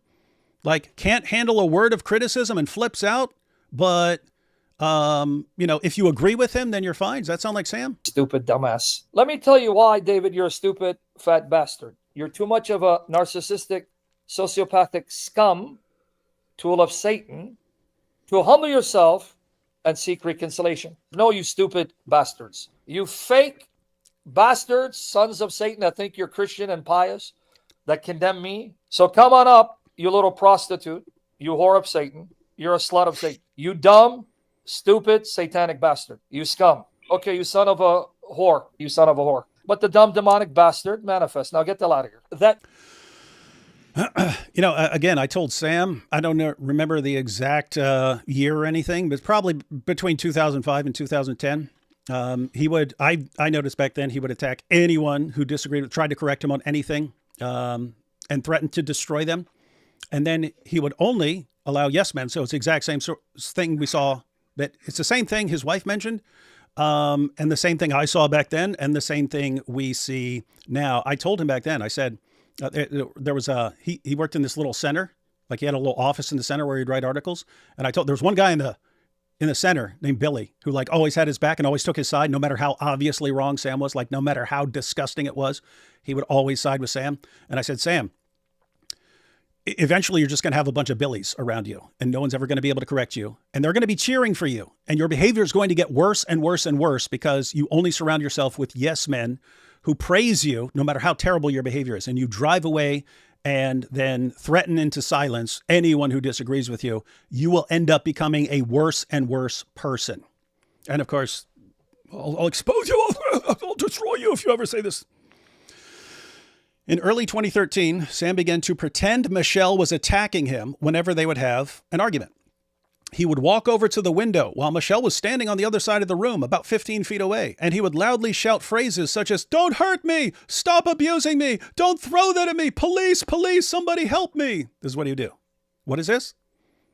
He's letting her know, if you ever cross me or try to divorce me, I will have witnesses of the neighbors who heard me shouting, "Police, police, she's attacking me." This is how he operates. Around this time, Michelle began to notice that Sam would read her password-protected messages and emails. So he would figure out her passwords and then read all her messages and emails. He would track her on Facebook and go into her account to read her messages and monitor her activities. Then he would confront her with the things he had discovered. He falsely and repeatedly accused her of cheating on him, even though she had not at this time. He told her how he longed. Catch this, guys. He told her how he longed to find nude pictures or sex videos of her on the internet from some previous boyfriend. He told her how he longed to find nude pictures or sex videos of her on the internet so he could justify how he treated her and prove what a slut she was. He would text her constantly whenever she left the house or when she went to work until it got so bad that she had to block him from texting and calling her phone at times. She also, back then, like in one of the times where he'd be nice to her, she'd be all happy and she'd be messing with me. Oh, he's super nice. He's super nice. He's super nice. And I'm thinking, dude, don't fall for this. Don't fall for this, girl. Do not fall for this. She said, hey, we're getting along really well now. And he wants some naked pictures of me. And I'm like, no, that is not him wanting nude pictures. I don't care if a guy has nude pictures of his wife, but that was not him wanting nude pictures of her. That was, hey, if you ever leave me, I will post these all over the internet. I'll send them to the entire Assyrian community. So do not think that you can leave me. Everything with him is getting leverage so that he can threaten you with destruction if you ever abandon him.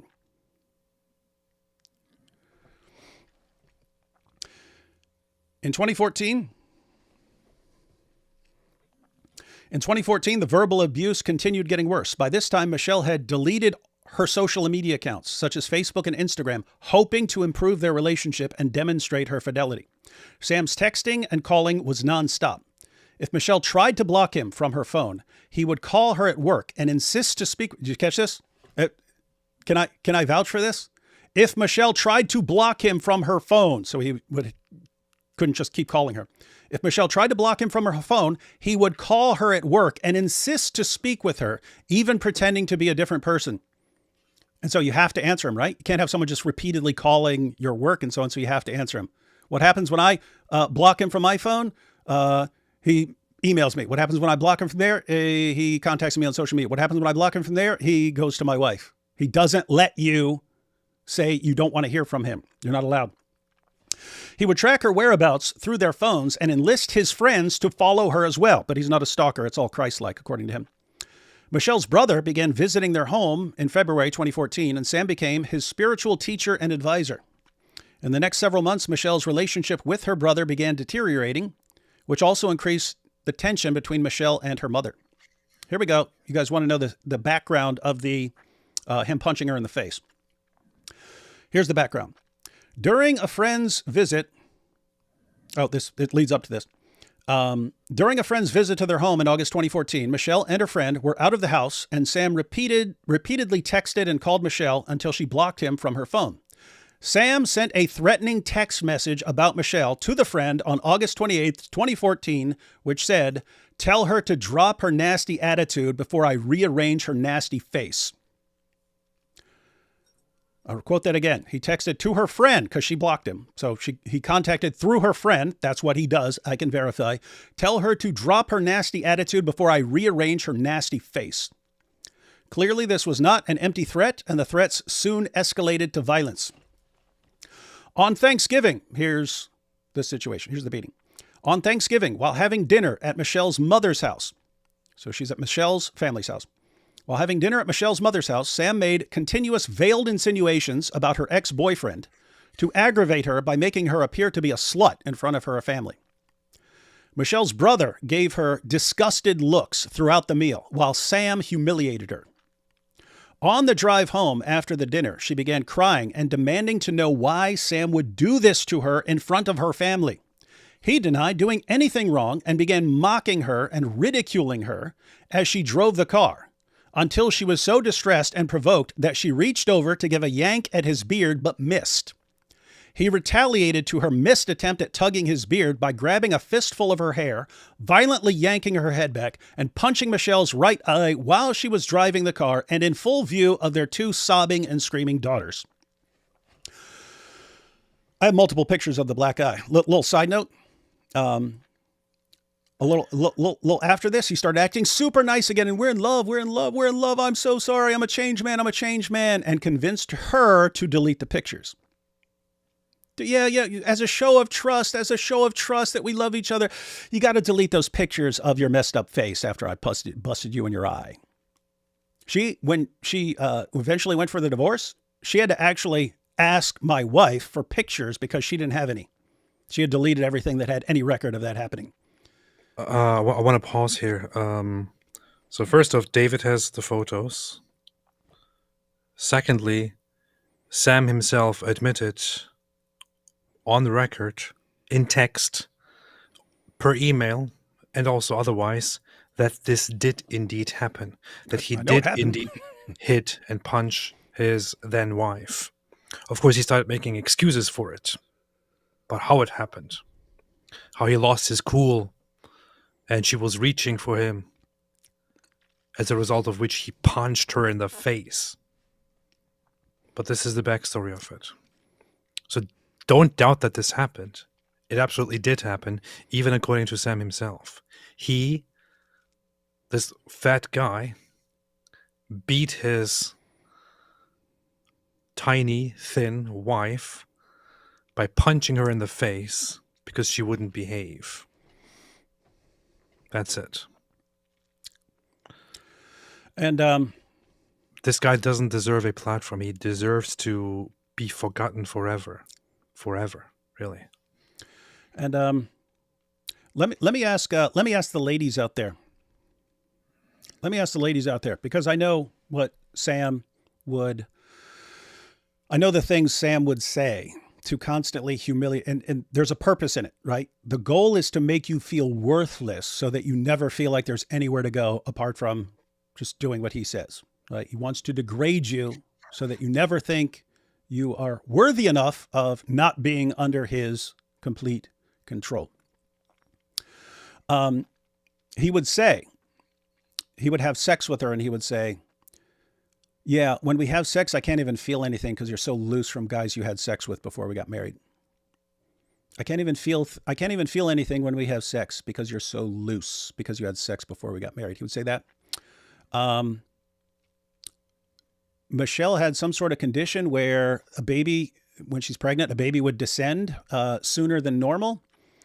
Sam would tell her that it's because she's so loose because she had sex with other guys before him. She's so loose she can't even keep a baby inside her. The baby will fall out. It's a medical condition, right? He's saying, oh, it's because you had sex with all these guys. You can't even hold a baby in you anymore. This is how he would talk to her. You ladies who are watching, if your husband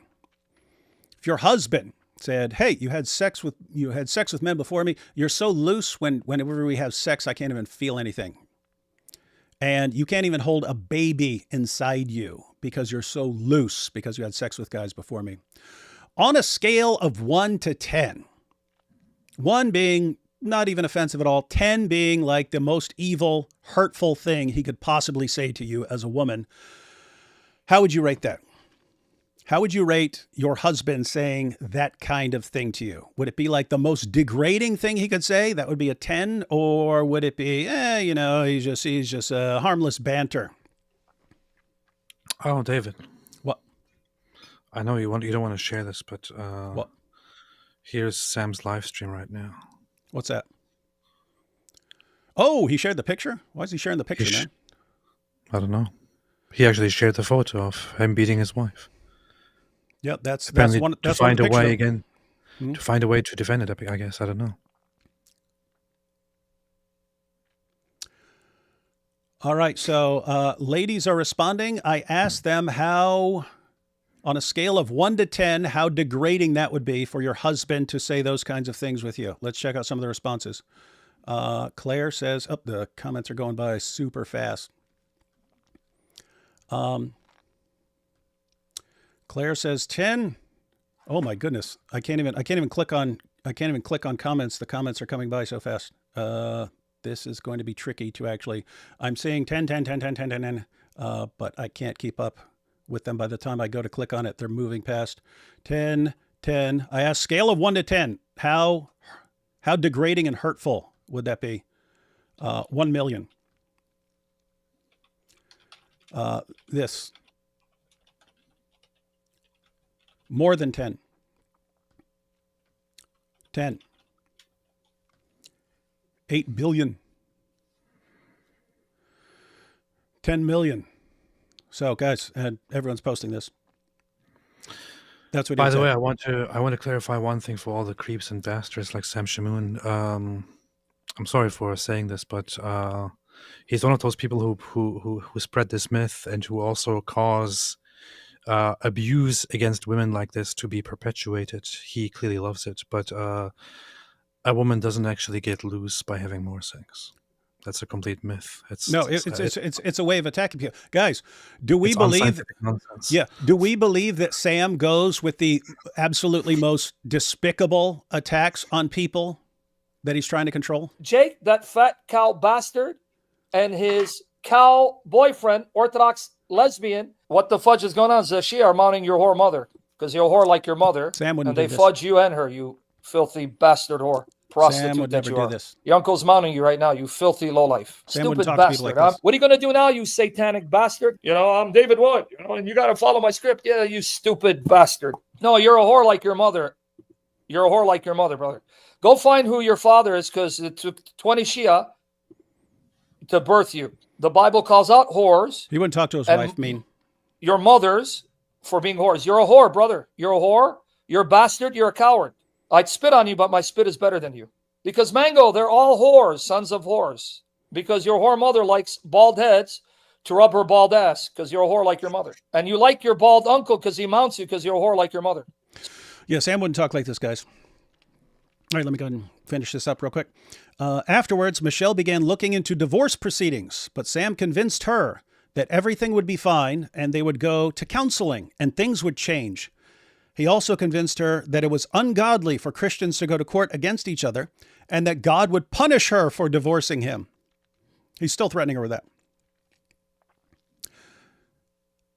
There's a difference between being concerned that someone is actually following the Bible and someone who just uses the Bible as a weapon. That's what Sam does. It's a tool to draw people to him and develop his cult, and it's a weapon against everyone else. Hoping that visiting a professional counselor would change the situation, Michelle stayed with him. However, it wasn't long before Sam began mocking the injuries he had caused her, mocking her for punching her in her face. It wasn't long before Sam began mocking the injuries he had caused her. In January 2015, Sam began making taunts about future assaults, saying, "Do you want me to even out your eyes? Come here so I can even out your face. I want to hit you so bad if it weren't for the consequences." Recently, well, this is recently in 2015, Sam also has been attempting to brainwash the children. He tells one that mama is evil and needs prayer.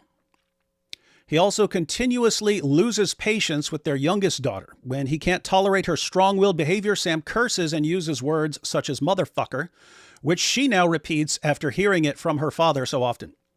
He continues to lie about Michelle to their friends. Last week, the baby threw the computer charger and damaged it. Last week, the baby threw the computer charger and damaged it. But Sam sent an email to friends saying that Michelle had thrown it on the floor in a fit of uncontrollable rage. Since Michelle has taken action to get a divorce, Sam has been telling Michelle that he will do everything he can to make this as nasty as possible. And here we are 10 years later, and he's still making it as nasty as possible and threatening to destroy her and telling her that God is going to destroy her. Filth. That's Filth. dude. Absolute filth. Not this guy. Mother right? doesn't complain about bald asses rubbing her bald face and bald heads rubbing her bald ass. You prostitute. Bring your mother out of the darkness of being a whore like your grandmother and stop letting your uncle molest you and mount you because you're a whore. Are you his whore? Because I think you're his whore. Because I think Lesbiano mounts your mother and sleeps with her. The same Muslims that fudge your mother? I didn't know that. Can you go to that faggot and tell him come on my stream? Hey, faggot. I know he mounts you and your mother. Here's the link. Orthodox faggot. Come on, faggot. Come on, fag boy. Only Orthodox Lesbiano. Your mother's. Anyway, guys, that's Sam. That's Sam. That's a guy who becomes so insanely deranged when anyone abandons him that he keeps attacking them, even if it's a person who could bring all this out at any given point. That's what Sam does. Can't stop. So, guys, anyway, Sam, you threaten everybody. You threaten me. You threaten everybody. You threaten your wife. Don't you dare cross me. Okay, I accept.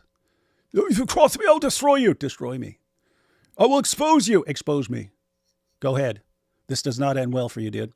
Here's the thing, Sam. I mentioned earlier that if like 2015, 2017, anytime in there, if God had told me, David,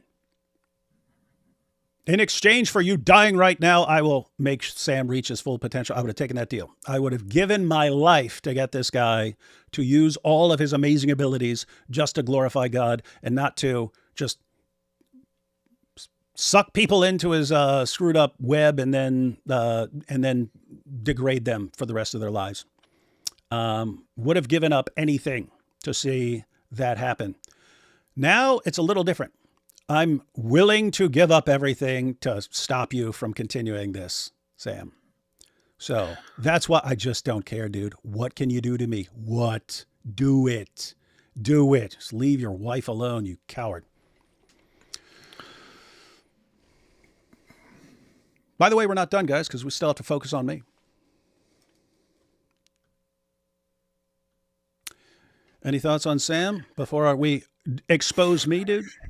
Any thoughts on Sam? For everyone who's still moaning, why are you doing this? You're giving ammunition. Ammunition against a horrible, horrible abuser who needs to be stopped. And ammunition against me, because I see a lot of people, David, you weren't exposing this sooner? No, guys, they were married. I'm not going to, oh, here's what he did before you were married, and here's what he did to you during the marriage, and so on. And then afterwards, it's he's in full meltdown mode after she actually divorces him. He's in full meltdown mode. And I'm thinking maybe he's going to learn now. Maybe he's going to learn and he can be honest and deal with his problems. So yes, I don't know what I was supposed to expose and stuff, but yes, I agree, everyone. I should have put a stop to him abusing people a long time ago. As I pointed out, I was mistaken in my belief. It's like everything in my life always pointed to this, that I thought I was there for a reason. I still think I was there for a reason. It's just not the reason I thought. But the reason back then that I thought the reason for me being friends with Sam was he was eventually going to get better. He would repent of all this. He would confess this stuff like I did after all the messed up stuff I did, like confessed it. I was wrong and I turned away from that stuff. Thought he was going to eventually do that. He could do all this. He could announce and say, "Hey guys, yeah, I was terrible. I was terrible. But, you know, I'm changed now." I was looking forward to that. He got worse every single year, and right now he's the worst I've ever seen. He's absolutely demented and going after everyone he thinks has abandoned him. So guys, yes, Dawa guys can be blasting away at Sam over this. They can be blasting away at me for this. I accept my role in not stopping this. Again, I don't know what I'm supposed to expose. It's not my inclination to expose people. I would always try to help people and so on, help people move forward. But I should have at least stopped this abuse years ago. I did not, and I was wrong. One of the many things I was wrong about. All right, should we talk about me? No, we have to talk about Sam first. So, Sam, you filthy, disgusting dog, son of Satan, spiritual bastard. Now, I won't call you what you usually call other people, such as a son of a whore. I won't call you what you called me. I won't make fantasies about your dad beating your mother and then raping you, as you did about me. It's very clear that you have serious problems. You know, over the years, so many people have told me, Sam, I want nothing to do with that guy. Dude, be careful with that guy. Stay away from that guy. I ignored it. Okay? I thought what people mean is just that he's a little bit unhinged, that he has problems, that he has temper issues and all that. I ignored it. Right, I stuck with it. In fact, I can have you listen to his message when he heard that I was in the vicinity. He sent me a voice message. He was very excited about it. It was just a month ago. It was just a month ago where he sent me this message here. Let's see. Apostate prophet, I want to see you before you leave. I live in Arizona. I want to see you before you leave. We're here for a while. Come see us, Apostate prophet. Come see that I've gotten heavier. I'm looking like David Wood. Come on, we're waiting for you. He's joking about this. He wants to see me. This is just a month ago. At the same time, I guess he won't be mad at me for saying this, but IP was with me. I told IP, hey, Sam is inviting us over. He wants to see us. He wants to have dinner with us. IP was like, Sam? Pff, no. So IP left, and I thought, okay, yeah, I guess I'll go meet Sam Shamoun. Now, I can't blame IP. Had I known what I know today about Sam Shamoun, I would have also said, Sam, no way. So Sam is a horrible, disgusting, sick human being. After me ignoring all of these things and still trying to give that guy a chance, he eventually started coming after me and attacking me and lying about me. And I see here in the chat, in the live stream, people still defending him and attacking me because of his stuff. Somebody saying AP abandoned his wife. Never happened, dude. Never happened. We talked about this, okay? It was a mutual separation, after which I went different ways and probably didn't do things the absolute best way and maybe sinned. And I should repent for that. And I ask God to forgive me. If I did anything and if I do anything wrong, I ask God for forgiveness. I ask God to correct me, to set me straight, to do it right. And I tell everybody once again and again, do not take me as an example for how to be. Take Jesus as an example. Take Christ as an example. Be like him. Do not take me as an example, but most definitely do not take Sam Shamoun as an example. This guy is, if we go by what we have heard, a serial abuser, Physical and mental. a violent physical abuser, a gaslighter, a manipulator, possibly a rapist. So, I don't know, man. I'm a little bit speechless. I had a lot to say just a little bit ago. But, oh yeah, just one thing. I wonder why Sam Shamoun is trying to take this stream down. Yeah, why? Are you scared, bro? Yeah, guys, he's over there talking trash about me. Guys, he's over there talking trash about me. Do you see me? No, cover it up, silence him, shut it down. Why is he asking people to flag this live stream and to take it down? Are you scared, man? Are you scared, you filthy fat bastard? Are you scared? Be scared. Be scared, Sam. Be terrified.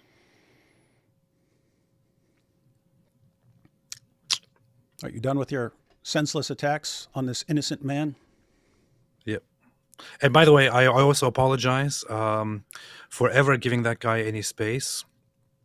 For after David told me that he doesn't want to associate with him, for still giving him space, for still inviting him on, I apologize sincerely to everybody for ever promoting or saying something good about him, for saying, yeah, I think he's good, I think he's a good guy, for saying any of those things. I apologize for inviting him. I apologize for asking him for anything. I really sincerely apologize to everyone if I have caused anyone to listen to him. I sincerely apologize. I regret it. That's it. All right. Now, as I mentioned earlier, ladies and gentlemen, we'll have to see if he's still here. But Jai has been with us supposedly for 5 hours now, and the reason was I didn't watch Sam's live streams attacking me or attacking AP. Wasn't interested. Someone sent me some clips. We watched some clips, but Jai has watched them, and I asked Jai to bring forth whatever. Hang on, let me see here. Oh wait, just a second. By the way, since Sam hates it when people take down live streams with him and post with him, I'm going to be here and just, take down live streams that I had with him. Hope he likes that. Yeah, he'll repost them because yeah. Hey, Jai, you still there? Hey, yeah, Oh. I am here. I'm here. Okay, so everyone, yeah, Jai's actually I been have- watching the Sam's I have live stream. no idea how I'm going to do this, though. I'm just learning this stuff for the first time, just like everybody else here. Why? Because even though we're good friends, I didn't share any of this with you. No, you didn't tell me Huh. any of this. I just learned. I just learned this week that it actually wasn't a lie. That actually Sam really did hit his wife. The first time I learned about it this week, after knowing Sam for I knew Sam since on Pal Talk. I was a teenager, over 10 years. I never knew that. I never knew anything David is saying right now, and I'm just processing all of this right now, and I don't even know how I'm going to do this right now. But I'll try. And I feel like any issue that I bring up, it would trivialize or minimize the seriousness of what you said so far, because he's talking about blaming David for not finishing book projects. Like a book project is anything. I can't even talk right now. You guys can hear me. I'm like speechless.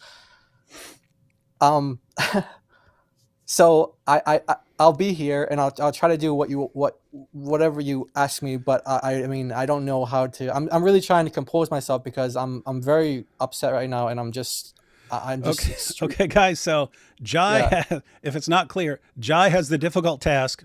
Because I was asking, I said, hey, who's been watching Sam's live streams? And a couple people have.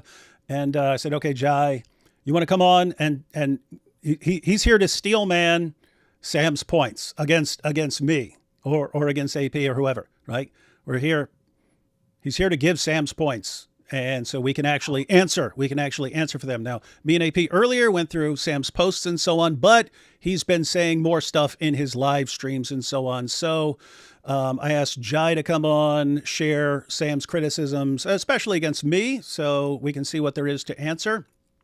And Jai's pointing out that he's a little discombobulated and feels is going to feel awkward, kind of defending Sam or steel manning Sam's position here. So we think we believe you can do it, Jai. Anyway, Yeah, I just want to. do your worst, sir. Do your worst. Yeah, before I do though, I feel like, so I just want to say again, this is my first time hearing any of the stuff that David just read from that timeline. Apart from the hitting his wife, I only knew about that this week, and Sam was the one who admitted it on his stream. He showed an email and then he spoke about it. I didn't know that he actually did that until this week. So, and everything else about what he did to his wife before they were married, his children, how he treated them, I had no idea about any of that stuff and any of the stuff he said after that. So, and so I mean the public stuff I've seen, him cussing people out, cursing their mothers and things like that, and I completely condemn that, and I never supported him doing that, but this stuff is all new to me. So okay, what was the question again? Sorry. By the way, just a quick note. Anybody here left? David made me a moderator in the past, so it's all his fault. But anybody here defending Sam Shamoun in the chat after this, I'm banning you immediately, permanently. No. Well, yeah, in future live streams, I told people we wouldn't ban them for defending Sam. I did say that, and right now, especially. What the heck is wrong with you, man? Okay, guys, that was not my decision. AP apparently did not know that agreement that I made that I would not ban people. They weren't solid defenses. They were like, "Oh, what Sam is best," and yeah. So I don't want them banned because, guys, now's your chance. Do your worst. Now's your chance to attack me, D Wood. Guess what? Pretty darn messed up. Dude. So, Jai, what do you got? Okay, so basically you guys addressed every major issue that I noted from his streams. There is the part that he claims to have receipts on you, though.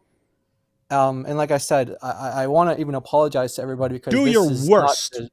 I just want to say again, this is not to trivialize or minimize. Go ahead and tell us. Go ahead and tell us how what I've done is at least as bad as anything Sam has. Not even comparable. Okay, so the thing that he wants you to address, because like I said, I noted down about 10 things that I thought were the most. I was supposed to be here to steelman his positions and say, this is what Sam said, and how would you guys respond to this?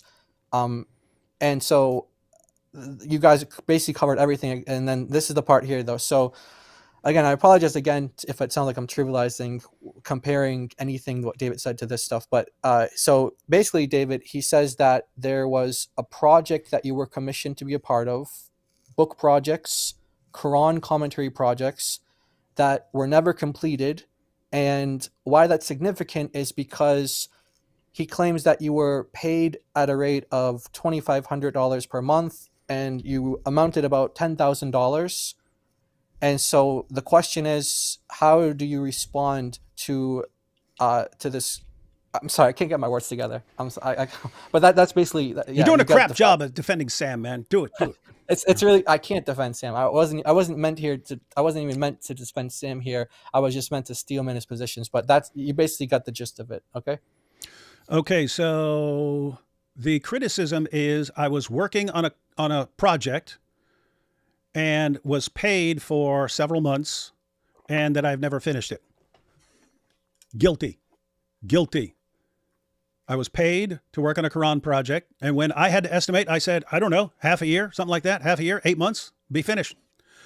And then me realizing after working on it for a while that it was probably going to take like 4 to 5 years if it's just me and 1 or 2 other people. Guess how many authors make the same mistake? Guess how many authors make the same mistake? Probably lots, or some, or one. And by the way, little side note, anyone who knows me, I probably don't finish 95% of the things I start. I just estimated this last night or 2 ago with a group of Christians, but probably 95. I have at least 1,000 video scripts that I started and never finished. I have multiple books that I started and have never finished. On the Quran, like, and by the way, anyone who knows me knows this. I always, like, even though I'm aware of it and I've been doing it for years, I still, to this day, when I think, okay, I want to do this, how long is it going to take me? I massively, I mean, orders of magnitude underestimate how difficult it would be. It's something I would think, if it's something I think will take 2 hours, it's like 15, 20 hours of work spread out over several days. And the thing is, I know that I'm like this. And still I'm thinking, okay, how long is that going to take to edit? Hour. It's got to be an hour. Wrong. 12 hours later, I'm enraged that I'm working on this. So anyway, the Quran project, I thought, okay, well, it doesn't take, I've read the Quran. It doesn't take terribly long to go through the Quran. So what I wanted was it was critical. Robert Spencer has already done something similar since then. He has the critical Quran and so on, although he's focusing on different issues. But I wanted a Quran that included information about textual variants and so on, moral problems with Muhammad, all the Islamic dilemma stuff, wanted every single verse marked and pointing out the relevance and stuff like that, tying them all together. And then just basic stuff. The basic stuff was easy because you could just say, Ibn Kathir says it's about this. Qurtubi says it's about that. So the basic stuff, that wasn't the issue.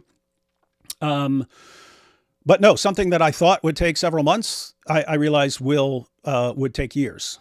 And so, yep, was paid while working on the project. And once it became clear that I was not going to finish this for a long time, I was not paid for that anymore. And still to this day, have not finished it. Let me tell you how my brain works.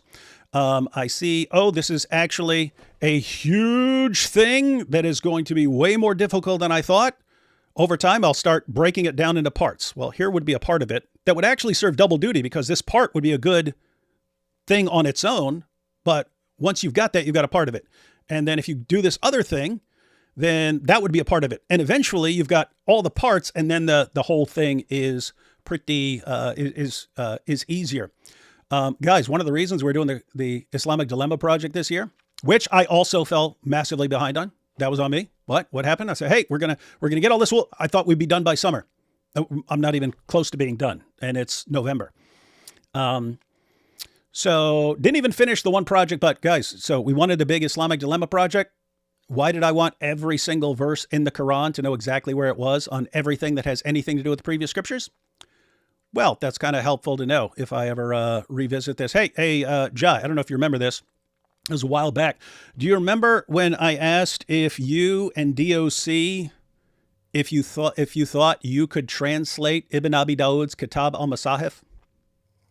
I remember we had those conversations, yeah.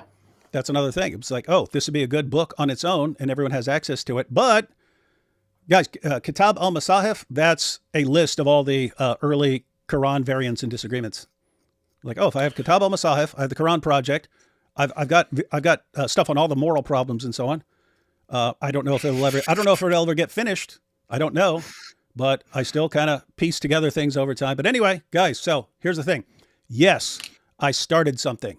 No, I did not finish. It's something I would like to work on. I do not know if I will ever take the time to complete that.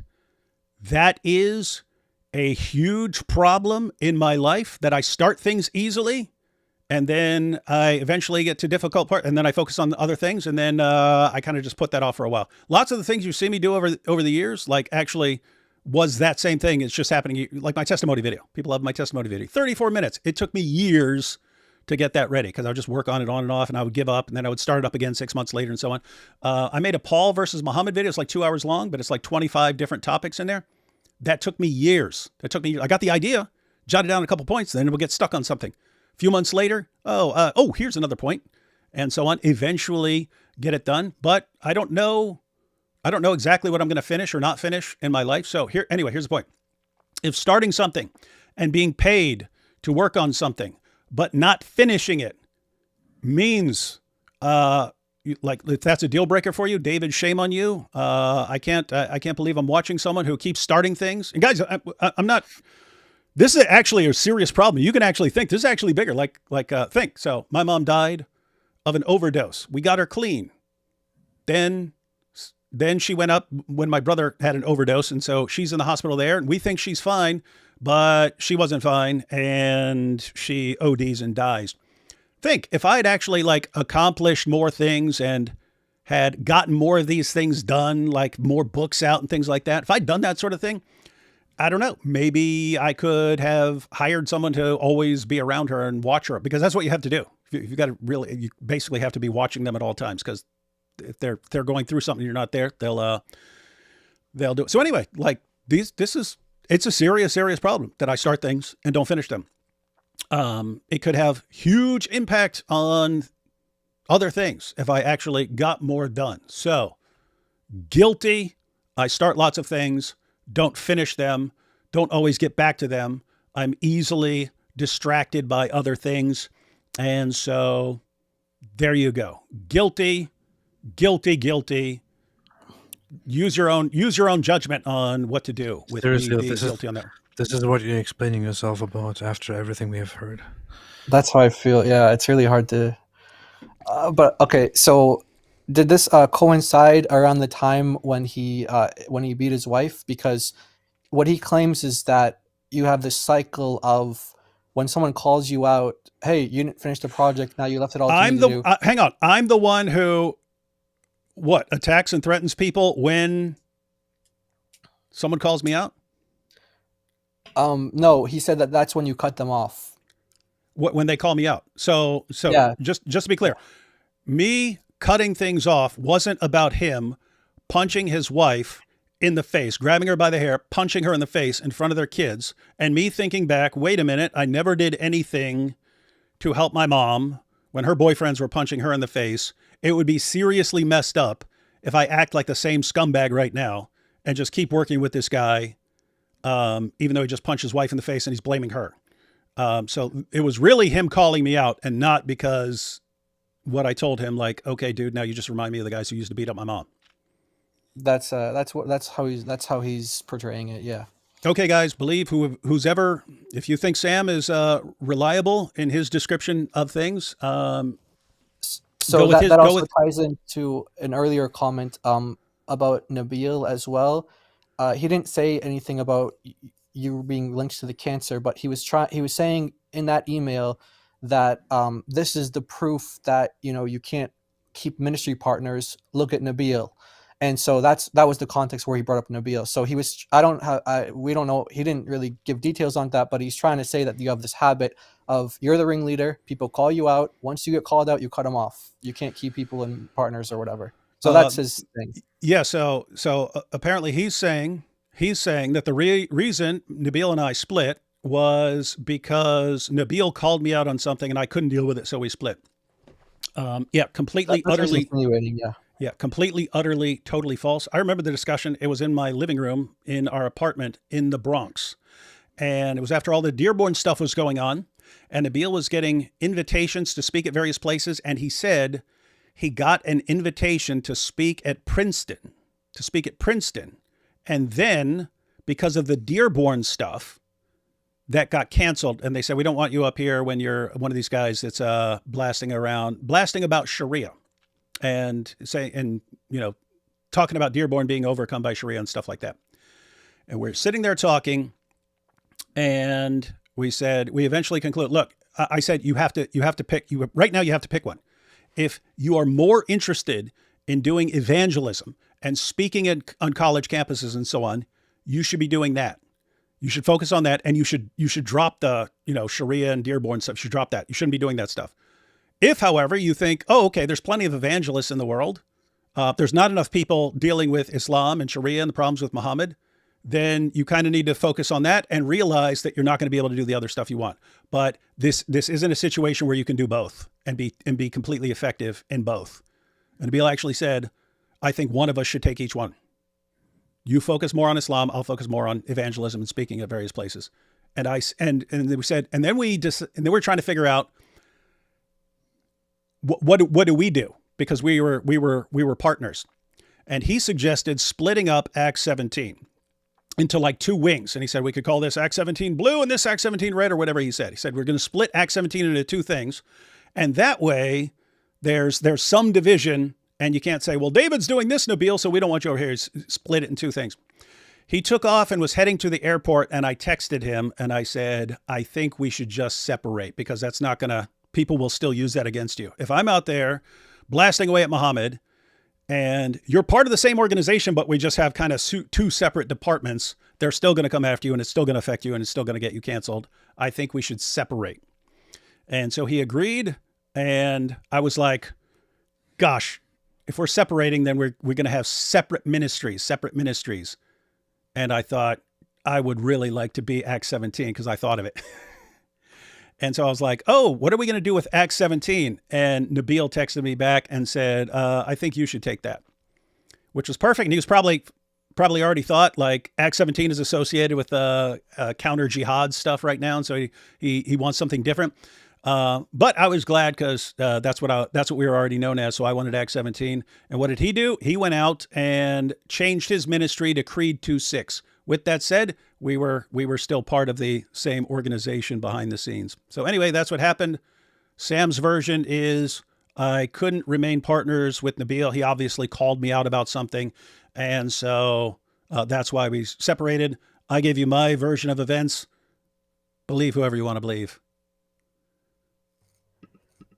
Wow. Yeah, as I said, you guys addressed everything else. There was, I mean, smaller things, but like I said, they seem really trivial now. So, Were there questions that you prepared from yesterday or something? Yeah, he said we answered them in the course of this thing, and he covered the things that we didn't answer. Yeah. But what about the question? Why didn't we invite Sam Shamoun to this conversation to judge? Oh yeah, you guys did address that, but you guys can, if you want to go into more detail on that. Yeah, people might be wondering, okay, why am I here? Just Steel Man Sim, why don't you guys allow I've been speaking to Sam for many, many years. He gets worse and worse and worse. And I've made it clear I don't want to associate with him. I don't want to appear in things together with him. He's obsessed with getting me to appear. I feel like I'd be like granting him something. I can say that I didn't invite Sam Shamoun to talk about all of this for the same reason that I didn't invite Mohammed Hijab when he called my wife a whore. Okay. Yeah, makes sense. Hey, look at this. Watch Sam come for Jai and DOC soon. Yep. Good luck, Oh Sam. yeah, Good luck. Good luck.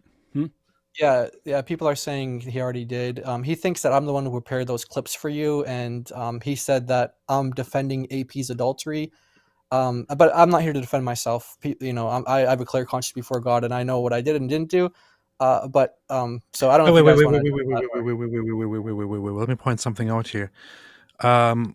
Shout out here and thanks in front of the public to one person here, our friend Jai. Jai, thank you so much. When everything was going down, when everything started, when everything happened, there was one person, the first person who got in touch with me and who actually asked me, hey, what's up with this? What's going on? Can you please explain things to me? Is everything all right? I'm confused by the situation. That person is Jai.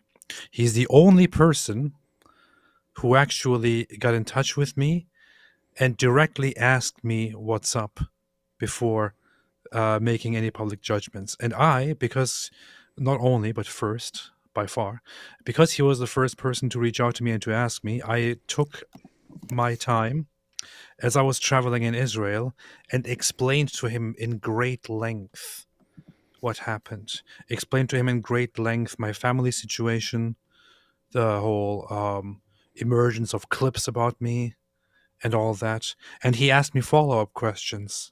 And I also, in great length, answered those follow-up questions to see whether things are biblical or not, acceptable or not, good or not. And we talked about this in great length. And Jai took, once again, a lot of time out of his busy life to give me an analysis on what he actually thinks about my situation. So, Jai, thank you so much for that. I appreciate that, brother. Yeah, you're welcome. Because we love you, and funny enough, I know it's going to sound crazy, but this is something that I actually learned from Sam. Believe it or not, well, not recent Sam back in the day. Sam that used to quote Proverbs 18 verse 17 and say the first one to plead his cause seems right until his neighbor comes and examines him. And so Sam would say that and say, always hear both sides. Don't just take one side. And I'm not saying that like Sam's the one who introduced that idea to me, but he would instill that through the years. And so that's kind of funny that he didn't. Well, it's not funny. It's sad he didn't practice that himself. He jumped to conclusions and made assumptions, and I just wanted to thank you first for those kind words, but I did it because we love you and we want the best for you and in the Lord and as a person. So wanted to reach out. And you also at the end of it pretty much gave me a summary of what you think and of what is morally right, and also asked me to explain this to the public as I explained it to you. Now, I did not take your advice because I thought it doesn't really concern the public, and I just want to keep things to myself. So I hope you don't. I hope you're not mad at me about that, Jai. No, I wanted to also commend you as well. I forgot about that because everything that David shared, I forgot. But I wanted to commend you for, sharing everything that you shared, because I know it's hard to talk about these things and to be vulnerable to everybody and to share things, because some people don't like to talk about their sins and their failures, and especially to over 5,000. This could be like hundreds of thousands of people by tomorrow, and you're doing it. So I wanted to commend you for that and encourage you. And that takes a lot of strength to do that. So. Everybody knows that I'm the most humble and all that. So, So, well, was that the? That was you guys really covered everything throughout the course of the stream. Well, guys, that's what Sam was threatening to expose me for. If you better not cross me. Don't cross me. I told him years ago, whenever he would threaten me if I criticized him, I would say, dude, I'm not exposing you because I don't want to expose you. I want to help you. When you threaten me, I really, really, really have an urge to do the opposite of what you're telling me to do, like really strongly. And so now we're in this situation. So guys, if you want to condemn me for something, then condemn me for not stopping him earlier. I totally accept that. I agree.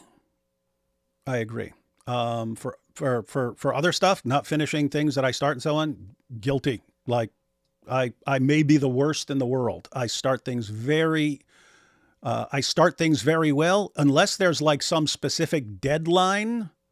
Deadlines help. Some sort of deadline helps. Then I get a burst of energy. It's the same reason you've never seen me actually prepared for a debate.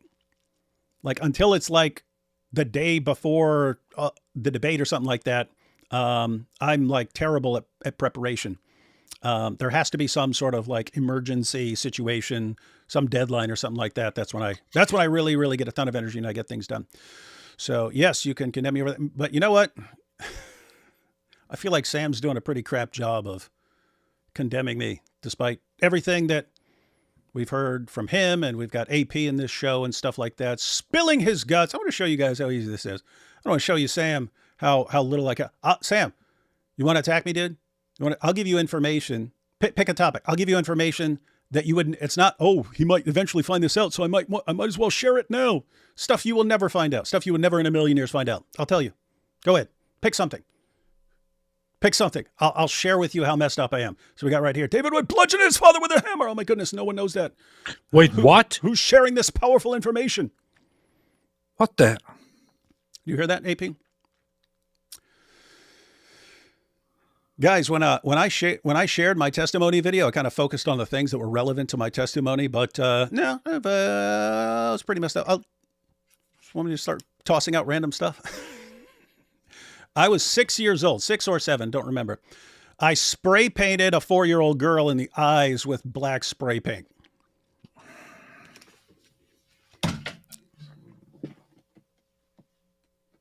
It's messed up, right? It's a 4-year-old girl. 4-year-old girl. Trying to make a point here, Sam. I've done messed up stuff too. That's why I was able to work with you for so long. What else? Hey, David, what? I just thought of this now because my brain's a little rattled with all these thoughts, but you know, you made this point about how people are posting 6, 7. I forgot about that. I saw that that's like a thing with young people, and then I just said 6 or 7. Now everyone's posting 6, 7. That's funny. All right, sorry. What? You were making a point about how he takes a rule and applies it to everybody else and not to himself. That's and true. I just thought of that's the Proverbs 18:17 thing that he would say. He would apply that to other people, but not he didn't apply it to himself in this situation, right? He just immediately went after AP, not even asking AP his side of the story, not even knowing the facts, assuming things. So like you were pointing out that he might be able to talk about something and make application of it to teach you how to make application of it, but he himself doesn't do it. It's kind of like the Pharisees, do what they say, but not as they do. But don't do as Sam says either, because Sam has gone way far off, and he's Hey, we still got Sam's fans here. So apparently he's telling them to ask, D-Wood, did you keep the project money? Did you steal? If I'm doing work on a project and I'm being paid for it, and then I don't finish the project, I wasn't paid to finish the project. It was just clear I was not going to finish the project, at which point I was no longer paid because it was clear I wasn't going to finish. So yeah, if you regard that as stealing, then yeah, you got me, guys. You got me for stealing. I did not complete the project. 6, 7. So guilty on that. But guys, come on, we could do better than that. We could do better than that. Sam, everyone's worried about Dawa, guys. I have no idea why you guys are worried about Dawa, guys. They're going to say stuff. Dawa is crumbling and dying. It's pathetic. I think it's hilarious when I see them turning into drama channels. I think it's hilarious. It's like you guys are giving up and you just want stuff to attack people on and make fun of people on because you can't do Dawa anymore because it doesn't work and no one buys it anymore. But hey, this isn't just about saying, I'll give people information. You want some stuff? Hey, Dawa guys, you want some stuff to attack me for? Again, No, this is David, what you need to explain why you kept salary. I kept salary when I was working on it. When I wasn't going to finish, then I wasn't. I don't know what to do. Why did you keep salary, Dave? Oh yeah, I get it. Yeah. All right. David, isn't it also true that you worked with that person who commissioned the project over those years? Like he's not demanding any money back or anything. Isn't that also the case? No, if he did, I would give it to him, but he knows. And you've continued to work with him over the years, yeah, right? But yeah, I did. Yeah. Okay. I just want to make that clear for everybody. So he doesn't feel like he's robbed. He doesn't feel like he's been stolen from. No. I just want to make that clear to everybody. No. And that guy has known me for he knows I start things constantly that I don't finish, and some of them I eventually finish. Some of them I eventually finish. So the person who gave you the money is not complaining about it. Am I getting that right? You are correct. Sam, to my knowledge, Sam Shamoun is the only person on the planet who's complaining about it because he was letting me know, if you ever cross me, even if I'm going after all your friends and so on, if you ever cross me or expose me for anything I've done, then I will expose you. And he doesn't realize I don't care, dude. I just don't care. If you want to condemn me, I don't care. If your fans want to condemn me, I don't care. What do you want me to do? Hey, I even mentioned I would give Dawa guys some information. Hey, so before I went to prison, before I went to jail. So I was in jail and then I got out. While I was out on bond, before I went back to jail and then went to prison. Dawa guys, here's your stuff. Here's your stuff. The last 2 girls I had sex with before I went to jail. One. Dude. What? I don't care. One was 13 and one was 15. So when Muhammad Hijab's like, oh, what if a girl's 13, but she got wide hips? That was the case. She had big boobs and wide hips, but she was 13. I did not care. I would not, I didn't care back then. So here I am, because in the minds of the Dawa guys, if you ever did anything, you can never condemn it because you did it once and you can never take the opposite side. So I had sex with a 13-year-old girl. Now she flung herself at me. So I guess I can defend it. No, I don't defend it. Shouldn't have done it. Doesn't matter if a 13-year-old girl flings herself at you. It doesn't matter if she has big boobs and wide hips and so on. You don't do that sort of thing. The 15-year-old girl, to be fair, she told me she was 17, but it wouldn't. I eventually knew she was 15. I still didn't care. That girl, I had anal sex with that girl. Do you know what that would be in court? Do you know what that would be in court, guys? Sam, I'm trying to let you know, dude. What are you scared of? People finding out the truth? Who cares? If you want to condemn me for it, condemn me. I've done all sorts of messed up stuff in my life, Guys, the point is that would be like if it's a minor and you do something, it's a higher category. That would be considered like forcible sodomy or something like that because she's not able to consent. What? Can you quickly point out and explain to people that that was during your criminal life before you became a Christian? Yeah, that was my criminal life before I became a Christian. Okay, good. Okay. Yeah. So I was bad. That was a bad. You know what? That was a bad thing. I feel like Here, I condemn Islam for all this stuff, but I did some of this stuff and I was messed up. Sam, why are you scared of people knowing things that you've done? Why are you so terrified? Because you're worried they're going to abandon you over it. Guess what? Do I look like I'm worried about people abandoning me over anything? If you want to abandon me because of something I did, abandon me. Go for it. I feel like there are other people to follow in the world. What? I feel like a freaking saint right now. Oh yeah. Oh hey. Now, AP brought up. Hey, that was clarified that was before you were a Christian. That was indeed before I was a Christian.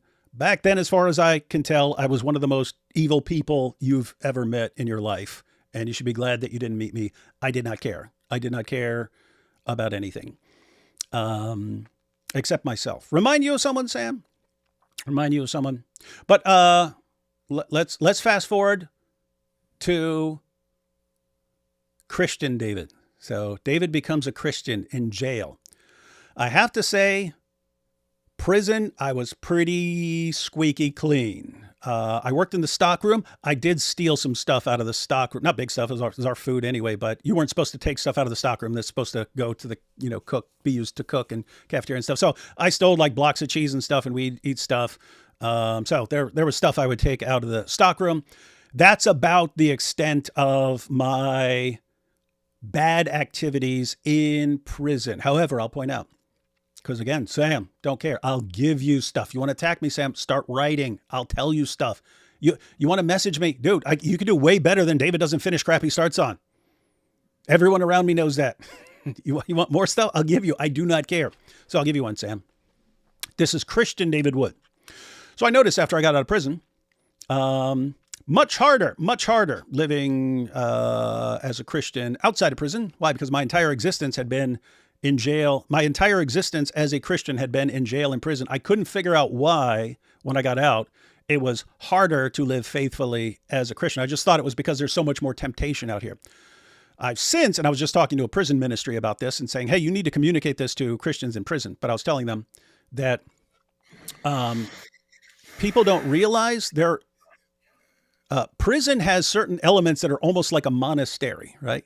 You got your Christian brothers all around. Guess what? That's accountability built into the system, right? You're surrounded by other Christians in your area. You go to church with these guys. You're in the same dorm with these guys. You're surrounded by Christians. That actually helps you being accountable to people around you and so on. Simplicity. I'm pointing this out because there are books like Dallas Willard's Spirit of the Disciplines and Foster's book on the disciplines. They point out that if you ask a Christian today, like, what are the disciplines of being, like, disciplines or things you do as a disciple? What do you do as a disciple? What are the things that a Christian does? You get like 4 or 5. You get like prayer, Bible study, fellowship with other Christians, 1 or 2 other things, right? But those are the like basic things. If you go back to the early church, they had about a dozen major disciplines and several more minor disciplines. And it was things like simplicity. You were supposed to cut out clutter from your life so that you could be simple and focused and so on. Things like that. Frugality, not being wasteful and so on.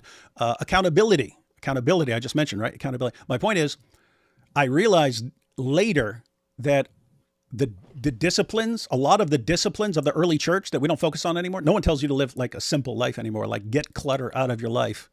But a lot of the things that were part of becoming a Christian and living as a Christian early on, they're not emphasized anymore, and people don't take issue with them. But I realize they're sort of imposed on you in prison. You have a very simple life in prison. Yeah, you might have to, the people in your face or something like that over something, but it's like you have a routine. You have a routine every day. You have to stand up beside your bed, but it's a very simple life. All your possessions are in one box beside your bed. That's all. That's all your possessions. That's all you've got. You've got one box of stuff. Your meals are all taken care of and covered. You have a simple life. You're not wasteful. You have accountability all around you. You have no excuse not to go to church services every single day or Bible studies every single day because they have them every single day. You get in a rhythm where you do this stuff constantly. Anyway, all of a sudden you get out of prison and all of that structure's gone. And then you find out, wow, it is way harder. Why is it so much more difficult to live as a Christian out here? So anyway, I meet my wife, Marie. She wasn't my wife then, but arguing with Nabil. She comes up to us, starts arguing with us both. I realize, well, this chick is everything I like in the world, except she's not a Christian. I'm going to put all my apologetics abilities into showing her that Christianity is true. So we start hanging out. We're reading books and stuff. I was at a conference recently in California with Ruslan. Ruslan was talking to people and saying, hey, it's easy to sit there with a girlfriend or something like this, and all of a sudden you're just laying in front of each other and you're spooning. He goes, be careful, spooning leads to forking. Spooning leads to forking. So he said that, and then I said what a horrible thing that is to say. But I was thinking in my mind, that actually happened. So I was sitting there, who's now my wife, witnessing to her, and she actually just lays down in front of me and takes her pants off. And I'm thinking, I'm not going to do anything. I was sitting there for a while. Anyway, then I went ahead and inserted something into her. I stopped after a few seconds and said, but I'm not. No, I'm doing. No, I'm doing. Nope. Stop. What? Dude, not stopping. I have become Catholic just listening to this. Look at me. That's where we're going. Here we go. So guess what, guys? We partly had sex for 10 seconds or something like that, and then I stopped. But I'm just kidding, by the way, Catholics. Please don't be offended. I love Catholics. So there was that. Check this out. So then I was like, what the heck just happened, man? I was considered a saint. I was considered a saint in prison. Then I get out, and I've lost self-control with a girl that I'm trying to witness to, and so on. Right. So I was like, I made it clear we can't do that. We do not do that anymore. But then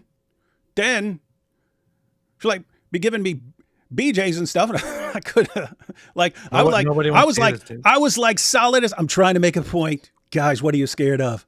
Yeah, we screw up. What are you scared of? People finding out? Oh no, AP did this. I've done stuff too. What's your point? All right.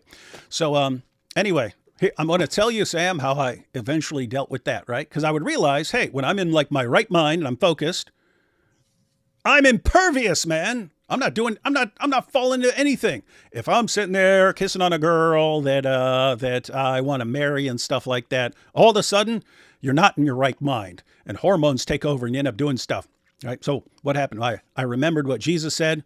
If your eye causes you to sin, gouge it out, which I've never met anyone who says, you have to do that or something like that. Everyone basically takes that as you need to take some extreme steps when you're in your right mind to avoid stuff. And so I walked up to Marie. And I said, hey, we got to stop doing that. And I said, but I know from experience now, I will be in situations where I am not strong enough to resist doing this. And that's why in those situations, I need you to be strong enough to resist. Do not let me do anything when I'm not in my right mind. And then I said, if you let me do anything with you, after it's done and back when I'm in my right mind, I'm going to walk into the kitchen. I'm going to get a knife. I'm going to come out here and I'm going to slice my arm wide open, wrap a towel around it so I don't bleed out. And you can drive me to the hospital where they can stitch me up before I bleed to death. But that's what I'm going to do if you do not resist me when I'm not in my right mind. That's what I'm going to do. So if you want that on your conscience, then go ahead. But anyway, guys, notice, telling you all sorts of messed up stuff that you would never find out, because who knows about that? My wife. That's it. Now the whole world knows, and all the Dawa guys can condemn me. Who cares? Who cares? Yeah, I bet. If that's a deal breaker for you, something back in 2002 or something like that, 2001, 2002, if that's a deal breaker for you, yeah. Sam, what are you scared of people abandoning for you, man? I just want to read something here. But now, apart from the law, the righteousness of God has been made known, to which the law and the prophets testify. This righteousness is given through faith in Jesus Christ to all who believe. There is no difference between Jew and Gentile, for all have sinned and fall short of the glory of God, and all are justified freely by his grace through the redemption that came by Christ Jesus. God presented Christ as a sacrifice of atonement through the shedding of his blood to be received by faith. He did this to demonstrate his righteousness, because in his forbearance he had left the sins committed beforehand unpunished. He did it to demonstrate his righteousness at the present time, so as to be just and the one who justifies those who have faith in Jesus. Furthermore, nobody is righteous, not even one, and we are in a fallen world. That's true.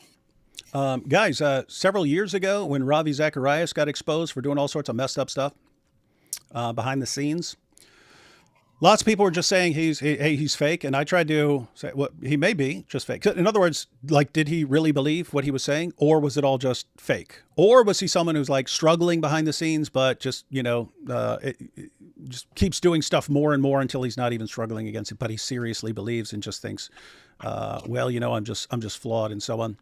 I pointed out, I don't know, but I pointed out how you end up living this double life, how you end up living this double life, how you can end up living a double life as a Christian for someone like that, right? So Ravi Zacharias starts going around speaking. Everyone's mesmerized. Their minds are blown by his awesome preaching and so on.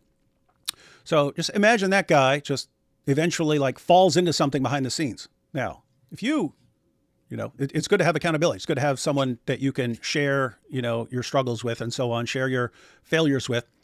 But if all of a sudden you become like this super important example of like the awesomest Christian in the world, you get to a point where if you slip and do something messed up, you can't tell anyone because everyone idolizes you. You're a hero to everyone. And you would start thinking, well, I can't tell them that I actually messed up here. I can't tell them that I did this at a massage parlor. Is one of the things he was doing. I can't tell them that I did this at a massage parlor. And so you never get any sort of confession. And what happens? You say, okay, I have to deal with this myself. I can't tell anyone because they have so much love for me and confidence in me. I can't disappoint all these people who love me. So I have to keep this to myself. Kind of a problem dealing with stuff yourself. So anyway, eventually you screw up again. You can't tell anyone. Eventually you screw up again. Can't tell anyone.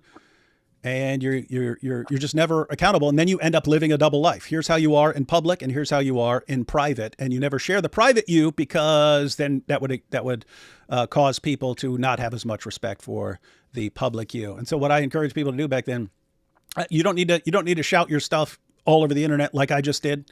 That's an example. What are you scared of? Like, guys, if you're sitting here going, look what he did, I can't trust this guy anymore. That's up to you. That's your decision to make. The point is, most people are kind of forgiving. We understand that we all stumble and so on. So again, you don't have to like shout out. You don't have to expose yourself all over the internet. You should have someone that you're accountable with, right? You should have someone that you can share and talk to when you fall short and say, look, I did this. I need some help. Can you pray with me? What? Yeah. For example, your priest. What's that? Yeah. Like your priest, right? Guess what? AP's not allowed to just go to his priest and talk about these things. His stuff has to be all over the internet, as Sam showed. But guess what? Now my stuff is all over the internet. I just put it out there. AP's stuff is all over the internet. He put it out there because of Sam Shamoun. And Sam Shamoun stuff is all over the internet. Now I have to open up and talk about all the things I did. No, you don't. No one else has to. But I'm pretty much an angel here. Yeah, I'm trying to make a point, guys. That I wonder if Jai is still alive. You still alive, Jai? Yeah. Yeah. Yeah. I just want to say to everybody, I guess David's going to make that point anyway, so I'll just leave it to him. I'm not trying to be wise here. I'm pretty sure David's going to make the point that I have on my mind in the end. So, yeah, I'm assuming. Yeah, you're making a point about we have all fallen short and done things, but the point is how we respond and repent and live our lives afterwards. And I also assume, your wife probably knows about everything you said tonight. So yeah. But I want to just say, I mean, we've already people are still posting it. David tried to murder his own father. Oh my goodness, is that serious? So the point is, we have made this point over and over again. Nobody's good. Nobody's that there is a reason why we're supposed to follow the Bible. We're supposed to be like Christ. There's a reason why we are fallen. We are sinful, right? You're not supposed to be like me, not supposed to be like David, and sure as hell not like Sam Shamoun, but rather like Christ. That's what I've learned. Yeah. So, everyone, you've all fallen short. Before you're a Christian, after you're a Christian. What you don't want is some double life where you're terrified of people finding out the truth and so on. I think everyone should be more honest about their struggles. I think that would actually help everyone. And I'm saying that because, again, I learned that from being in an environment where kind of everyone knows everyone else's business because everyone's around you at all times. And that actually helps you. And so trying to make a point here. What are you guys scared of? Sam, I'll expose you. Do it. Do it. Only God is good. Do it. I'll expose myself as I just did. Everyone, you just saw David Wood expose himself live. Be funny if that got the stream taken down. What? Somebody said, I wonder why AP has that too. I have all kinds of weird things here. That's what I do. It's not for a reason. I just have all kinds of weird things around here. So summing up, yep. Guys, I thought I was friends with Sam to help him. That's why I stuck with him, obviously, too long. I really thought I was there. So I thought I was on a mission from God to help this guy, not to destroy him, but to help him, and that he was eventually going to repent and he could confess to whatever he wanted to confess to, but did not want to expose him. Even after I split few years ago, did not want to expose him, was still hoping he would be able to repent and so on. Now he's just attacking everyone. And so Sam, got to stop at some point, man. I don't know what it takes for you to look around you and realize, hey, I've tried doing things my way for all these years. Look what it gets me. I lose my friends and then I freak out on them and I attack them. Anyone criticizes me, I lose my mind. I sit around calling people whores and sluts, talking about their mothers and so on all night. Dude, seriously, like how do you think this is what God gave you your brain for? How do you think that he did not give you these amazing abilities for something more than drawing people in and then controlling them through insults and abuse? Like, how do you not think that you were given this for something more than that? You'll sit here and you'll be happy with 500 people watching your live stream or something like that. Dude, you would have 50,000. If you actually just used your abilities for the glory of God, you would have 50,000 people watching you every live stream, man. You would be changing the world. But you refuse. No, I just want to call people whores and sluts and make them feel like crap and threaten everybody. I will destroy you. Don't you cross me. I'll humiliate you. Well, you got one guy in the world. You got one guy in the world who doesn't give a crap, dude. And that just happens. Hang on. I just want to point out. You got one guy in the world who knows all this stuff about you, who was friends with you all these years, and who is not scared of anything you can do. Don't care at all. Do it. Doesn't care even slightly about anything you can do to him. And that's the guy you kept harassing and then going after his friends. And you also know this, Sam. You know you can attack me for years. I won't say a word. You know that. And you took advantage of that and were glad to attack me, knowing I wouldn't respond. But you also know that changes once you start going after my friends. And just so everyone knows, AP, if anyone wants to criticize AP, I don't care. I don't care. Sam Shamoun does not get to attack AP because I know why Sam Shamoun is really attacking AP. And it's not because Sam really cares about their marriage. He doesn't care at all. He's attacking AP because he still can't handle the fact that certain people reject and abandon him because of his behavior. And he declares war on everyone who's around the person who abandoned him. You're not doing it, dude. Not doing it. Not on my watch. So you want to do this? You want to do this? You want to do this every week? Go ahead. And Sam, I'll even say it now. If you want to respond to all of this by attacking me, you won't hear a peep out of me. If you keep attacking people around me and you keep abusing other people and you keep threatening your wife, I will come after you. We're done, dude. We're done with your cycle of abuse. It's not going to continue.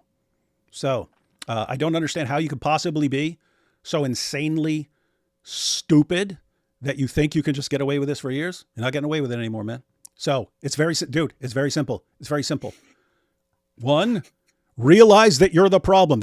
Realize that you were the problem. That happened to me in a jail cell. I don't know why you can't learn with your big brain. You go, I'm so smart. Me so smart. Me smart, dude. Okay. You're the source of your problems. Use your big brain to figure that one out. Then decide that you're going to change. There's stuff that you can just change by your will. Change that stuff. There's other stuff it's more of a problem. Your psychological problems, your fear of abandonment, your attacking people, your impulsive attacks on anyone who slightly disagrees with you about anything. That's what you go to a psychiatrist for. So you walk into a psychiatrist's office, tell them, I'm the world's most obvious case of borderline personality disorder, and I have some narcissistic tendencies as well. It's a horrible problem, and so I need help. Get the help from them. You need to be under some sort of spiritual authority of someone you submit to. This is an ongoing problem with Sam. It could be a pastor or anyone else tells him, dude, you're wrong about that. He can't accept it. In his mind, well, I know the Bible better than you, and I can defend this by using my amazing abilities to justify whatever I want. You see, you're saying I shouldn't go around just calling people whores and talking about their mothers, but look, the word whore right here is in the Bible, so I can. Right? You know what he actually suggested? What? It's so funny. I mean, it's not a big deal, but now that you bring it up, he actually messaged me after all of this happened, left me a voice message, and suggested or said that I should make a live stream and invite him on to talk about this whole issue, and should also talk about my I don't know if it was like I should also have my priest on, so that Sam can cite Bible passages and see if my priest knows these things or not. Like, he wants to challenge my priest for some reason about biblical passages because of my family issue. It's a very, very strange thing for somebody who claims to follow apostolic tradition, the Catholic Church, to suggest that to somebody. Really, it's very, very strange. Yeah. So Sam, do whatever is under your control. That's not going to be much. That's not going to be much because you are completely out of control much of the time. So get a psychiatrist to help you with your borderline personality disorder and your narcissistic tendencies. Actually submit to someone, even if you think I know the Bible better than you. Guess what? Anyone you talk to is going to be wiser and have more common sense than you.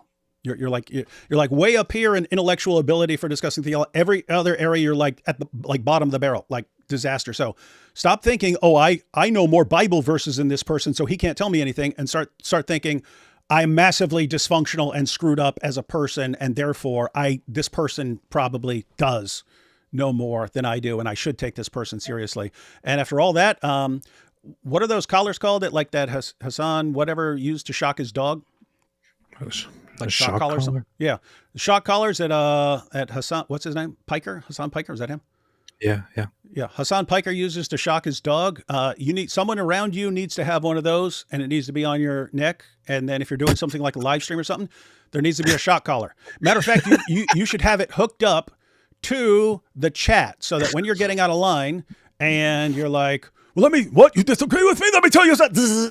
That's what it needs to be. Let me tell you something about your mother. That's what it needs to be every time. Someone needs to be able to shock you to modify your behavior over time. All right, guys. So those are my thoughts. Anyone else have any thoughts before we close out? Yeah, just a recap. Did we want to do this?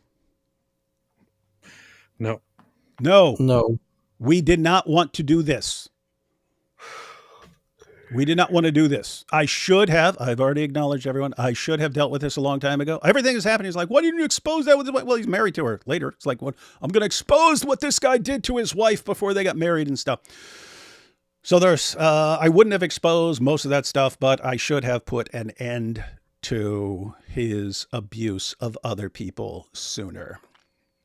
Way sooner. So I apologize to everyone for that. I was wrong. I've explained my reasoning. Shame. My reasoning was wrong. I'm flawed. Shame on you. That's it. And you have, and I have that brutal rebuke from AP right there. Shame on you.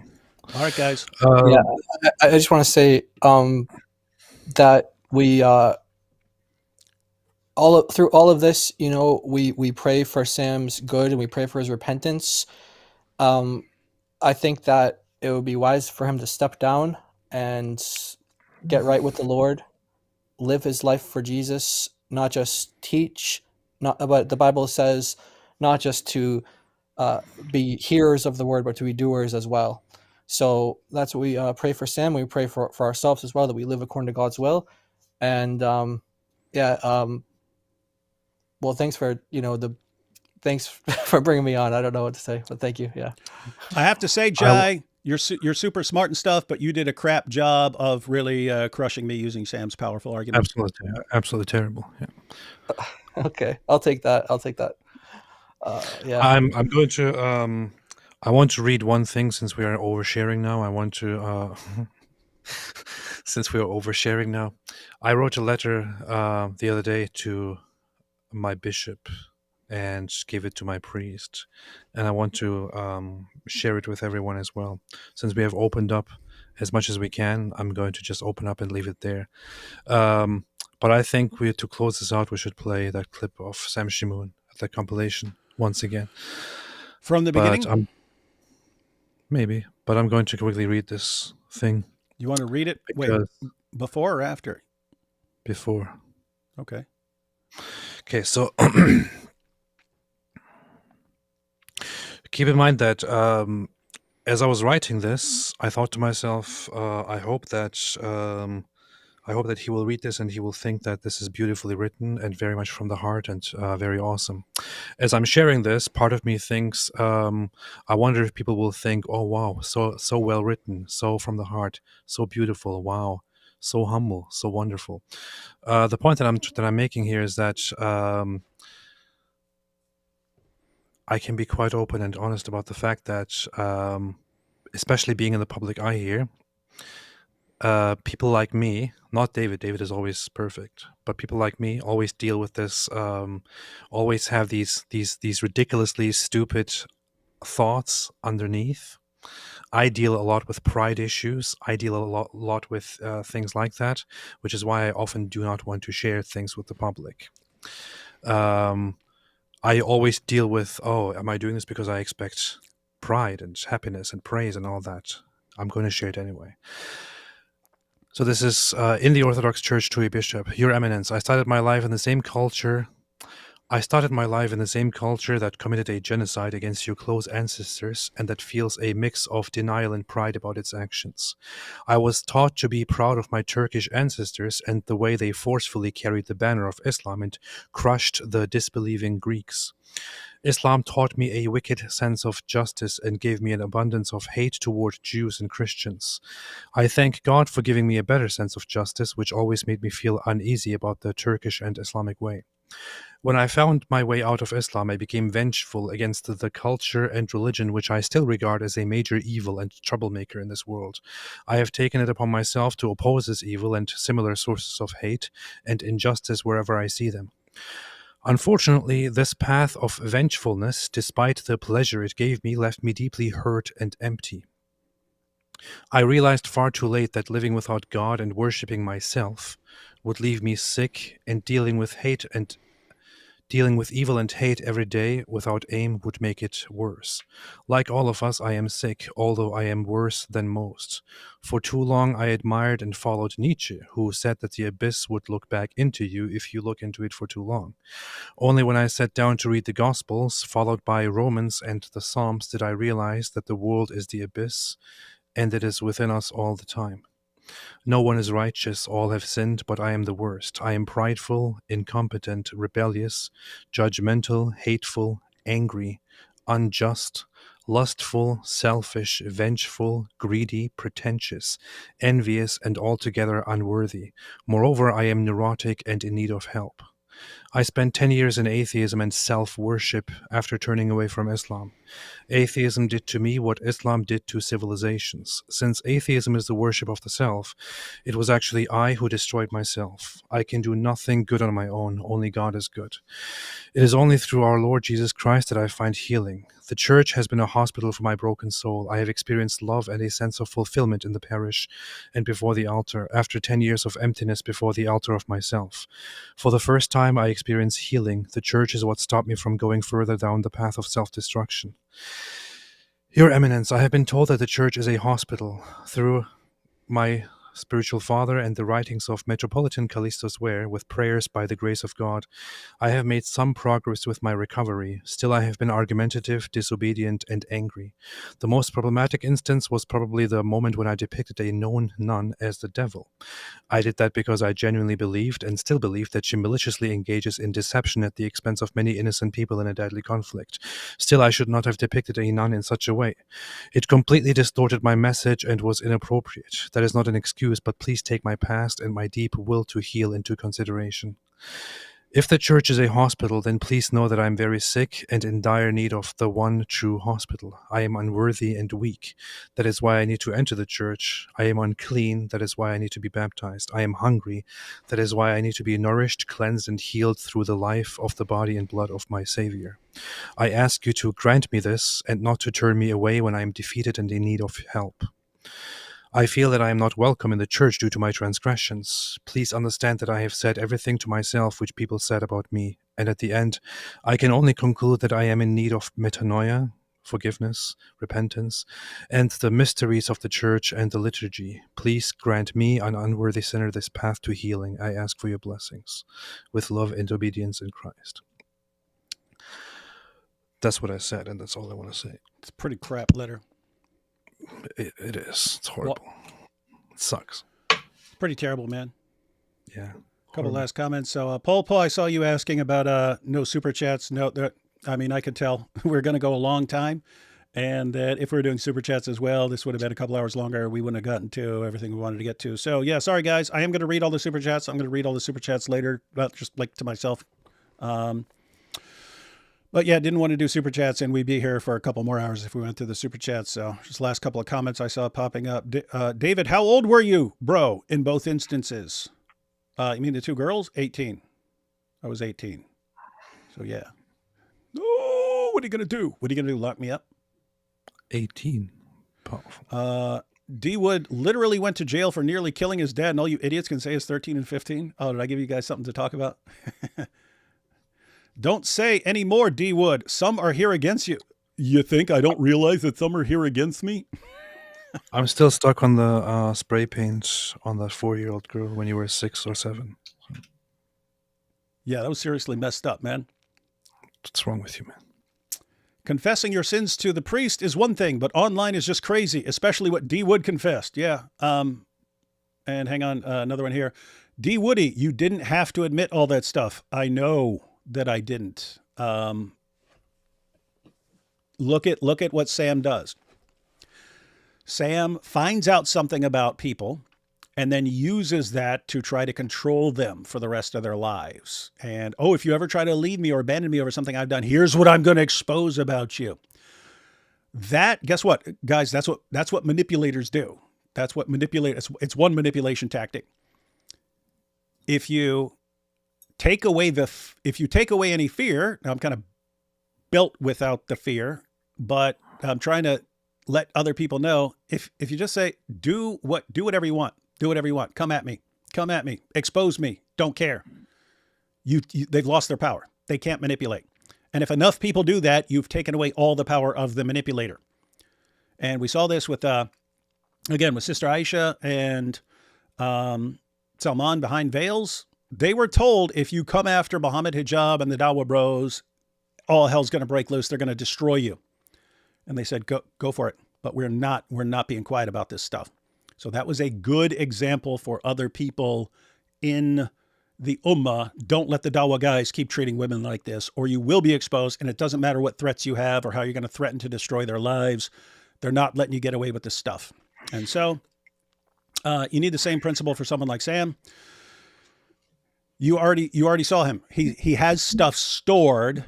He has it. He's saying, he goes down a list. Here's all the stuff that I'm going to use to destroy you, my ex-wife, unless you do what I say. Well, guess what? If you just get to a point where you say, go ahead, expose me, I don't care. He has no power. Wait. Then what? Here's Harris Sultan also in the chat, starting his confessions, admitting all his wrongdoings. Harris, up, you're Harris? an atheist, man. You don't have to confess. Yeah. Atheists are terrible, so everybody knows. David, you were 67, man. What's wrong? You were 67 years old and put spray paint on a 4-year-old girl. eyes. Pretty Again, messed up. I was 6 or 7. Oh, And yeah, it was messed up. It was extremely messed up. Do you know anything about the girl? Did she become blind or something?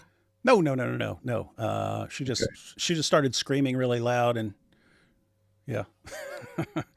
And then I don't even remember how much I got in trouble. But that's all I was thinking was like, oh crap, I'm going to be in trouble right now. So yeah, not good.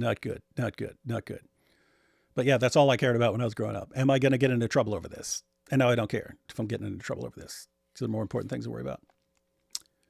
All right, man. All right. I think we've said it all. And now everything falls to Sam. If he's going to be in attack mode or victim mode or, oh, I'm so sorry for the things I've done, but it doesn't last mode. Or if he's actually going to take some steps to change. Hey, David, he's in, hey guys, help me contact a lawyer mode. Go for it. Hey, I saw his fans. I'm not joking. I saw him say it. I don't care. If you actually think that you can sue over this, then you are you will be heavily disappointed, bro. Please try. Yeah, and people in the chat were going, but bring the receipts, bring the receipts. This was submitted to my wife, after having this document, she submitted it to Michelle's lawyer when they were first up going for divorce. So guess what? It's all in there. We got in the emails, submitted to a lawyer. This isn't something D Wood just made up. No, I don't want to start putting up emails because I'm not like that. But Sam had to be called on this stuff because guess what? I mean, he was threatening his ex-wife to expose her for everything she's done. Okay, that's his method. Okay, fine. If that's what you want to do, Sam, when someone doesn't do what you want, fine. Okay, we can do that too. But it's going to hurt you worse than anyone else. And it didn't have to be this way. 100% on you. The abuse, 100% on you. The attacks on everyone around you, 100% on you. Why we're having this discussion right now, 100% on you. Deal with it. Yeah, I would urge everyone, especially Sam's fans, please ask him to sue. Please beg him to sue. I would urge you guys, especially if you actually believe that Sam is right here, I would urge you guys to go over and to ask him to sue. Please do it. Please do it. I dare him to do that. Yeah, the Sam, outcome will be very good. Yeah, Sam, if you're going to continue being in your attack mode, guess what? I'd rather you be attacking me. That's just have you noticed that pattern, Sam? When Nabil converted to Christianity, and I thought, cool, I'm done with Islam because I'm not really interested in it. And then I saw, hey, actually people threatening to kill Nabil. Let me make sure for the rest of my life that I'm always a more attractive target to jihadis by always being way meaner than Nabil. And guess what? It worked. No one's, after a while, people weren't talking about killing Nabil. They were just talking about attacking the Dizzle.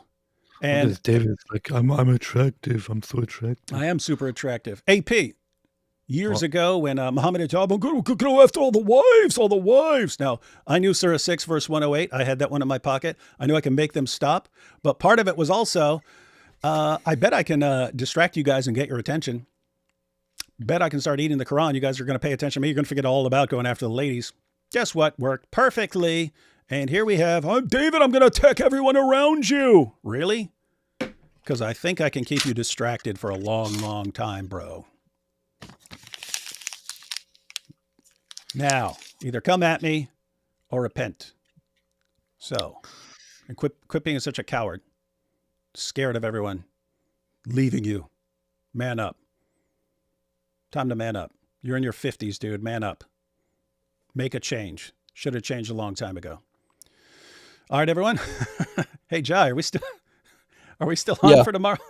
Okay, guys. It's Oh. gonna be really Yeah. weird after this live stream. But me and Giant DFC we're planning on going live tomorrow to talk. Oh about, yeah, why don't you tell what we're going to talk about as well? Why don't you do that? yeah, we're going to talk about the Al Zut. Muslims responded to the story of Al Zut, and we're going to check. I don't know what the responses are, but we're going to check out Muslim responses to the story of Al Zut. Sam Shamoun will be flipping out the entire time, guys. In a little while, I'll go to sleep and I'll wake up tomorrow, and I won't even be thinking about it at all. I'll be focusing on the Al Zut story and getting things ready. Sam will be flipping out. Why? All because of him. Hope you guys had a fun 6 hours. Hope we don't have to do this again, but if we have to, I'm here and I am not backing down on this again. I acknowledge my wrongs in letting it continue this long, and I'm not going to let this continue. You can use my Zut song for the opening tomorrow. Based. Anyone wants to hear AP's country Zut song? Can check that out tomorrow. Catch y'all later. And Sam fans, have fun using the information I shared. Talk about me. But not shared in the Zut sense. Yeah, not in the Zut sense. Catch y'all next time.